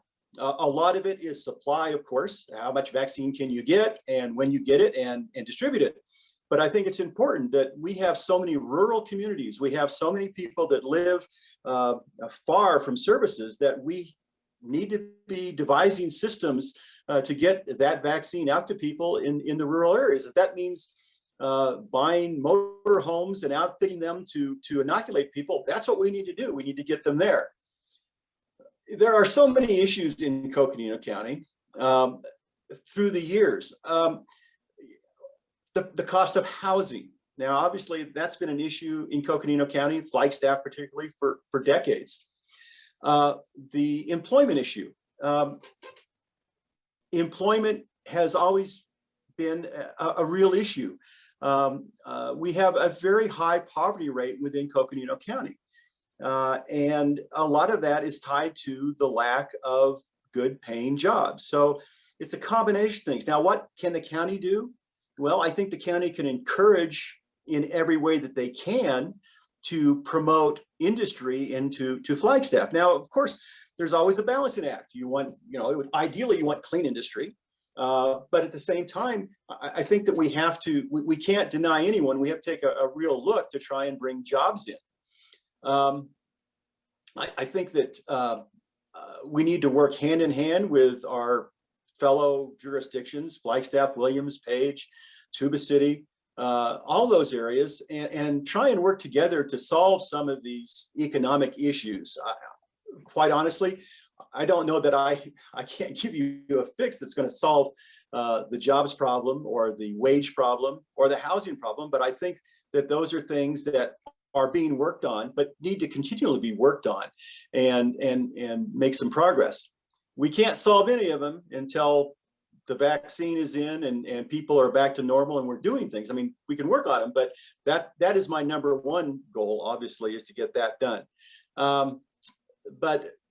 So housing, jobs, addressing the poverty issue, the outreach for, as with the vaccine, medical outreach. Right now, Flag Medical Center is the hub of the medical community in Coconino County. People in Williams, Page, Fredonia are I won't say underserved, but they're probably not, they don't have the same facilities that we do here in Flagstaff, and it would be nice to be able to expand those services to people to bring that to a wider group of people within Coconino County. So I guess that would be my answer to that question.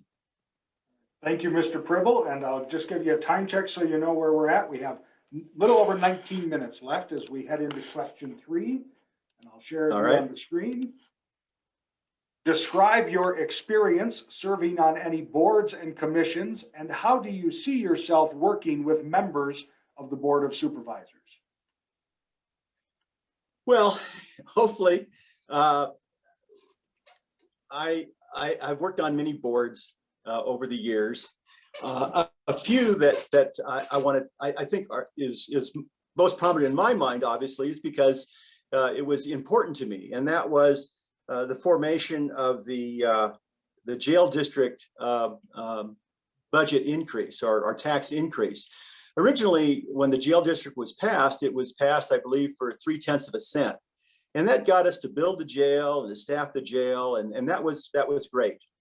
But then, as time went on, we found that we were falling behind in revenue in the district, and so my first year as sheriff, elected sheriff, I went to the board and said, I think we should increase taxes, which isn't really a smart thing to do for the first term as sheriff. But anyway, I did that, and the board said, well, you have to give us justification, which we worked on, and ultimately, and once again, this was led, I think, by a large part by Liz Archuleta. We worked together to go and meet with the community and explain what our goals were. And one of the things that we talked about on that was, we're not going to ask you for money and tell you we're going to keep doing the same thing. What we're going to do is we're going to create new programs with this money. And one of the programs that we created with the increase in tax revenue was the Drug and Alcohol Treatment Program. Exodus was what it was called at the time, in the county jail. And I think that was a highly successful program. And I believe it still is. And I believe that can be even improved on. But okay, so that was one of the big commissions that I served on it. I've served on the committee for the Peace Officers Training Board, where we reviewed the training policies and techniques at the Training Academy for the Police Academy. I served on the CCC Election Override Committee. There's just many committees that I've served in over the years. I served for about 3 months on a committee to investigate security for the courts in Arizona. And I think I've always enjoyed working on committees. I think if you talk to somebody that has been with me on a committee, they'll tell you that I'm not afraid to voice my opinion, and hopefully I don't ever voice it in a way that is disrespectful or would be antagonistic.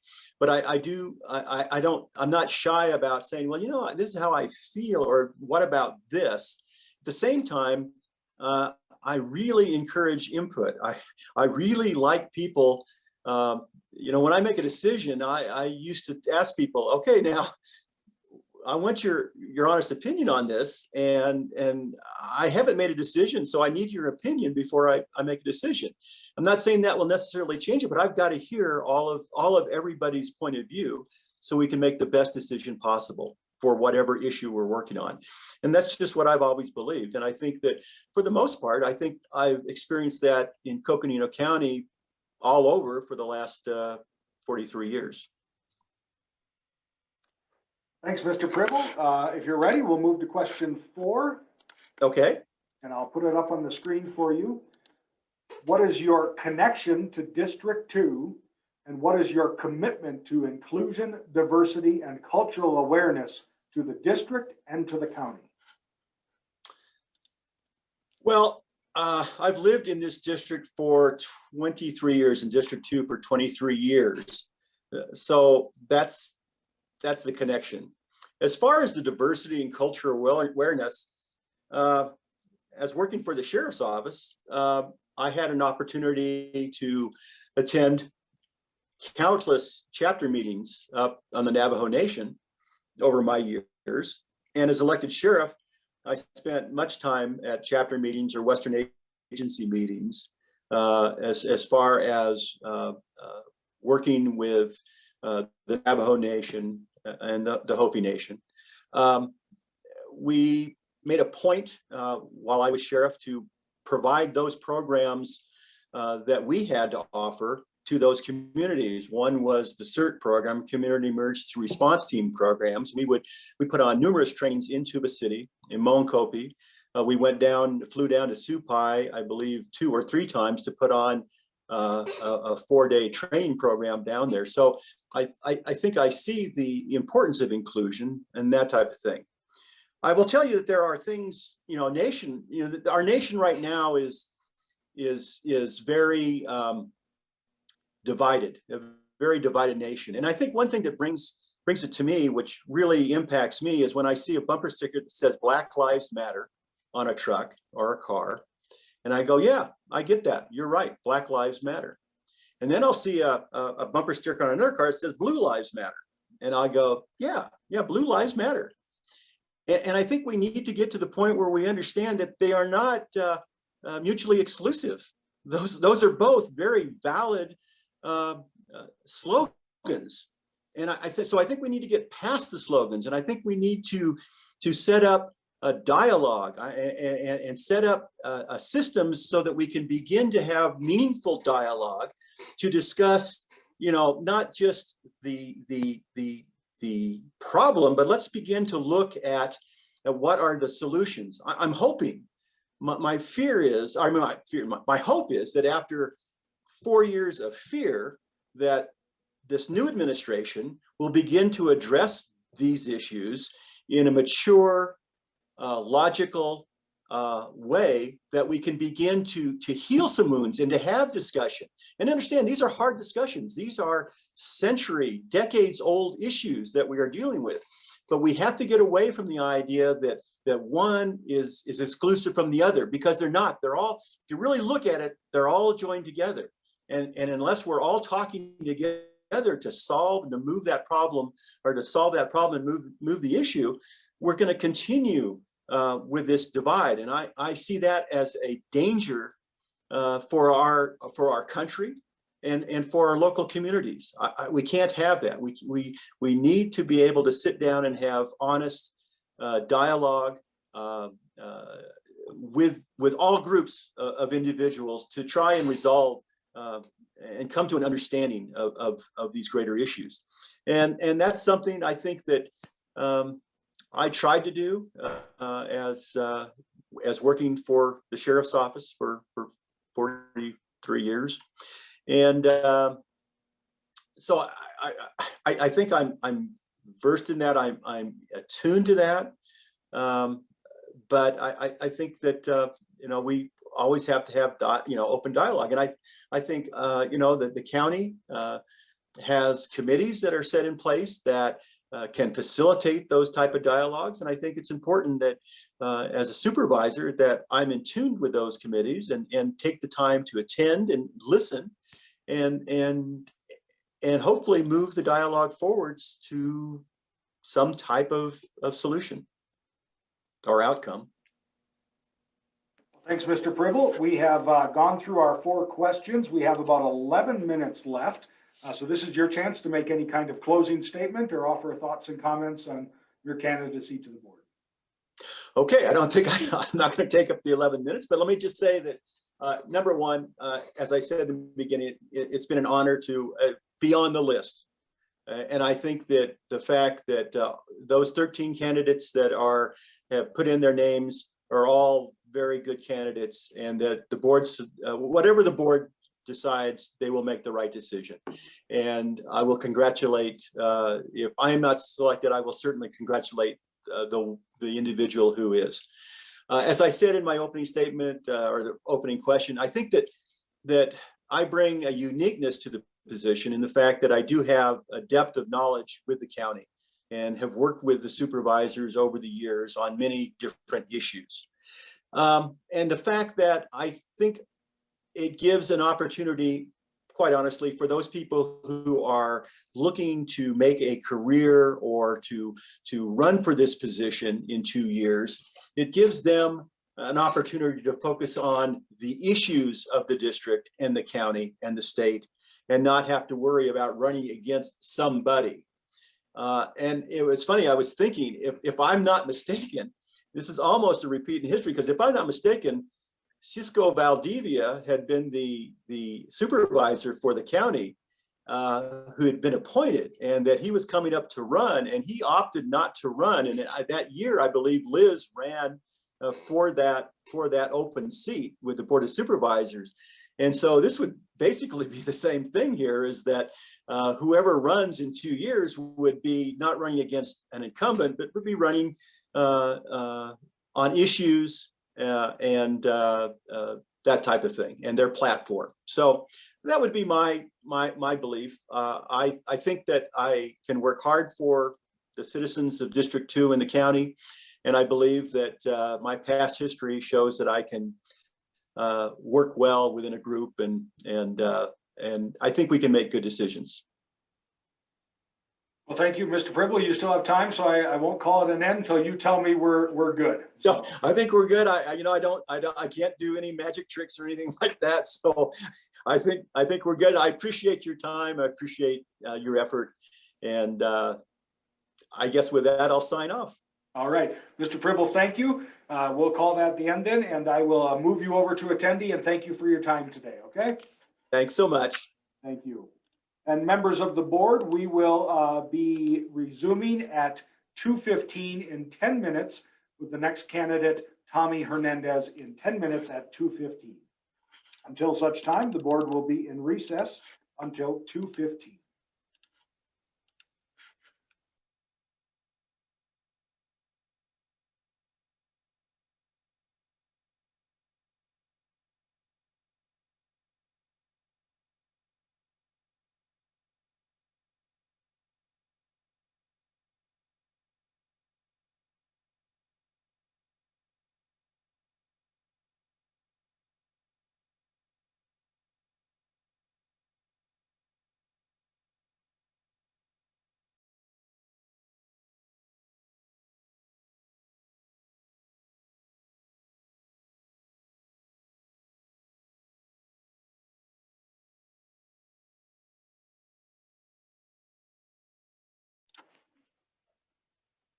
Mr. Hernandez, you should be able to turn your camera and microphone on, just so we can make a check, make sure things are working.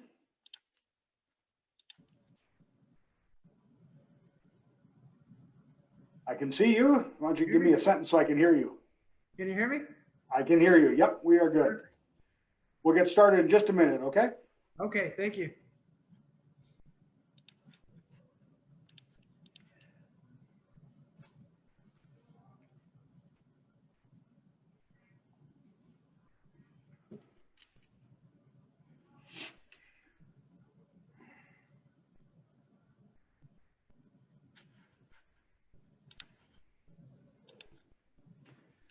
All right, board members, we are coming back from our recess.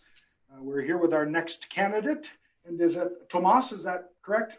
Am I saying that right? Okay, Tomas. Tomas, thank you for being with us. Tomas Hernandez is our next candidate. We do have, Tomas, I'm going to go through the instructions for you, just so you know in a second. Our 4 board members are off camera and are attendees in the Zoom conference. So I'll be asking you the questions and you can respond to me, and they're doing their evaluation off camera. We have 4 questions for you over 30 minutes, and we'll let you do an introduction and a closing statement in there. At 5 minutes and at 1 minute, I'll put a PowerPoint slide up so you know the time that you have remaining out of the whole 30, just so you know where you're at. And when I read the question to you, I'll also put that on the slide for about a minute so you can have it up on the screen so you know what the question is, as they're not just a simple yes or no, obviously. So Okay. We'll put that up for you. I will be going after your introduction off camera, but I am here. So if you have any questions, need me to repeat anything, feel free to ask me, and I'm happy to help you out through the process. Okay. Okay. Any questions for me before we start the time? No, I don't. All right. And I'm just going to take a quick check and make sure. Let me grab it here. We have arrived at 2:15, and I have all 4 board members in attendance over there. So let me get to my handy dandy stopwatch on a cell phone, and we'll get started. All right. We'll start. We have started the clock. So Tomas Hernandez is the next candidate. Tomas, would you please introduce yourself to the public and to the board? Hi, my name is Tomas Hernandez. Is it more of an introduction? You can make as long a statement as you wish. So. All right, I'm Tomas Hernandez. I'm actually a 4th generation Flagstaff resident and a 5th generation Coconino County resident. I grew up on the south side, currently reside in Mobile Haven. I'm very familiar as a lifelong resident. I'm very familiar with the entire district, and I'm super excited for just for this opportunity to interview for this position. I'll unmute so you can hear me. If you're ready, we'll go to question 1. Are you ready for that? I am. All right, so it'll be coming up on your screen as well, as soon as I get it there. What is the role of county supervisor? Why are you applying for this position? And why should the board select you? Okay. Well, the Board of Supervisors is a challenging but rewarding role. The board is both the legislative and executive body of county government. Each supervisor plays a crucial role in representing the constituents who reside in their district. The supervisors will work together and collaborate to establish administrative policies and work together on decision making. I personally believe that one of the most important roles is oversight of the county budget. I'm applying for this position because, as I stated, as a 4th-generation Flagstaff resident and a 5th-generation Coconino County resident, my roots run deep in this community, as does my love for this community. I am confident that my diverse employment history in business, my education, I have a bachelor's degree in business from the Frankie College of Business at NAU, and a master's degree in psychology with an emphasis in life coaching from GCU, along with my experience as a positive leader, ability to think critically, and overall life experiences have prepared me to take on this position. The board should select me because I have the experience, the knowledge, the courage, and the drive to be a successful supervisor for District 2. Great. Is that any more on that question, or can I move to question 2, Tomas? We can move to question 2. All right. I will move us forward here and put it back on the screen for you. How would you represent District 2 and the entire county? What do you see as the greatest challenges facing District 2 and the entire county? And what would you do to meet those challenges? I would represent District 2 with pride, care, and compassion. District 2 is a very large area, similar to Coconino County, the nation's 2nd largest county in the nation. And it's also home to a diverse group of residents. I think our greatest challenge we're facing right now is combating the COVID-19 virus and its negative effects. I have seen and felt the pain of this pandemic. Our children and our elders should be our top priority. We need to protect our elders and get our kids back to school safely. Another challenge is the diversity of District 2. Each area has its own unique challenges. For example, the South Side does not have a community park for families to enjoy. Sunnyside has potential flood dangers from past forest fires. And our more rural neighbors also face some flood challenges, and they have their own unique challenges as being out of town a little bit out east there. I would meet these challenges head on by talking to the district residents, by listening to their stories, by allowing them an opportunity to voice their concerns to someone that has been there and understands what they're going through and understands what they have to do to overcome any challenges. And I would just want them to trust that I would represent them with everything I have, with honesty and integrity. once I get a real understanding of what each neighborhood is facing, then it's about getting to work. It's about devising a plan, setting goals, and fighting the good fight, representing them and really standing up for them and helping them get through these challenges and get what they do deserve. All right. Are you ready for question 3, Tomas? I am. Okay. And we have about 23 minutes left. So you know the timeline here that we're looking at. Okay. Our question will come up on the screen. Describe your experience serving on boards and commissions, and how do you see yourself working with members of the Board of Supervisors?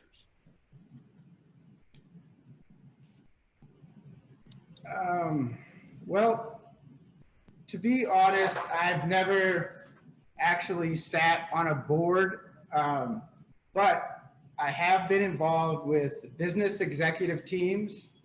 I'm currently a district manager, and I work directly with other divisions to make decisions that benefit our company.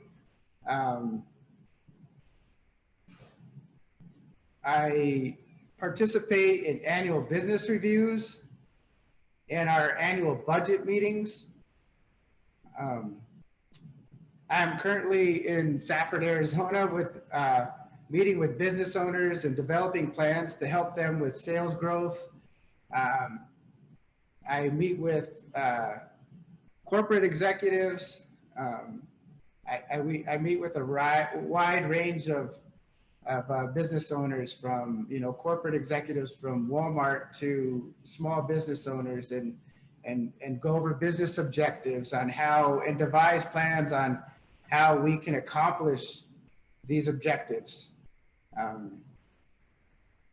I've also formed and led a club softball team from the ground up.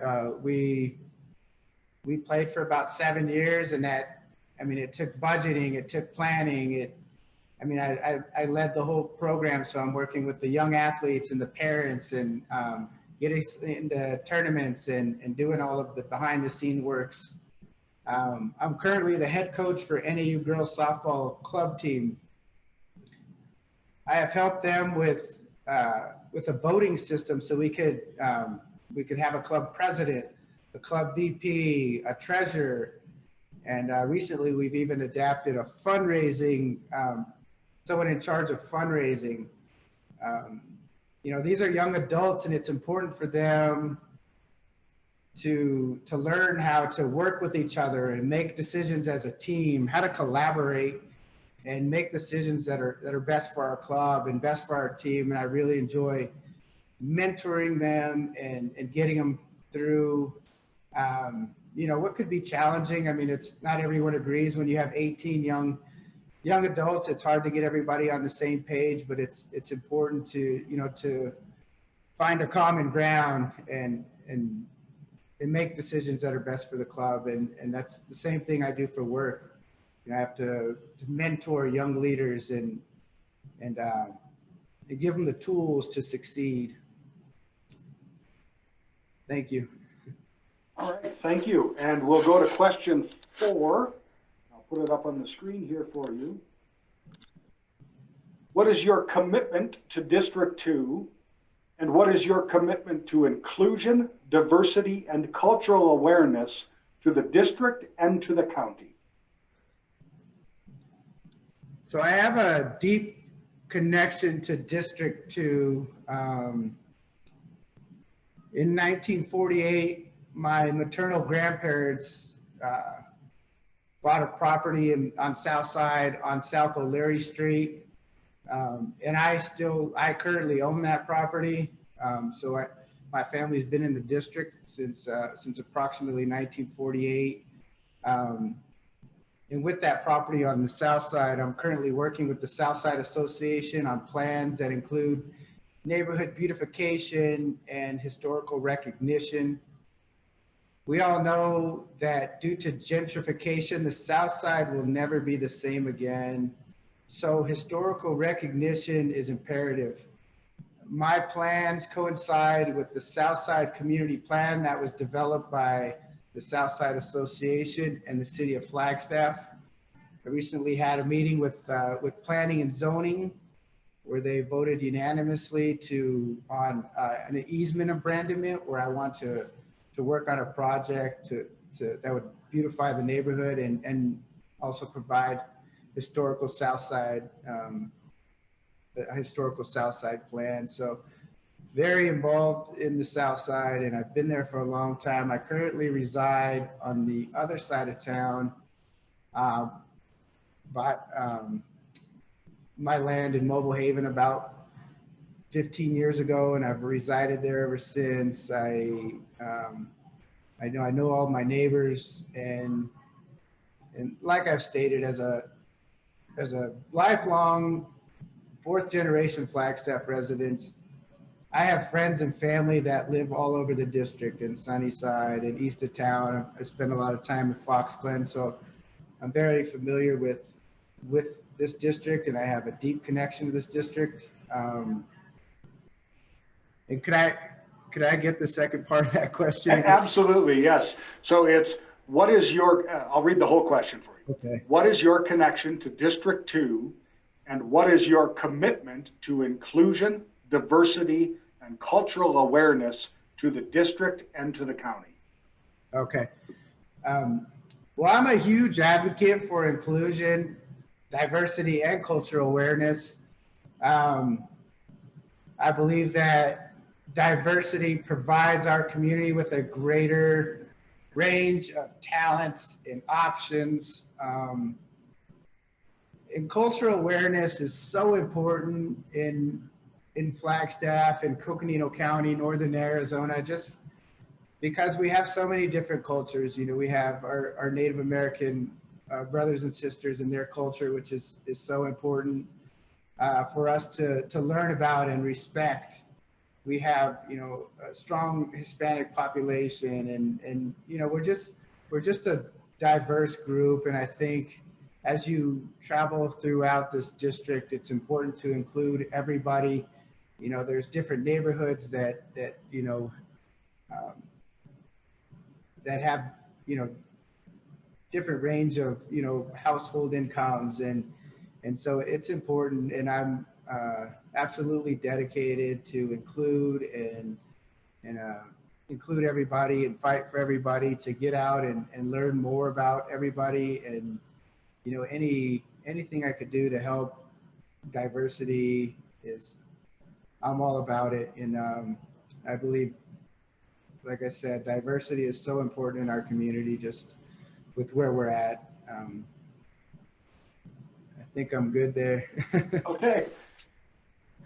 Mr. Hernandez, thank you. We have addressed the 4 questions the board has for you.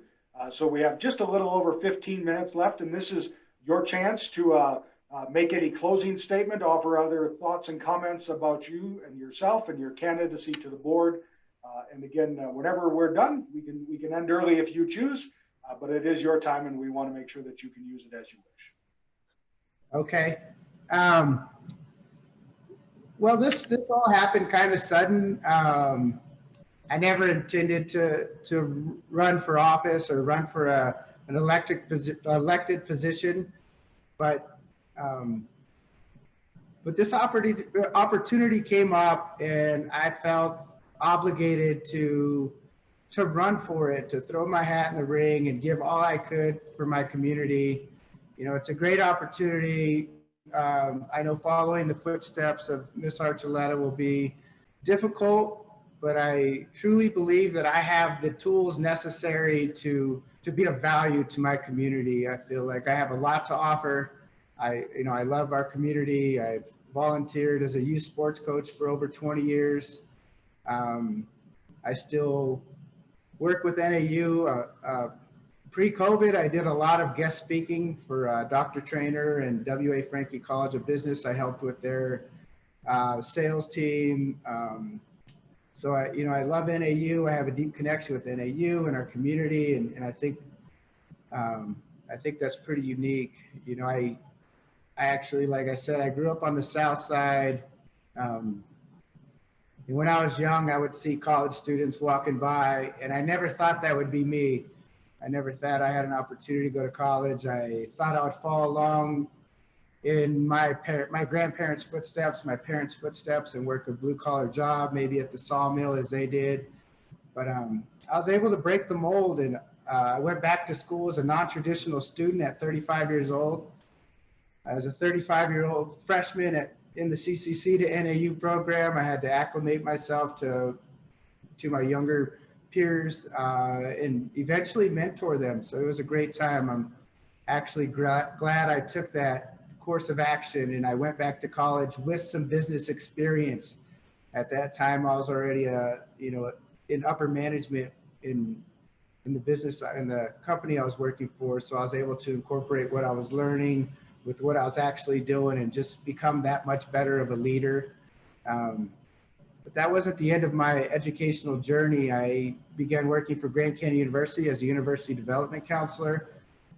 I was a liaison between the university and the school districts and the municipalities that I worked with to help people further their education. So I'm very familiar with the different organizations that the county works with. I've done presentations at many of them. But I took full advantage of my employment at Grand Canyon University and pursued a master's degree. At first, I thought I would get an MBO, but as I felt the need to help others, I ended up getting a master's degree in psychology with an emphasis in life coaching, so I could really help others reach their true potential in life. It's very important for me to help others, and that's why I took that course of action. That's why I'm here, and I really appreciate the opportunity to apply for this position. Thank you very much. Thank you, Mr. Hernandez. I'll give you one more chance. Is there anything else you want to say, or we can end things here? I'm good. Thank you. All right. Mr. Hernandez, thank you very much. I'm going to move you over in the Zoom to an attendee and then make an announcement to the board. All right? Okay. Thank you. Thank you very much, Mr. Hernandez. Board members, we are on recess. We'll go to recess here until 2:50 p.m. for our final candidate. 2:50. Our final candidate will be Al White. Again, 10 minutes to 3. We'll be in recess until that point. Thank you.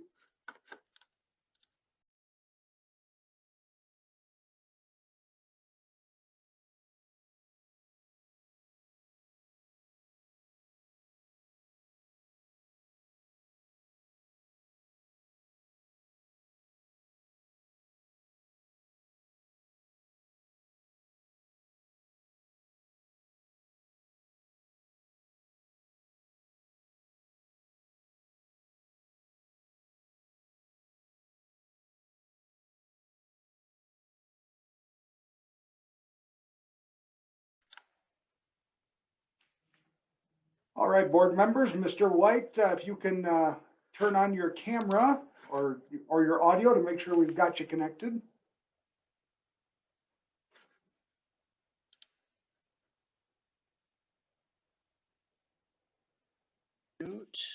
And we can hear you, and video. You should. We can hear you, and we can see you. And you should be able to see me. We can do that. All yes, right. We are here. Very good. All right.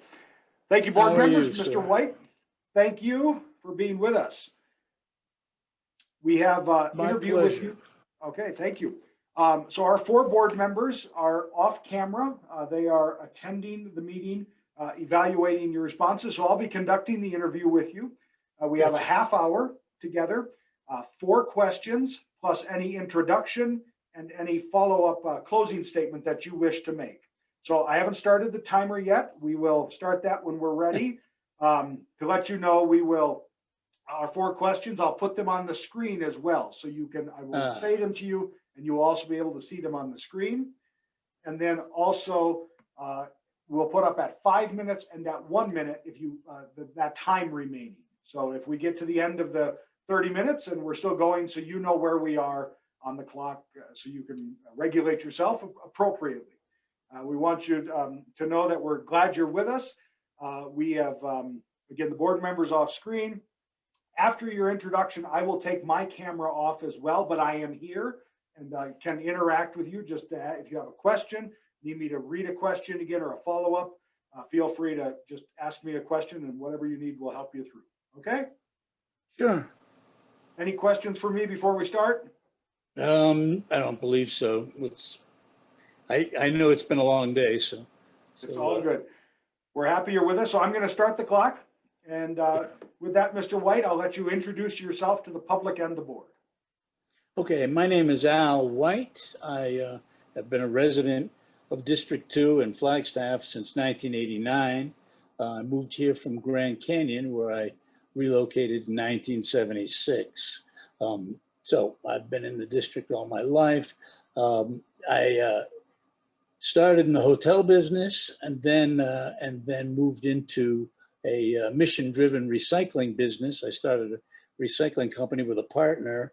It was there that I had the unfortunate accident, broke my back, spent some time wondering what was next, got involved with disability awareness, the Disability Awareness Commission with the City of Flag, found out that one person really can make a tremendous difference, ran for city council in 2000, was elected, was reelected in 2004, 2008, and finished up in 2012. Since that time, I've been on a couple of boards of directors, and I found retirement to be both enervating and frankly, a lot more busy than I figured. And that brings us up, I guess, to today. All right, Mr. White. Well, if you're ready, we'll get to question 1. Sure. Okay, I'll put it on the screen as well as read it for you. What is the role of county supervisor? Why are you applying for this position? And why should the board select you? So I think quite simply, the role of county supervisor is to represent the people in their district, to be as fair and equitable and available as you can be to those folks, and use that representation to work with the other supervisors in the county to present a cohesive vision for where the county ought to go and how it can best serve its constituents. I'm applying because we are in a pandemic. I saw what Supervisor Ryan had to say about wanting to get as many folks or to fill a position as quickly as possible, to have a full team to be able to fight the pandemic. From a county health perspective, I believe that that this is a great place to offer my services, and perchance I can be of assistance, and I hope I can. I think I can. I think I can advocate fairly well, and I've had a history of being able to do that, and I want to do that, and I'm excited about it. I'm excited about the opportunity. An interview is a shorter campaign trail, and so I think that it's an opportunity that I couldn't let go by. What was the last part of the question? Certainly, let me go back to you. Why should the board select you? Oh, well, because I'm the best. I have experience in governance. I have experience with constituent services.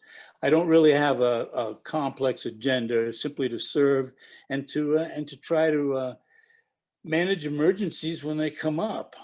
I think I can help the board secure resources. I would start right away, first with Teresa Munoz, because I think she could teach me an awful lot about what District 2 has been up to recently. I'm looking forward to working with Kim, and I see Kim Musselman has been promoted, and that's a wonderful thing. So I think that in Health and Human Services, we can get a jump on it. I'm ready to start talking with department heads. I'm ready to review the projects that are in place. I'm balanced, I can collaborate. I like to try to work on consensus, and I have a good relationship with the outgoing supervisor. So I think I'm ideal. All right. Thanks, Al. Should we move to question 2? Let's do it. All right. I'll put it up on the screen for you. How would you represent District 2 and the entire county? What do you see as the greatest challenges facing District 2 and the entire county? And what would you do to meet those challenges? So I think to represent District 2 is to get out there and as best you can, connect with all of the folks there. I think the greatest challenge, of course, right now is the pandemic. And of course, the corollary that goes with that is a return to an active employment, businesses opening, people getting back together, being able to be healthy and get out and do quote unquote business as normal, I guess is what you would say. Right now, I think what I could do to meet those challenges is just be available, since we really aren't doing a whole lot of door to door and visiting folks. Make them know that they're available, that I'm available to them, and that really no one should be afraid to call me, contact me, talk to me, and let me know their concerns. And I think that's probably it. I need to work the learning curve a little bit and take a look at where the county is in terms of its vision and its goals and budgetary information and things along those lines. I've spent some time reading the webpage and getting familiar with the county, and as such, I think that's a good start, and I can't wait to keep going. All right, Al, should we move to question 3? Let's do it. Okay, and you have plenty of time. Just giving you a time check. We have 23 minutes left. So. Yeah. Question 3 coming up here is describe your experience serving on boards and commissions, and how do you see yourself working with the members of the Board of Supervisors? My God. Well, okay. The boards and commissions, when I first got elected to, well, even before running for council, I was on the Disability Awareness Commission. I think it's changed to the Inclusion Commission now, but in those days, and initially it was designed by Mayor Bavasi to make sure that the city was in compliance with the recently passed American with Disabilities Act. By the time I got on there, it had a far bigger role than that. But it still, at its core, was designed to make sure that the city was in compliance and working towards recognizing disability issues and making sure Flagstaff was accessible. So my experience there was to rise to the top and become the chairperson of that for a while. I was instrumental in getting a number of the parking spaces downtown in the parking lot across from Charlie's off LaRue made accessible, and used that experience, I think, to work with the city council to recognize what we could do on the city council. Once I got elected to the city council, I was on the tourism commission because my background was in hotels, and I was able to implement an ordinance that I think is responsible for eliminating bait and switch in the community. So I had a successful tenure as a liaison on the tourism commission.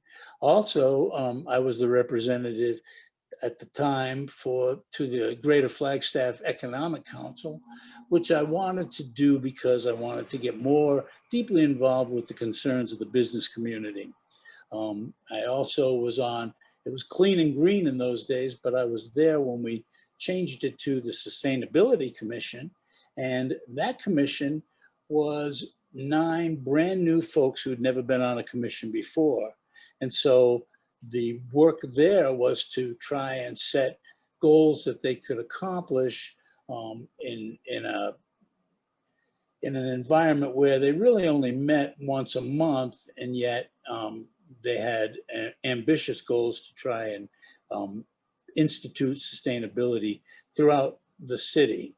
So those are my boards and commissions. The current board I'm serving on is the Theatricals Board, which is, to me, a labor of love, simply because I think live theater represents a wonderful alternative to the other forms of entertainment we have.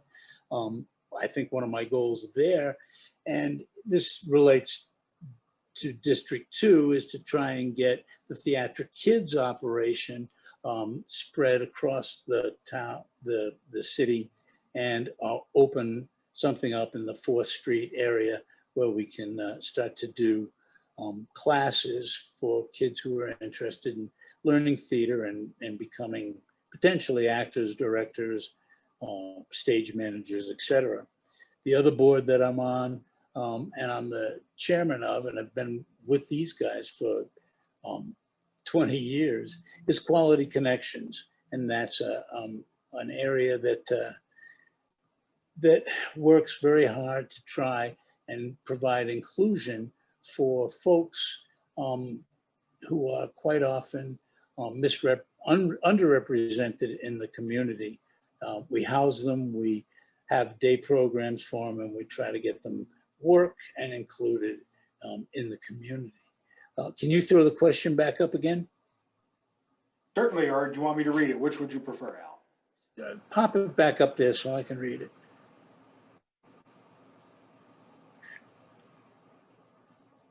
Oh, and how do I see myself working with members of the Board of Supervisors? I think I'll fit right in. I think my experience on the city council has shown me how to work with people of all different political backgrounds and or concentrations and goals. I know 3 out of the 4 on the county board right now, and I'm looking forward to working with Judy, to meet Judy Begay.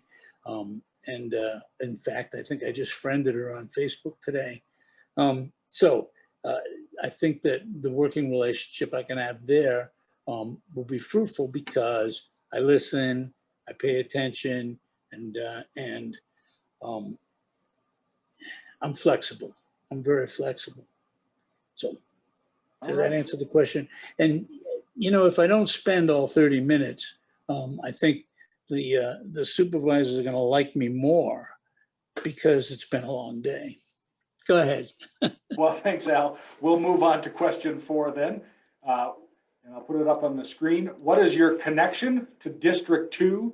And what is your commitment to inclusion, diversity, and cultural awareness to the district and the county? Oh, that's a wonderful question. The connection to District 2 is that I live here and hang out here. I mean, I can name a ton of businesses that I use. I get my medical supplies from Johnny on 4th Street. How do you say what businesses you've been to and where you hang out without letting somebody off the hook? But I live here and work here. Quality Connections, of course, is on the corner of Steve's. So I mean, I spend a number of years and time here. I've gone to Coral's events in the parking lot over at the Cowboy store. So I mean, I'm all over the district. But here's what I really want to get to: the commitment to inclusion, diversity. You know, being a disabled individual, I know what discrimination can be.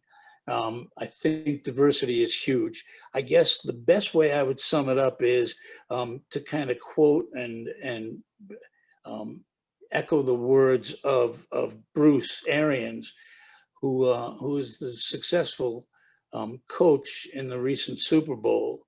of the Tampa Bay Buccaneers. Bruce has the most diverse coaching staff in the NFL.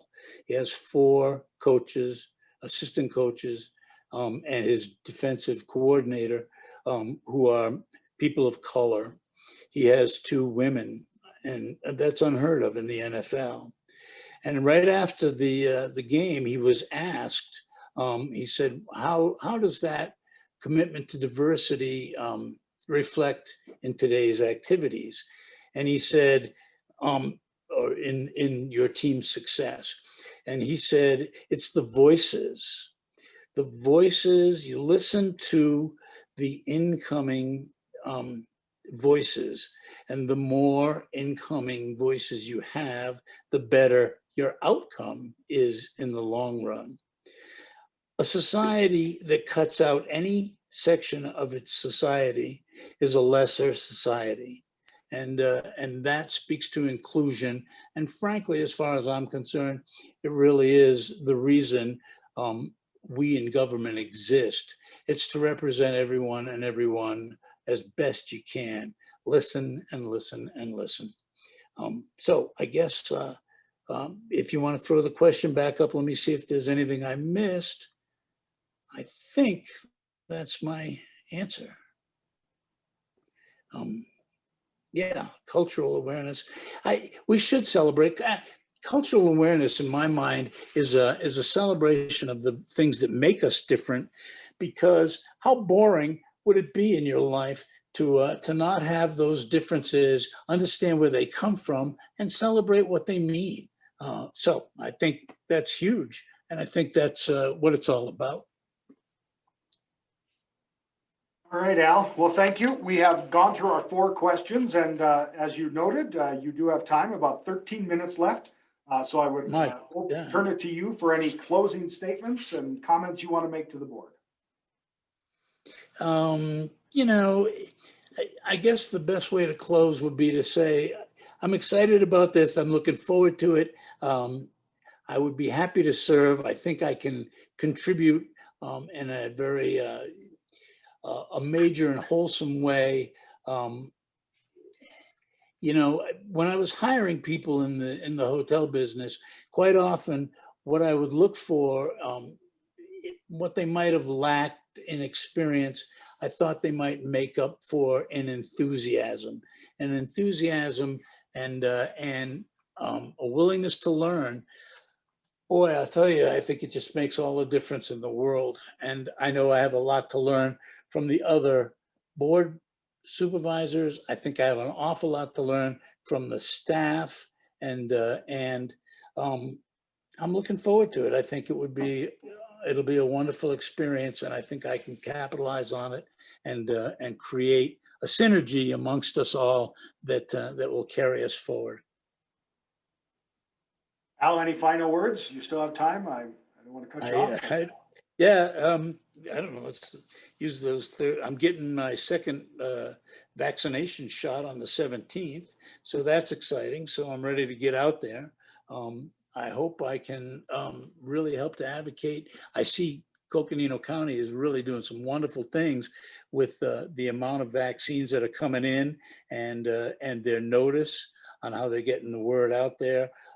People, I've been passing the word along, and people that I've sent it to have called me back to say, wow, this is great. I got right in. I'm in there. Once you get the first shot, the second shot is guaranteed. It's wonderful. I think I've done an awful lot in the way of collaboration. As a council member, we worked with county supervisors before in our joint sessions, set goals. We set up our the conference center, the triage center, the law enforcement center, the courthouse. I mean, the collaborations are out there. They're wonderful. I really enjoy being part of that. Thanks a lot, you guys. I appreciate it, and good luck with your decisions.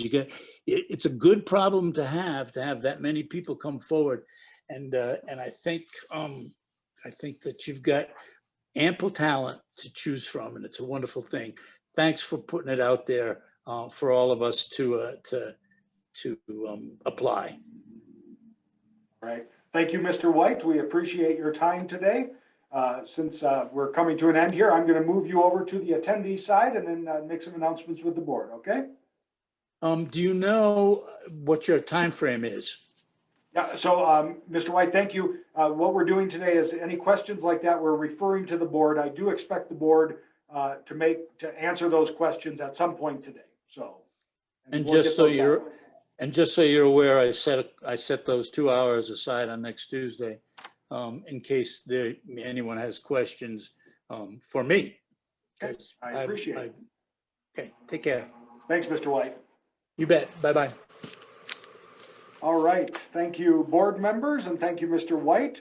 That is our last candidate of the day, so I am going to bring the chair and the members of the board back into the meeting and turn the meeting back to them as they come back in so that they can continue on with their meeting here. So I'm just going through and grabbing everyone.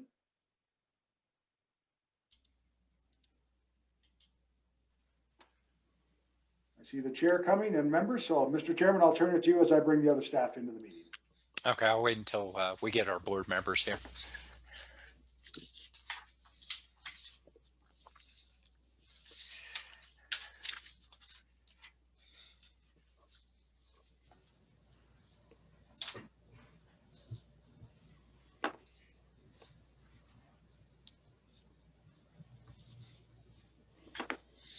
Okay, it looks like we have our board members on it.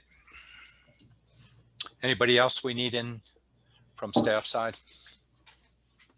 Check in with Jimmy real quick. Looks like Jimmy's out there. We got everybody we need in here, Jimmy? And then I see we have the board members here. Yes, sir. Okay, fantastic. Well, actually, what a neat day, huh? A lot of really interesting candidates that we've had come forward.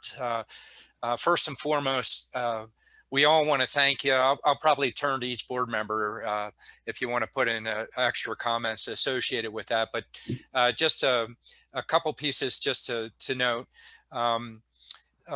We are keeping our portal open, and we have had it open since last Friday for people to comment again, preferably comments that are, if you see them, well, actually you won't. We have to get through the process. But if you have a particular candidate of a specific interest or skill, you know, that would help us, that type of thing.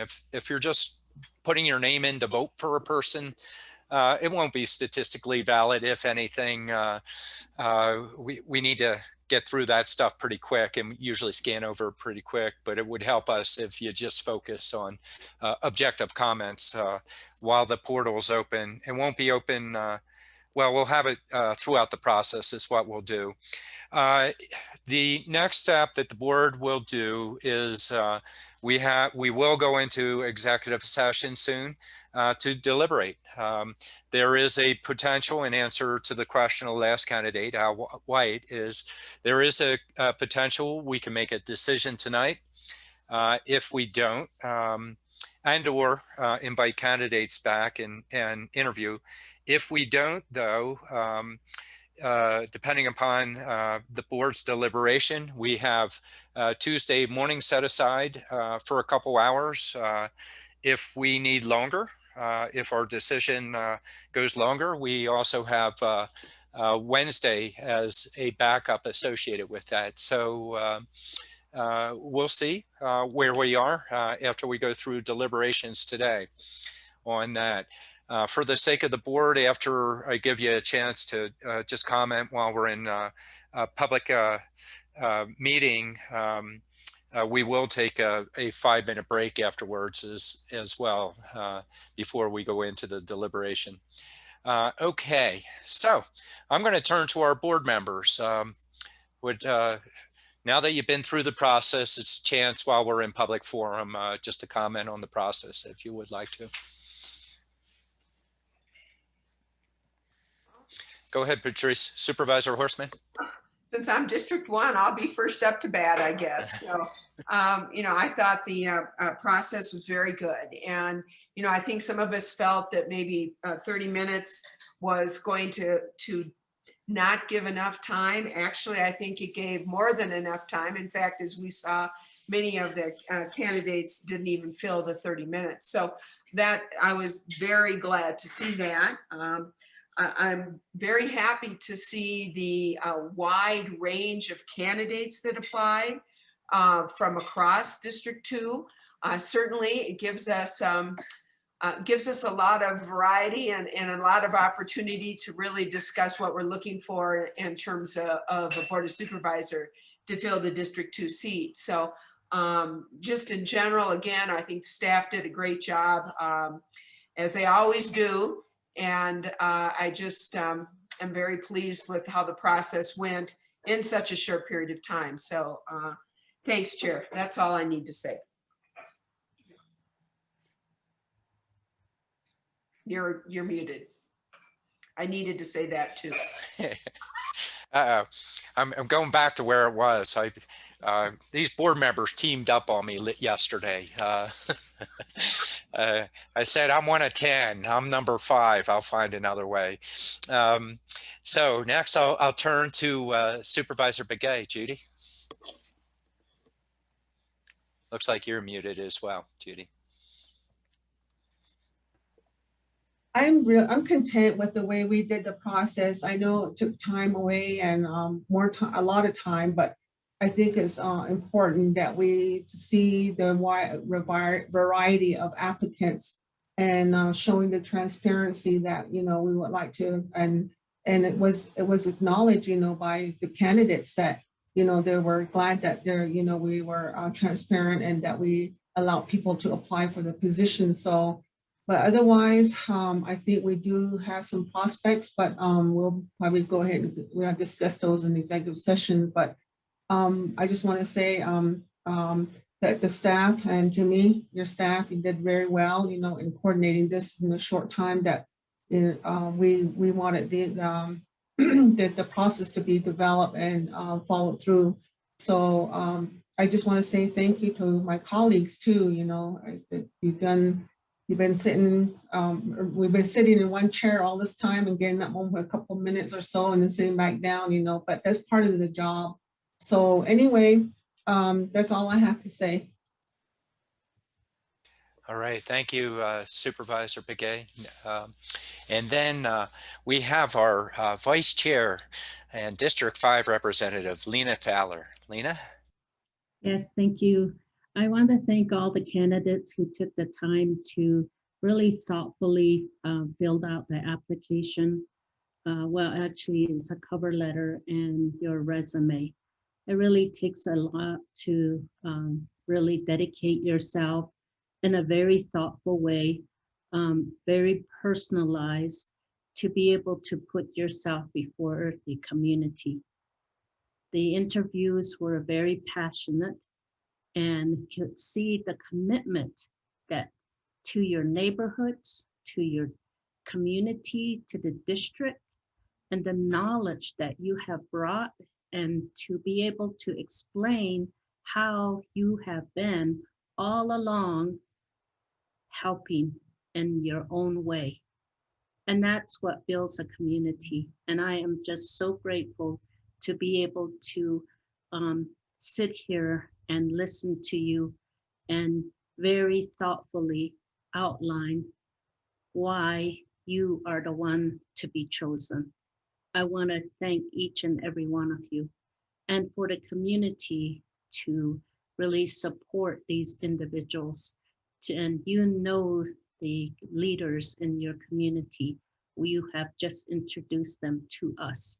I was just thinking about how it would be so amazing to be able to bring all these groups, the applicants, together, and to be able to use their knowledge and their vision and their experience to really plan in some way for District 2 and the county.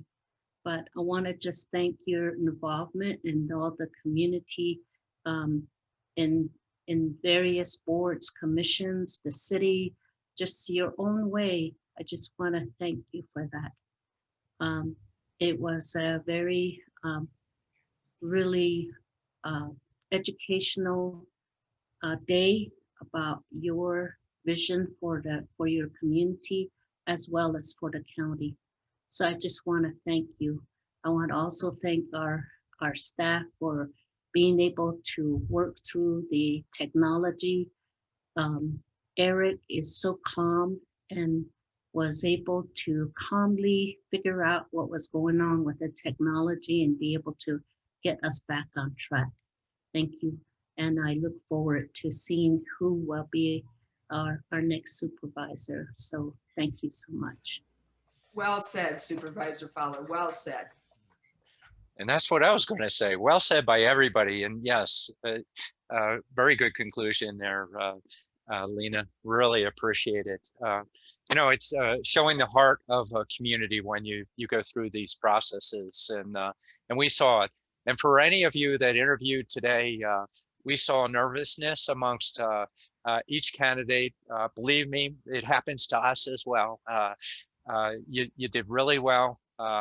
We really, and following up for what Lena had said, and the others in putting yourselves out there. It is a really hard thing to do. We really appreciate all of you for coming forward. So just the next piece of business, we are about ready to form to go into executive session so that we can begin our deliberation associated with it. Just a little housekeeping before we go ahead and take a motion on that. When we do, we're going to need the board members to make sure that you shut down Zoom, step out of Zoom, and you will have another meeting on your calendar that we'll step into when it's time for that. Just taking a moment to see what time it is.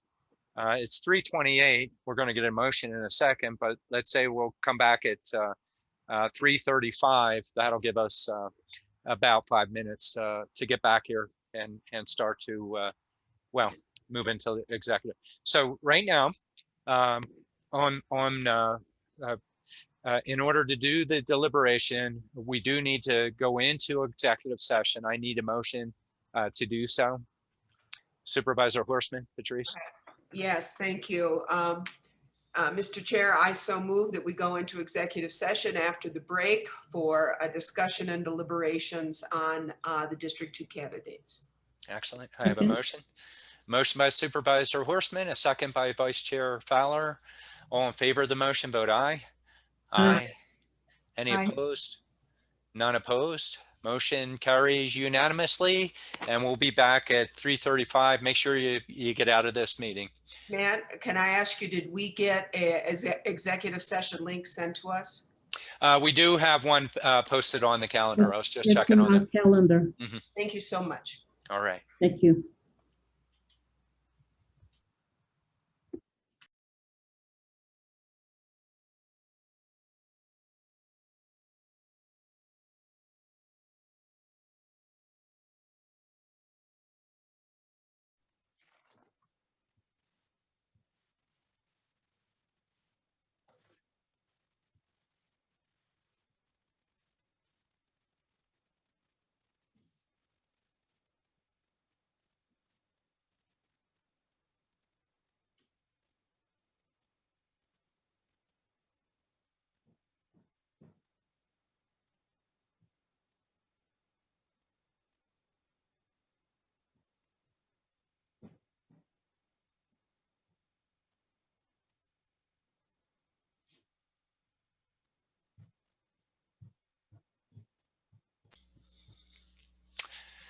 Okay.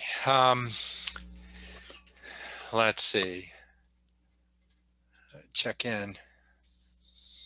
Who all do we have here? I should look at the meeting. Where am I? Participants. There we all are. Right. There we go.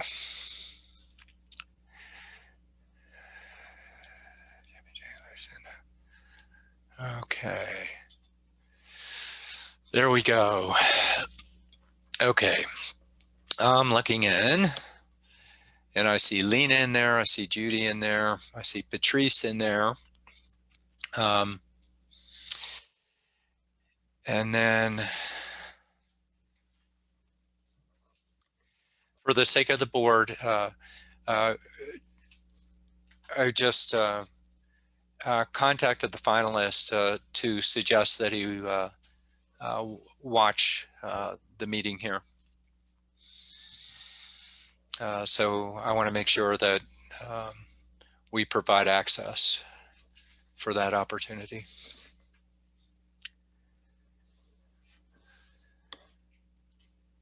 Jimmy? Is he in the meeting yet? There you are. He is on. On the Derek will meeting? bring him in. Okay. Mr. Chairman, would you like that person elevated and brought to the meeting? Not yet. Not yet? Okay. Well, actually, he wouldn't be participating until afterwards. Yeah. What are you causing trouble out there? Okay. There you go. Yes, please. Okay. On that. We're reconvening in open session. Board's had a really a fantastic day of getting to know wonderful people that put their names in there, stepped up, put their names in there to become or asked to become the next supervisor. The tough part associated with these is that for all the other folk, we have to make one decision, very hard decision. And I'll just note, we're almost at 4 hours of deliberation after we spent all day listening to wonderful interviews that we had.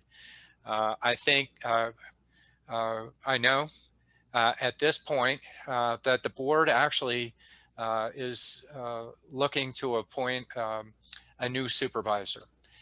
So with that, and we're going to do follow-up afterwards, but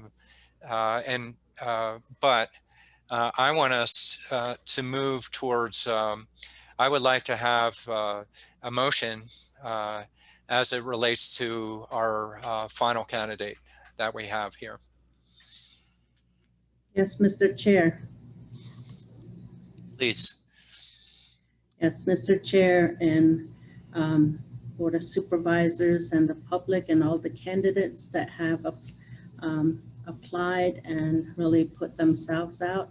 I would like to make a motion to appoint the next District 2 County Supervisor to be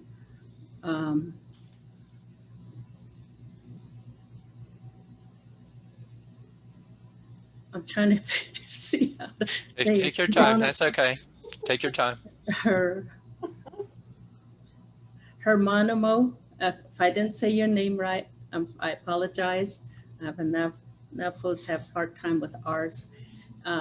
Vasquez to be appointed into this position, effective immediately. I second the motion. I have a motion by Supervisor Fowler to appoint Geronimo Luis Vasquez as the next District 2 Supervisor to, and in your motion, I would suggest that you might state, and for the second, let's go back to it, to be effective immediately. She did. Oh, you did do that. Oh my gosh, I'm sorry. And so obviously it was in the second. So I'll go ahead and call the question on that vote. All in favor of the motion, vote aye. Aye. Any opposed? None opposed. The motion carries unanimously. And yes, and we have Geronimo. We're all going to struggle a little bit, Geronimo. It's okay. Yeah. But It is Geronimo in English, so and oh, I'm okay with that. Growing up, I was Geronimo, and then when I was in college, my friends were like, "It's Geronimo. You got to go by Geronimo." So I do, but Geronimo is fine. okay. Okay. Hi, Sam. So, you know, we can have the board do follow-up, but Geronimo, would you like to make any comments? I would just like to say thank you for your vote of confidence, and I look forward to working with you and working as hard as possible to get up to speed as quickly as possible so that we can be an effective board together. Thank you.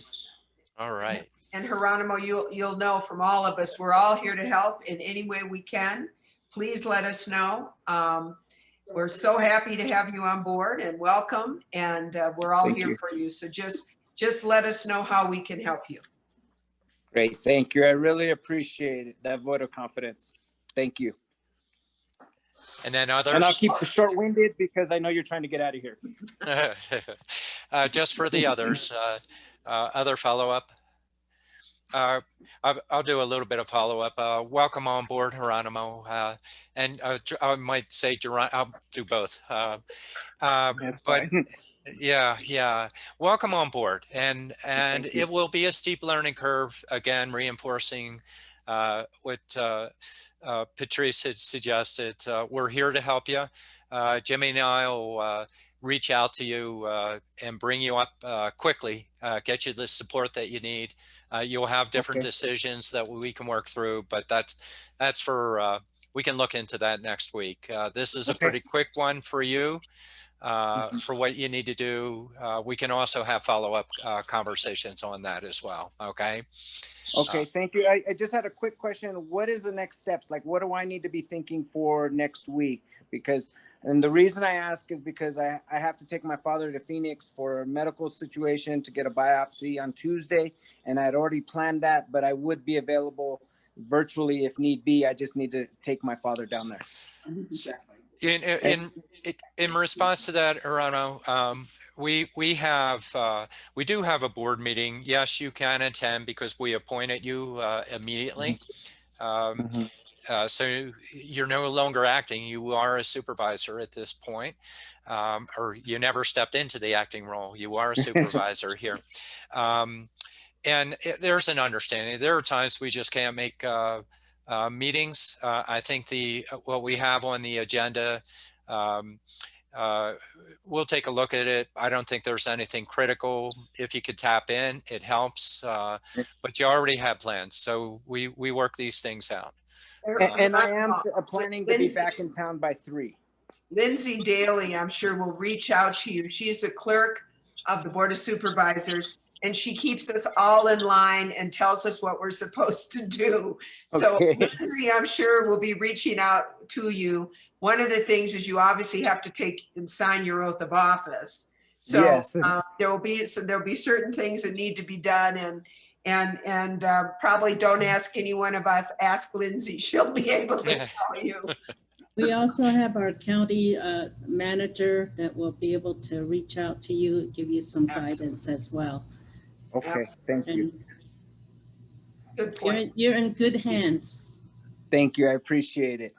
And I'll do my best. You're I'll do my officially, best to complete what you've entrusted in me. Thank you. yes, you're officially, your title now is Supervisor Vasquez, so welcome. Thank you. Thank you. I just want to say welcome to Geronimo. I really appreciate you stepping up, and also all the other candidates. They were very, very, very good candidates, and I want to thank them for stepping up too. And we're looking forward to working with you. And you do have a lot of help within the county here, Jimmy, Lindsay, and that, you know, they can run with stuff, you know, for you, you know, to get you on and get things done that needs to get done. So, and I want to say thank you to my colleagues. You know, it was hard work, a lot of discussion, a lot of, you know, time, but, you know, I just want to say thank you for making it, we made the decision today and not have to have it linger on. So Chair Ryan, and also Vice Chair, and then Patrice, Thank you very much. If I may also, Chair Ryan. Please. You know, I just want to thank so many people who have just taken a part of this in our search and in our selection. We had 12 unbelievable candidates, many that I've had the good fortune of working with and been involved with on many political event, as well as many a community event. And I just want to thank them for stepping up. I think Lena Fowler did a wonderful job before talking about that. And I just want to give my yes to what she had to say. And the members of the community, we have received well over 100 comments on the portal, and we have taken a look at that. We've received letters, we've received emails, and I want you to know how important it is that we all take an active part and interest in our community. And you know, that's what makes Coconino County such a wonderful place to live. And it's the reason that all of us have really sunk our feet into this place we call home. It's a very, very special place. And we have to acknowledge just the unbelievable job and service that Liz Archuleta has done for our community and certainly for District 2. I just can't think of a finer public servant. It has been my pleasure to serve for such a short time with Liz, but it has been my great pleasure to have her as a friend for so many years. And I do nothing but wish her well. I do want to point out, and I know all of these people, and so it's so wonderful to have Geronimo Vasquez's name to add to this list. Tony Gabaldon, Tio Tachias, Sisto Valdivia, and Liz Archuleta for 24 years. And now to have you on board, Geronimo, is just fabulous. And we look forward to working with you. Thank you. I look forward to working with you too.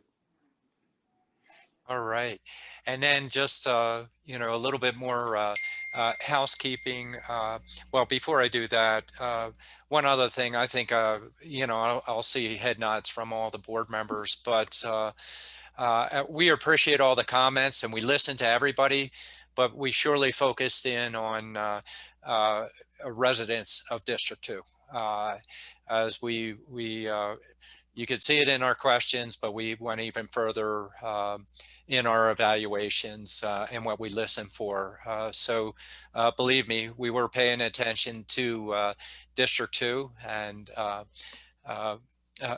Geronimo, I look forward to working with you, but you have a big task out there now. You have a lot of people that are dependent upon you. So, yeah. All right. Thank you. I look forward to it. Okay, I'm going to turn to staff real quick. Jimmy, any last pieces that you want to check in with? Any follow-up for where we are at this point? Thank you, Chair Ryan, and members of the board. Congratulations, Supervisor Vasquez. As you are now labeled on the Zoom screen, and so I truly look forward to meeting you and to working with you, and for our team to support you in your new role. And I know that Chair Ryan and I look forward to, even in the next few days, to sitting down and visiting with you at your convenience, and you know, bringing you up to speed, and obviously working with Clerk Daly, but we can it can show you your office and make sure that you are onboarded appropriately to our organization, to the Coconino County family. Thank you. So, well, thank you. I really appreciate this vote of confidence, and I look forward to the task at hand. And I will put my all in, and hopefully I will do a great job for the community. Just warn your family that you're going to be very busy. You were before. Well, I've always got a been great really support busy. It's just system gonna be a here. different kind of busy, but that's okay. Exactly. And you have a great support system here. So. Okay, well, thank you. I really appreciate it. So with almost sadness, to Liz, this is the moment now. We're transitioning. we so appreciate all the time with you, Liz. You're a very special person to the community. Well, we've done all our follow-up here. Geronimo, Jimmy and I want to try and reach out to you this weekend as well. We'll start you out slowly with that, just a heads up on that. Okay. Sounds good. All right, I'm gonna go ahead and adjourn the meeting. Good job, Hey, Ryan. everybody. Thank you, staff. Everybody on staff. Thank you, Jimmy. Great job. Everyone. Yeah, board members. Eric says Thank you. we- Can I just offer a clarification about Tuesday? And if we had a 2-hour block set aside, so are we comfortable with a 10 o'clock start? Just wanted to clarify before we adjourn this meeting. Well, for everybody but Lena, we're starting at 10 o'clock. Make sure she gets there at 5 o'clock in the morning. She gave me too much trouble this time. Yeah. No, Jimmy, just checking. Yeah, everybody understand that we were set up to do interviews earlier. 10 o'clock, you're all good? Yeah, 10 o'clock is good. That's good. Okay. Can I also make another observation? Now Judy and I are not the new kids on the block. Oh, ooh. Well, you're really welcome on board now, huh? All right. Well, fantastic. Look forward to it. Okay. Thank you. Good job, Chair. Thank you. Thank you. Yes, thank you, everyone. And thank you again to all the candidates. Just learned so much and taking the time for you to, and really your family, to be in a position like this and to apply and put yourself out there, all of a sudden, it's a huge dedication on your emotional being and on your family just to do that. And the awkwardness of being interviewed on a Zoom with technology issues and everything, you all were sports and just went along with it. It takes great courage. Just want to thank each and every one of you again. And thank you for the public for your involvement and your messages by Facebook message, postings, to emails, to text messages, any way that you could reach us, you did it. What I like to ask the public is to continue that, and make sure those that are not registered to vote, to make sure that they register to vote. It is so important to be involved. So thank you for the community of this district and across the county, really, that got so involved in it. So we really appreciate that. Thank you again. And I want to thank Supervisor Archuleta. What a great woman. She's watching right now. She says, nice job. Congratulations. Excellent choice. Yeah, see, she is so committed to our county, to her district, and just really appreciate everything that she's done and she's gonna do. We're not letting her go. She's gonna be helping us. We're so proud of her. We're so proud of you, Liz. Thank you. All right. Okay, I think we've done it. If I hadn't already adjourned, we're adjourning the meeting at this point. I think y'all can get a good night's sleep now. All right. Thank you. Thank you. Thank you. Thank you. Congratulations. Bye-bye. Thank you. Congratulations. Thank you. Talk to you soon.